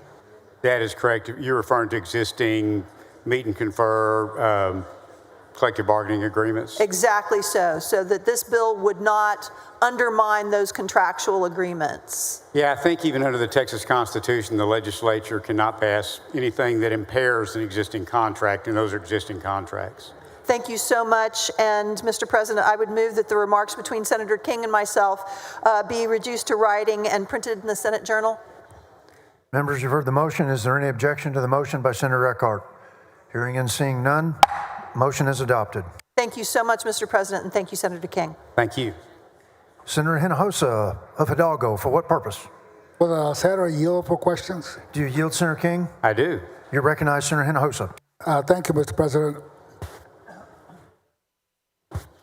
You know, Senator King, we actually had a very extensive and long discussion on this bill in the Criminal Justice Committee. And just a couple of points of clarification. I know you have an amendment that to clarify that the provisions established by the bill shall not conflict with the requirements for disclosure. I'm sorry, Mr. President. Could maybe we get a little order? I'm getting much noise over Members, here. I'm sorry. Thank you, Senator King. Members, if you would, please tone down the conversation so that Senator Hinojosa and Senator King can have their period of questions. You recognize Senator Hinojosa. Thank you, Mr. President. Just a point of clarification, I know we had long, extensive, detailed discussions on this bill in the Criminal Justice Committee, but several issues came up. And I know you have an amendment to make sure that there's no conflict with provisions under, disclosure provisions under the Michael Morton Act, including the Bland Act. But during the discussion, one point that was not clear, and that is, in a normal, regular criminal case, if a district attorney, let me rephrase that, if the defense needs that file, can they subpoena that file? So essentially, there would be two files. Correct. A department file and a personnel file. The department, but both of those files would be fully available in any criminal proceeding. And that's the point of clarification that I wanted, for a simple reason that means that I, as a defense attorney, need to subpoena the department file. I can under the Senate Bill 781. Yes, those files are still going to be fully available. Any of the district attorneys or county attorneys' files are still going to be fully available. Okay, well, I just want to make sure because it certainly wasn't very clear from our discussions. As you well know, in your amendment, you also have a provision that there has to be in-camera inspection by the judge before the file is released. So the amendment that's actually is going to be brought up clarified that the court always has the authority to do in-camera inspections if they want to, but it did not. The amendment that we'll consider does not require that. The current law will still be in place. Okay. It gives the court discretion. Thank you for the clarification, Senator. Thank you. Senator Cook, for what purpose? To ask the author a couple questions. Do you yield, Senator King? Certainly. You recognize Senator Cook. Do apologize. I was confused about which bill it was earlier, but I do have some questions for you. Thank you so much, Mr. President. Thank you, Senator. So last week, there were 2 guards indicted on criminal charges related to assaults in the Harris County Jail. Are you aware of that? No. Okay. One person who was in for theft now has rods in his spine. They broke his neck. The only reason that actually was charged criminally was because of investigative reporting from KHOU. Were you aware of that as well? I'm not familiar with the incident. Okay, so under your bill, if it passed, would it not have been impossible for those investigators to get a hold of the information that led to the criminal charges? Well, to be honest, I don't know what information they had or didn't have that led them to their story. So I don't know how to answer that. I'm sorry. Okay. In the same report, KHOU actually found that hundreds of force cases in Harris County Jail, I think 800 cases of beatings actually by jailers. Not one single detention officer was ever disciplined or cited for violation of use of force policies. it is only because these investigative journalists got in there and poked around and could see that stuff that they were able to find out that, 800 cases of overuse of force. So I guess with that in mind, is there too little oversight? That's how it feels. Maybe not. Why would we need to seal further, I guess, is my question. So let me put it in a police officer's context because that was my background. I can tell you the very first training officer I had said, no one ever gets fired here for doing too little. They get fired for doing too much. And what he meant by that was that the harder an officer works, the more effective they are. They tend to start generating more complaints. A lot of complaints are just generated by the bad guys and bad ladies that they arrest, who are trying to help their case, help them get off. Sometimes defense attorneys may even encourage people to file complaints against officers that they've got court cases coming up with. And then it just evolves because of that. And so one of the problems that this tries to stop is that most departments, most agencies, most jails do very thorough investigations when there's allegations, particularly of physical misconduct. And if they are exonerated, then those are sealed, just like we seal a lot of other cases where things are exonerated.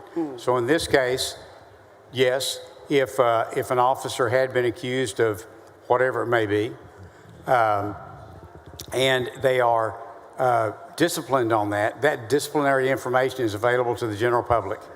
If they are exonerated, it would not be available to the general public. But if there were criminal charges, if there was a criminal case in which that officer was a witness, those allegations that were not sustained will be available to the defense. Okay, and I would be thinking that those allegations might be what kind of initially leads to a possible criminal investigation. So under your bill, who specifically determines that there is insufficient evidence to sustain an allegation? Well, it depends. Most agencies have some form of civil service. 70 some odd cities in Texas are under Chapter 143 state civil service, such as Houston and such as Austin. And they have very specific guidelines for the investigations that have the officers' rights, the citizens' rights. Internal affairs is exceptionally thorough in most agencies. And then ultimately it's the chief or that issues discipline, or the sheriff, and then once it's issued in a normal setting, there is an appeal to a civil service commission or to some level of appeal for the officers. And once it is sustained that they committed the whatever thing they're alleged of, that information would always be available to the general public. Okay, so that initial step is internal, and it's the chief or the head of the agency that makes the determination. Yeah, just like in any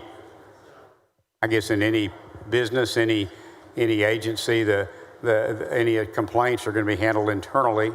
In law enforcement, there's obviously a great deal more scrutiny, and every significant agency I can think of has a very formal process for that. Okay, and so I'm thinking about the press, the media, civilian oversight boards.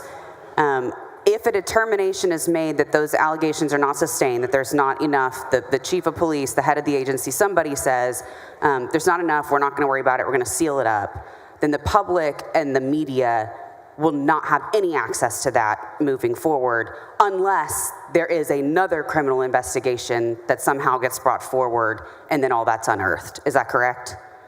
So in the personnel file, which will always be available to the public, there will be any letter, memorandum, or document relating to a commendation or other honor bestowed on an officer within the agency. There will be all records of any misconduct which was sustained, any disciplinary action, and their periodic evaluations, their efficiency ratings. Those are always available to the public. What will not be available are unsustained allegations of misconduct, also their home address, their medical records, family information, the information from their employment background investigation that was done, training records, those will not be available. However, again, if there's a criminal case involved, all of those records, including unsustained allegations of misconduct, all of those are available to the defense. Okay, and I'm with you on all of that. And the prosecution, by the way. Up till misconduct. So the person who broke this man's neck in Harris County Jail had more than one allegation that was not sustained, and video evidence revealed that perhaps they should have been. Is there anything that says, like, after 10 unsustained allegations, then somebody's got to take a second look at this, or maybe we shouldn't seal it up because we're seeing a pattern? So I just tell you that if someone has multiple allegations, there's usually something to it, and people usually have formal disciplinary action against them that is sustained as a result of that conduct. But if it weren't, if the agency were trying to avoid, something liable or... that really just doesn't happen. I just don't see that happening in law enforcement today. I understand there's exceptions, but usually if you have someone that's a continual problem employee, that becomes public very quickly. Okay.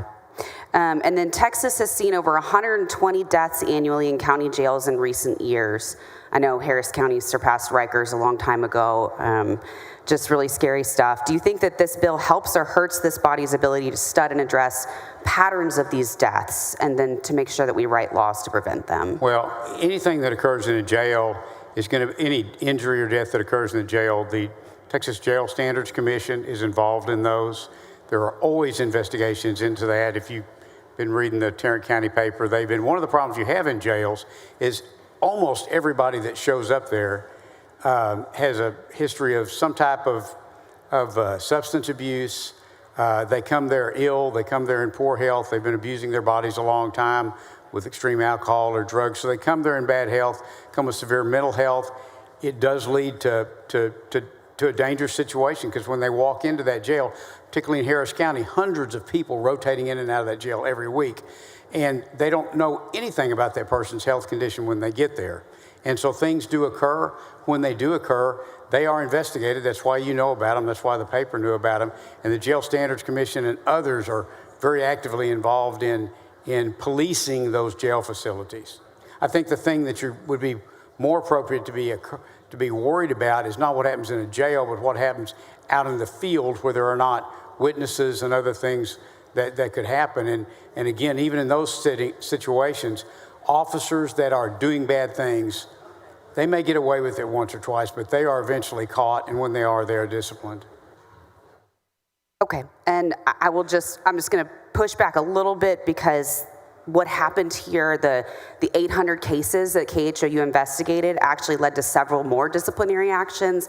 And the sheriff even said that they changed their policies and started removing people during investigations as opposed to keeping them on staff. So I am worried that your bill would seal exactly the records that KHOU used to uncover a really, really big problem in Harris County Jail that led to improvements in practices and hopefully saved lives. And I really appreciate you answering my questions. Thank you. Well, I would just say, if you've got problems in the Harris County Jail, that's your Harris County Sheriff, and they're an elected official, and that needs to be dealt with that way too.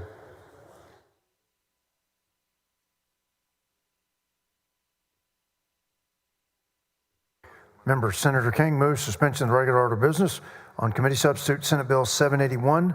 There is objection. Secretary will call the roll. Alvarado, Beckford, Bardwell. There being 21 ayes and 10 nays, the rule is suspended. Chair lays out on second reading committee substitute Senate Bill 781. Secretary will read the caption. Committee substitute Senate Bill 781 relating to certain files maintained by a law enforcement agency regarding certain employees of the agency. Members, there is an amendment. Secretary will read the amendment. Floor amendment number 1 by King and West. Senator King on the amendment.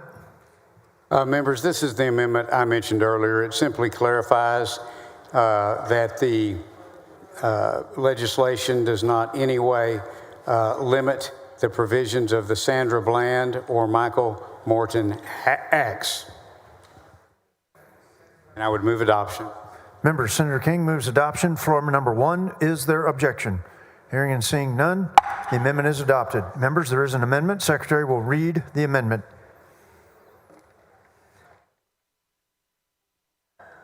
Floor Amendment Number 2 by Eckhart. Senator Eckhart on the amendment. Thank you so much.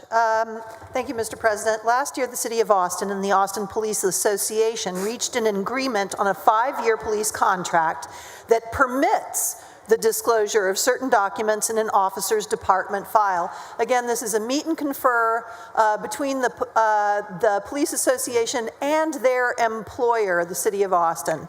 While it's not the intent of Senate Bill 781 to conflict with meet and confer agreements, this amendment offers a simple clarification to avoid any unnecessary or costly litigation.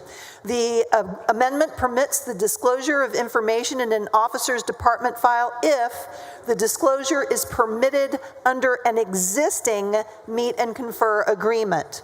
I believe the amendment is acceptable to the author, and I would like to thank Senator King for working with me on this amendment. Senator King on the amendment. Thank you. As I mentioned earlier, I do not think the legislature can pass anything that impairs an existing contract. The CBA, the collective bargaining agreement, is an existing contract, and they will expire. And so I think this just affirms that, and it is acceptable to the author. Members, Senator Eckhart moves adoption of Floor Amendment Number 2. It is acceptable to Senator King. Is there objection? Hearing and seeing none, Floor Amendment Number 2 is adopted. Senator King, you recognized for a motion. Move passage to engrossment. Members, Senator King moves passage to engrossment. There is objection.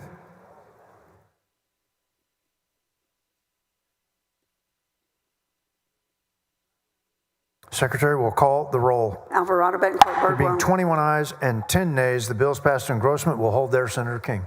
Thank you, Mr. President. Thank you, members.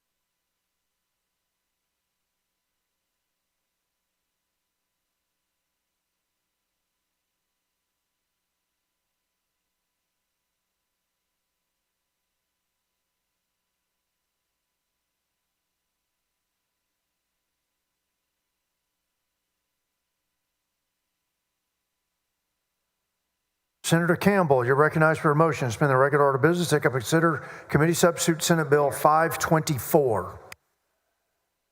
Thank you, Mr. President. Since 2015, Texas has renewed a 5-year franchise tax and fee exemption for new veteran-owned businesses. This bill clarifies that the TVC will check the eligibility that the recipient must be a Texas resident, be honorably discharged, 100% veteran-owned, and applies only to one business. This bill also exempted the renewal every 5 years by making this bill permanent, removing this 2026 expiration, and strengthening the eligibility and preventing duplicate benefits. But I do have an amendment that will make it sunset. And with that, I move suspension. Members, Senator Campbell moves suspension of the regular order of business on Committee Substitute Senate Bill 524. Is there objection? Hearing and seeing none, rules are suspended. Chair lays out on second reading Committee Substitute Senate Bill 524. Secretary will read the caption. Committee Substitute Senate Bill 524 relating to the exemption from the franchise tax and certain filing fees for certain businesses owned by veterans. Members, there is an amendment. Secretary will read the amendment. Floor Amendment Number 1 by Campbell. Senator Campbell on the amendment. Thank you, members. This amendment removes language that would have made the exemption permanent. Instead, it sets a sunset date for January 1, 2031. I move adoption of this amendment. Members, Senator Campbell moves adoption of floor amendment number 1. Is there objection? Hearing and seeing none, the amendment is adopted. Senator Campbell, you're recognized for a motion. I move passage to engrossment. Members, Senator Campbell moves passage to engrossment. Is there objection? Hearing and seeing none, bill is passed to engrossment. Senator Campbell, you're recognized for a motion to suspend the constitutional 3-day rule. So moved. Members, Senator Campbell moves suspension of the 3-day rule. Secretary will call the roll. Alvarado, Bettencourt. There being 30 ayes and no nays, the rule is suspended. Chair lays out on third reading and final passage Committee Substitute Senate Bill 524. Secretary will read the caption. Committee Substitute Senate Bill 524 relating to the exemption from the franchise tax and certain filing fees for certain businesses owned by veterans. Senator Campbell, you're recognized for a motion. I move final passage. Members, Senator Campbell moves final passage. Committee Substitute Senate Bill 524. Secretary will call the roll. Alvarado, Bettencourt, Birdwell. There being 30 ayes and no nays, the bill is finally passed. Congratulations, Senator Campbell. Thank you, Mr. President. Thank you, members.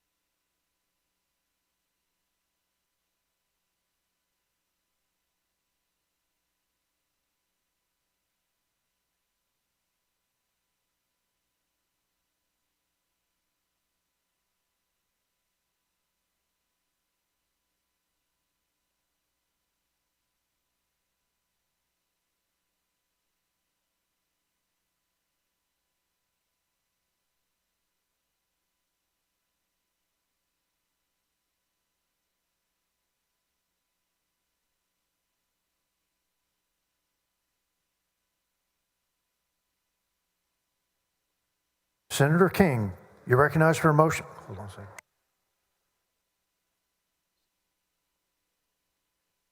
Senator King, you're recognized for a motion to suspend the constitutional 3-day rule on Committee Substitute Senate Bill 781. So move. Members, Senator King moves suspension of the 3-day rule. Secretary will call the roll. Alvarado, Bettencourt. There being 25 ayes and 6 nays, the rule is suspended. Chair lays out on third reading and final passage Committee Substitute Senate Bill 781. Secretary will read the caption. Committee Substitute Senate Bill 781 relating to certain files maintained by a law enforcement agency regarding certain employees of the agency. Senator King, you're recognized for a motion. Move final passage. Members, Senator King moves final passage. Committee Substitute Senate Bill 781. Secretary will call the roll. Alvarado, Bettencourt. There being 21 ayes and 10 nays, the bill is finally passed. Congratulations, Senator King. Thank you, Mr. President, and thank you, members, for helping me to get it up for third reading.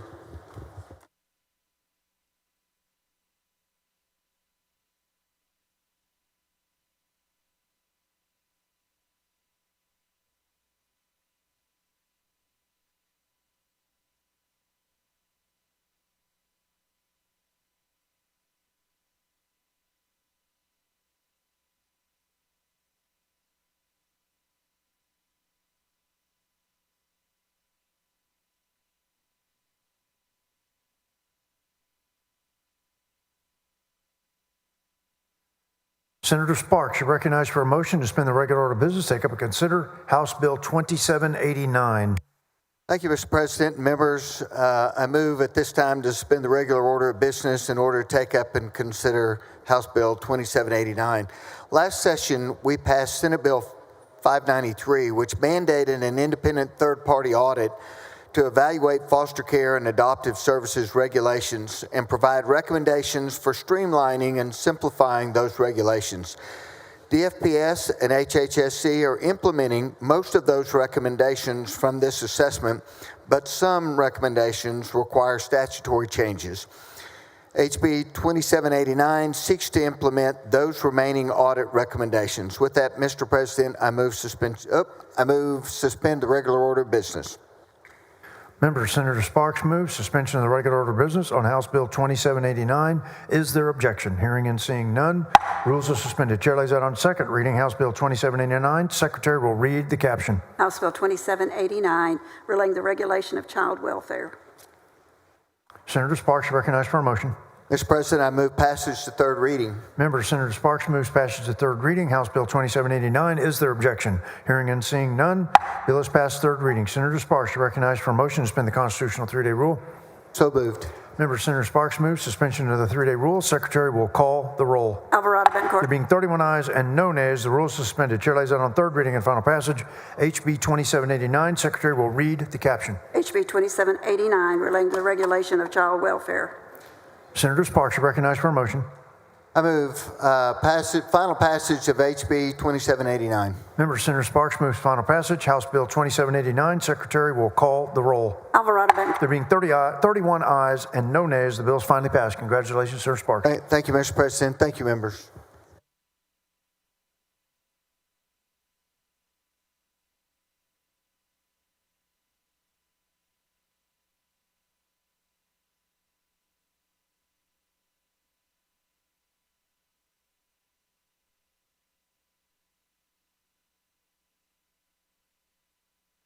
Senator Parker, you're recognized for a motion to suspend the regular order of business, take up and consider House Bill 754.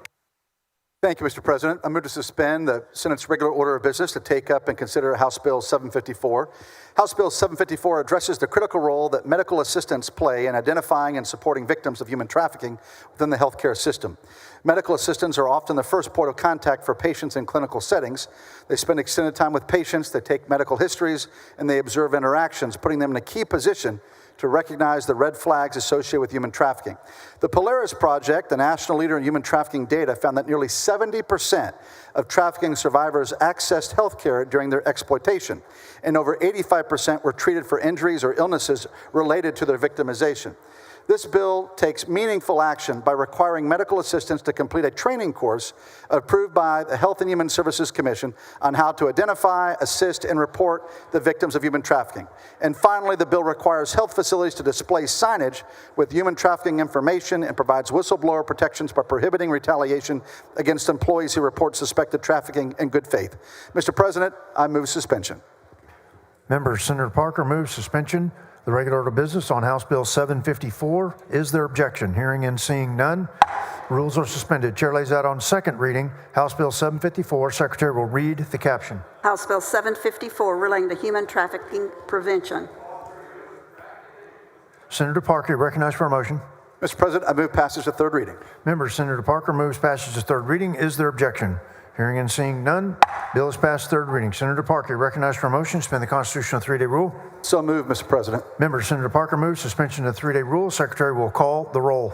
Alvarado Bencourt. There being 31 ayes and no nays, the rule is suspended. Chair lays out on third reading and final passage HB 754. Secretary will read the caption. House Bill 754, relating to human trafficking prevention. Senator Parker, recognized for a motion. Well, Mr. President, members, want to thank you very much for your assistance with this bill, and it's a great tool in helping us fight human trafficking in Texas. I move final passage. Member Senator Parker moves final passage HB 754. Secretary will call the roll. Alvarado Bencourt. There being 31 ayes and no nays, the bill is finally passed. Congratulations, Senator Parker. Thank you, Mr. President, members.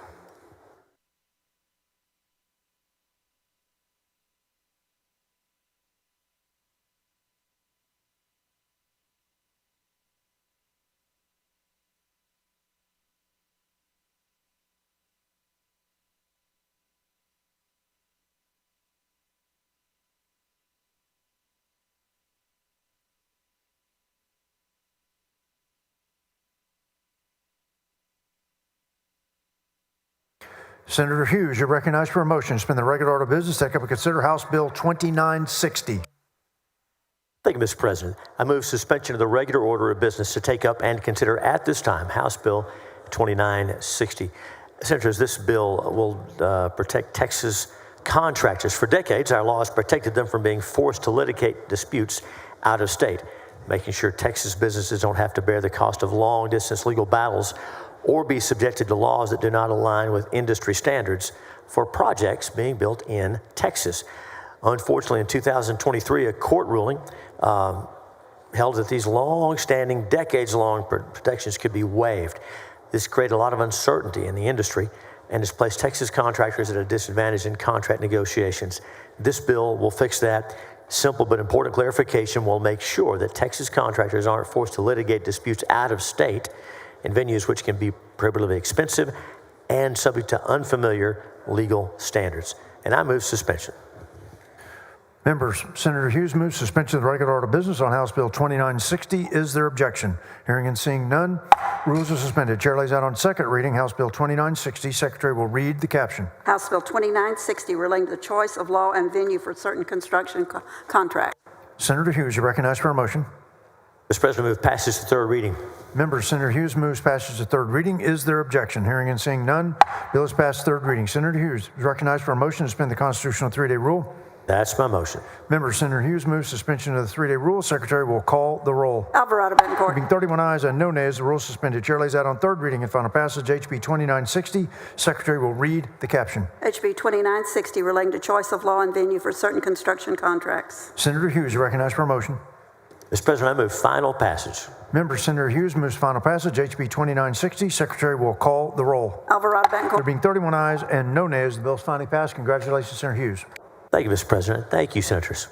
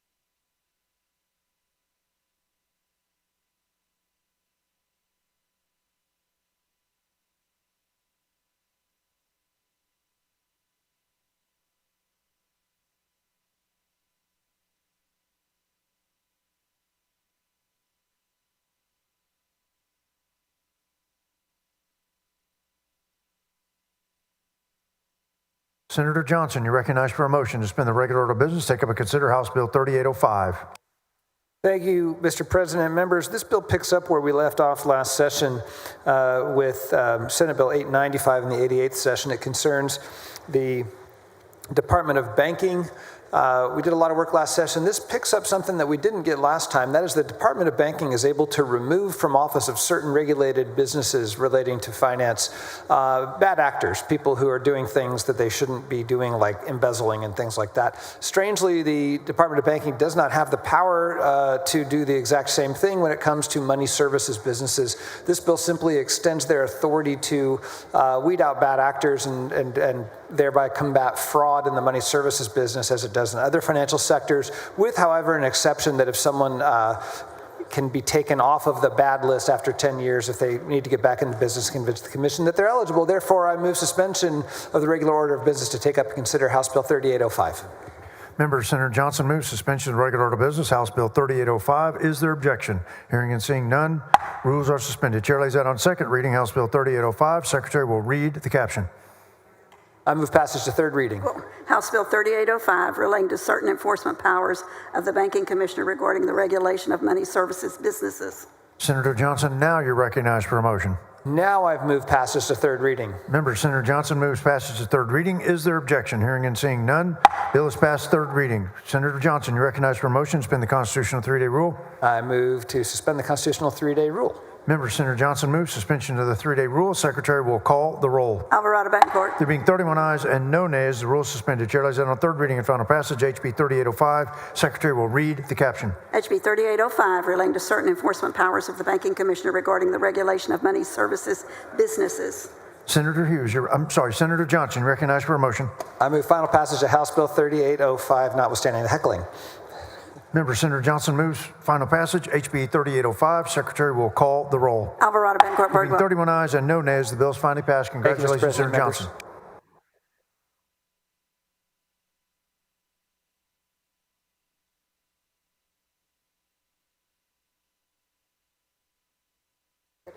Members, the next bill will be the last bill on today's intent calendar for today.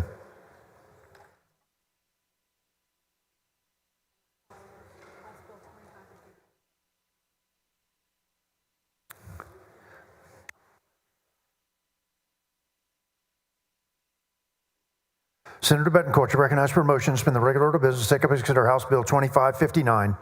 Thank you, Mr. President and members.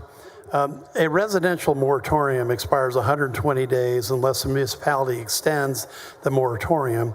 Extensions for residential moratoriums are not limited by the aggregate number of days. The commercial moratoriums expire after 90 days, and extensions of commercial moratoriums are limited to an aggregate of 180 days. So both residential and commercial development moratoriums require a simple majority vote, and what House Bill 2559 does is increase the City Council notice requirements for moratoriums to 30 days, removes the imposition of temporary moratorium, makes the moratorium duration 90 days for commercial and residential moratoriums and standardizes them, and then imposes an aggregate 180-day maximum moratorium, and increases the voting threshold to 3/4 of governing body to make those changes. And with that, move suspension of the regular order of business, take up and consider House Bill 2559. Member Senator Betancourt moves suspension of the regular order of business on House Bill 2559. There is objection. Secretary will call the roll. Alvarado, Betancourt, There being Birdwell. 26 ayes and 5 nays, the rule is suspended. Chair lays that on second reading. House Bill 2559. Secretary will read the caption. House Bill 2559, relating to the imposition by a municipality of a moratorium on property development in certain circumstances. Senator Betancourt, you're recognized for a motion. Thank you, Mr. President. We passed the third reading of House Bill 2559. Member Senator Betancourt moves passage to third reading. There is objection.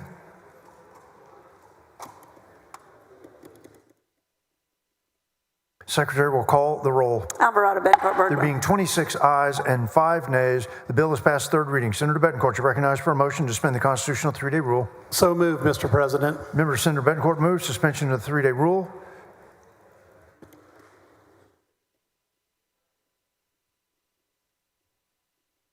Secretary will call the roll.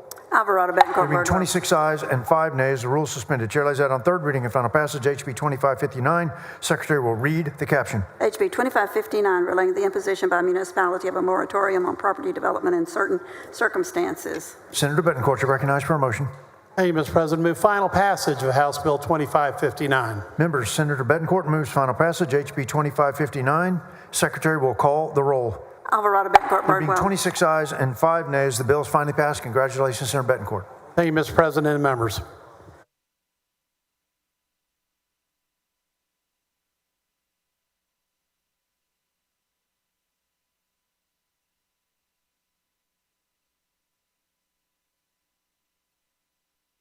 Members, the following bills and resolutions on first reading in reference to committee. The Secretary will read the bills and resolutions.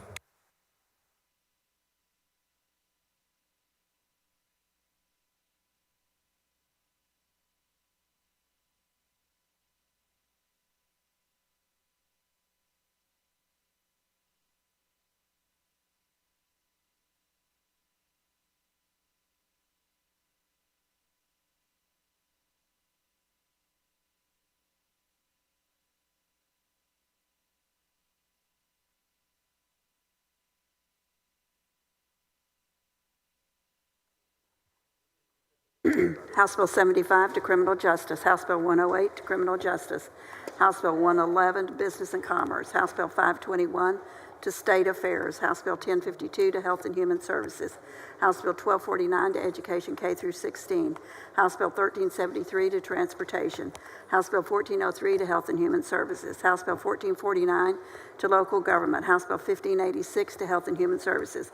House Bill 1629 to local government. House Bill 1646 to local government. House Bill 1794 to state affairs. House Bill 1820 to criminal justice. House Bill 1831 to criminal justice. House Bill 1845 to finance. House Bill 1939 to education K through 16. House Bill 1960 to transportation. House Bill 1991 to local government. House Bill 2014 to local government. House Bill 2080 to water, agriculture, and rural affairs. House Bill 2136 to criminal justice.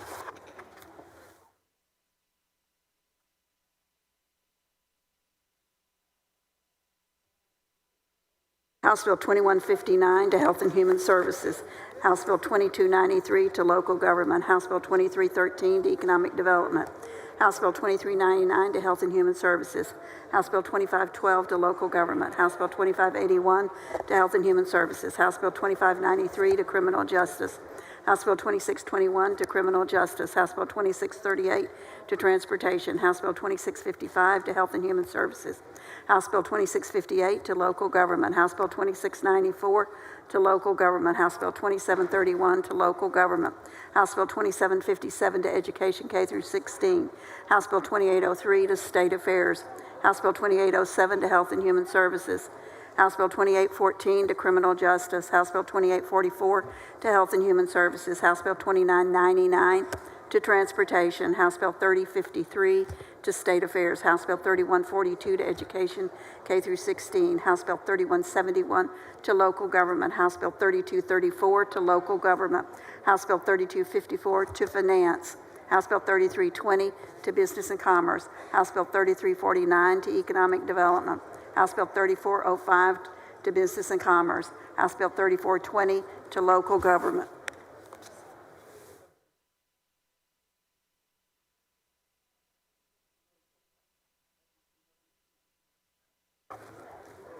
House Bill 3463 to criminal justice. House Bill 3516 to business and commerce. House Bill 3520 to business and commerce. House Bill 3631 to education K through 16. House Bill 3679 to water, agriculture, and rural affairs. House Bill 3680 to local government. House Bill 3694 to criminal justice. House Bill 3722 to transportation. House Bill 3732 to local government. House Bill 3749 to health and human services. House Bill 3793 to transportation. House Bill 3833 to business and commerce. House Bill 3928 to transportation. House Bill 3977 to local government.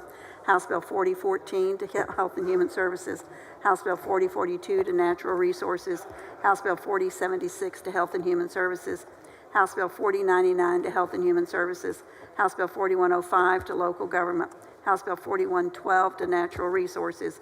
House Bill 4158 to water, agricultural, and rural affairs. House Bill 4204 to business and commerce. House Bill 4207 to transportation. House Bill 4234 to education K through 16. House Bill 4449 to state affairs.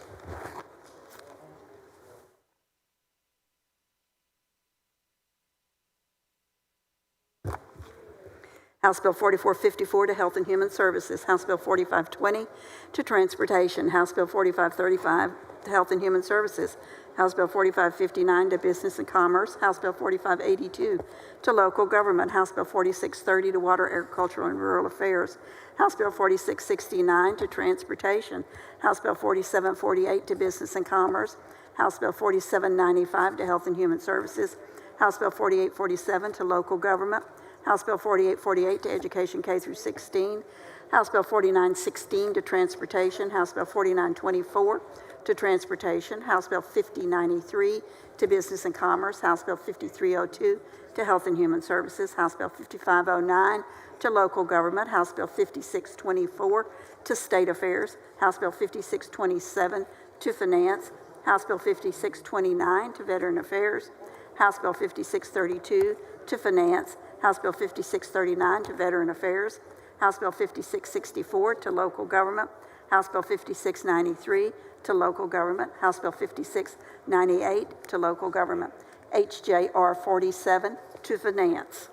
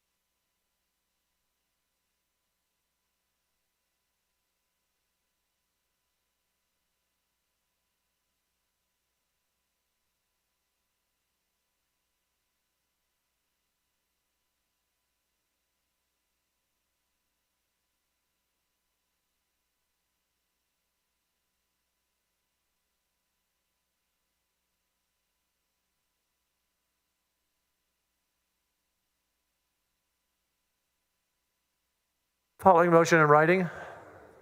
Secretary, read the motion.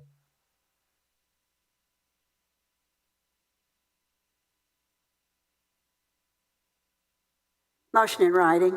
Mr. President, I ask unanimous consent for House Bill 2851 relating to including nursing school applications in a consolidated application service to be withdrawn from the Committee on Education K through 16 and re-referred to the Committee on Health and Human Services. Motion by Senator Colcourse.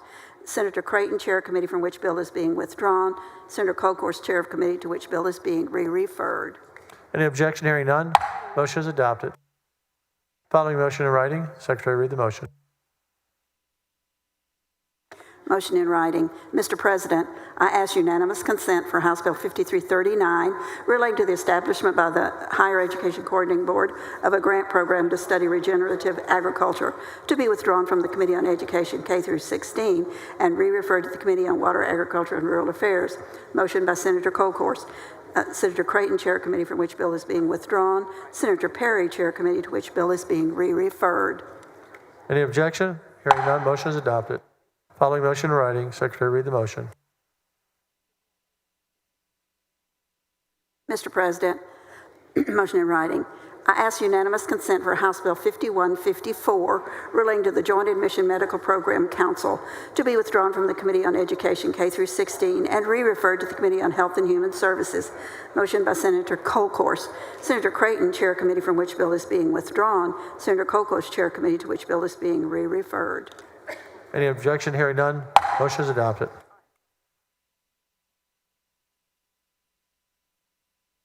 President's desk is clear. Any announcements, members?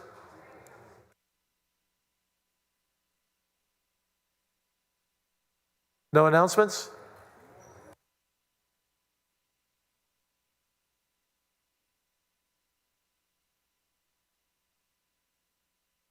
No announcements. Senator Creighton. Thank you, Mr. President. Members, I move to suspend the posting rules to add House Bill 367, sponsored by Senator Menendez, and House Bill 5515, sponsored by Senator King, to the agenda for Senate Education K through 16 Committee tomorrow, May 20th at 9 a.m.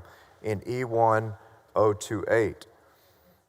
Also, Mr. President, I move to suspend the 24-hour posting rules so that the Senate Education Committee K through 16 can meet today, May 19th, in the Betty King Room to consider pending business at 5:15. Thank you, Mr. President. Any objection to the first motion? Hearing none. Motion is adopted. Any motion for education to meet today is adopted. Any objection to the second motion? Hearing none. Motion is adopted. Senator Swartner. Thank you, Mr. President. Members, I move to suspend the 24-hour posting rule in accordance with Senate Rule 11.10 and 11.18 so that the Senate Committee on Business Commerce can take up the following bills on Tuesday, May 20th, 8 a.m. in E1.012, HB 3833 relating to the regulation of money services business. Thank you, Mr. President, members. Any objection? Hearing none. Motion is adopted. Sorry, I was thinking about something else. Senator Betancourt. Thank you, Mr. President. Members, the Senate Committee on Local Government will meet for a previously posted hearing today, May 19th, and we'll do it at 5:30 sharp in E1.028. Thank you, Mr. President and members.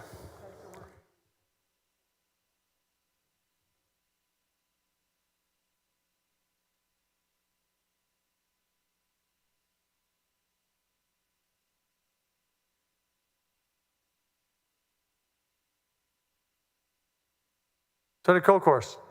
Thank you, Mr. President and members. I move to suspend the 24-hour posting rule to add to tomorrow's hearing, tomorrow being Tuesday, May the 20th, upon adjournment or recess, House Bill 4076, House Bill 4535 to the Senate Health and Human Services agenda. Any objection? Hearing none. Motion is adopted. Any other announcements? The chair recognizes the Dean of the Senate for a highly privileged motion. Thank you, Mr. President. I move that the Senate adjourn until 11 a.m. Tuesday, May 20th. Is there any objection? Chair hears none. The Senate stands adjourned until 11 a.m. Tuesday, May 20th. Thank you, members.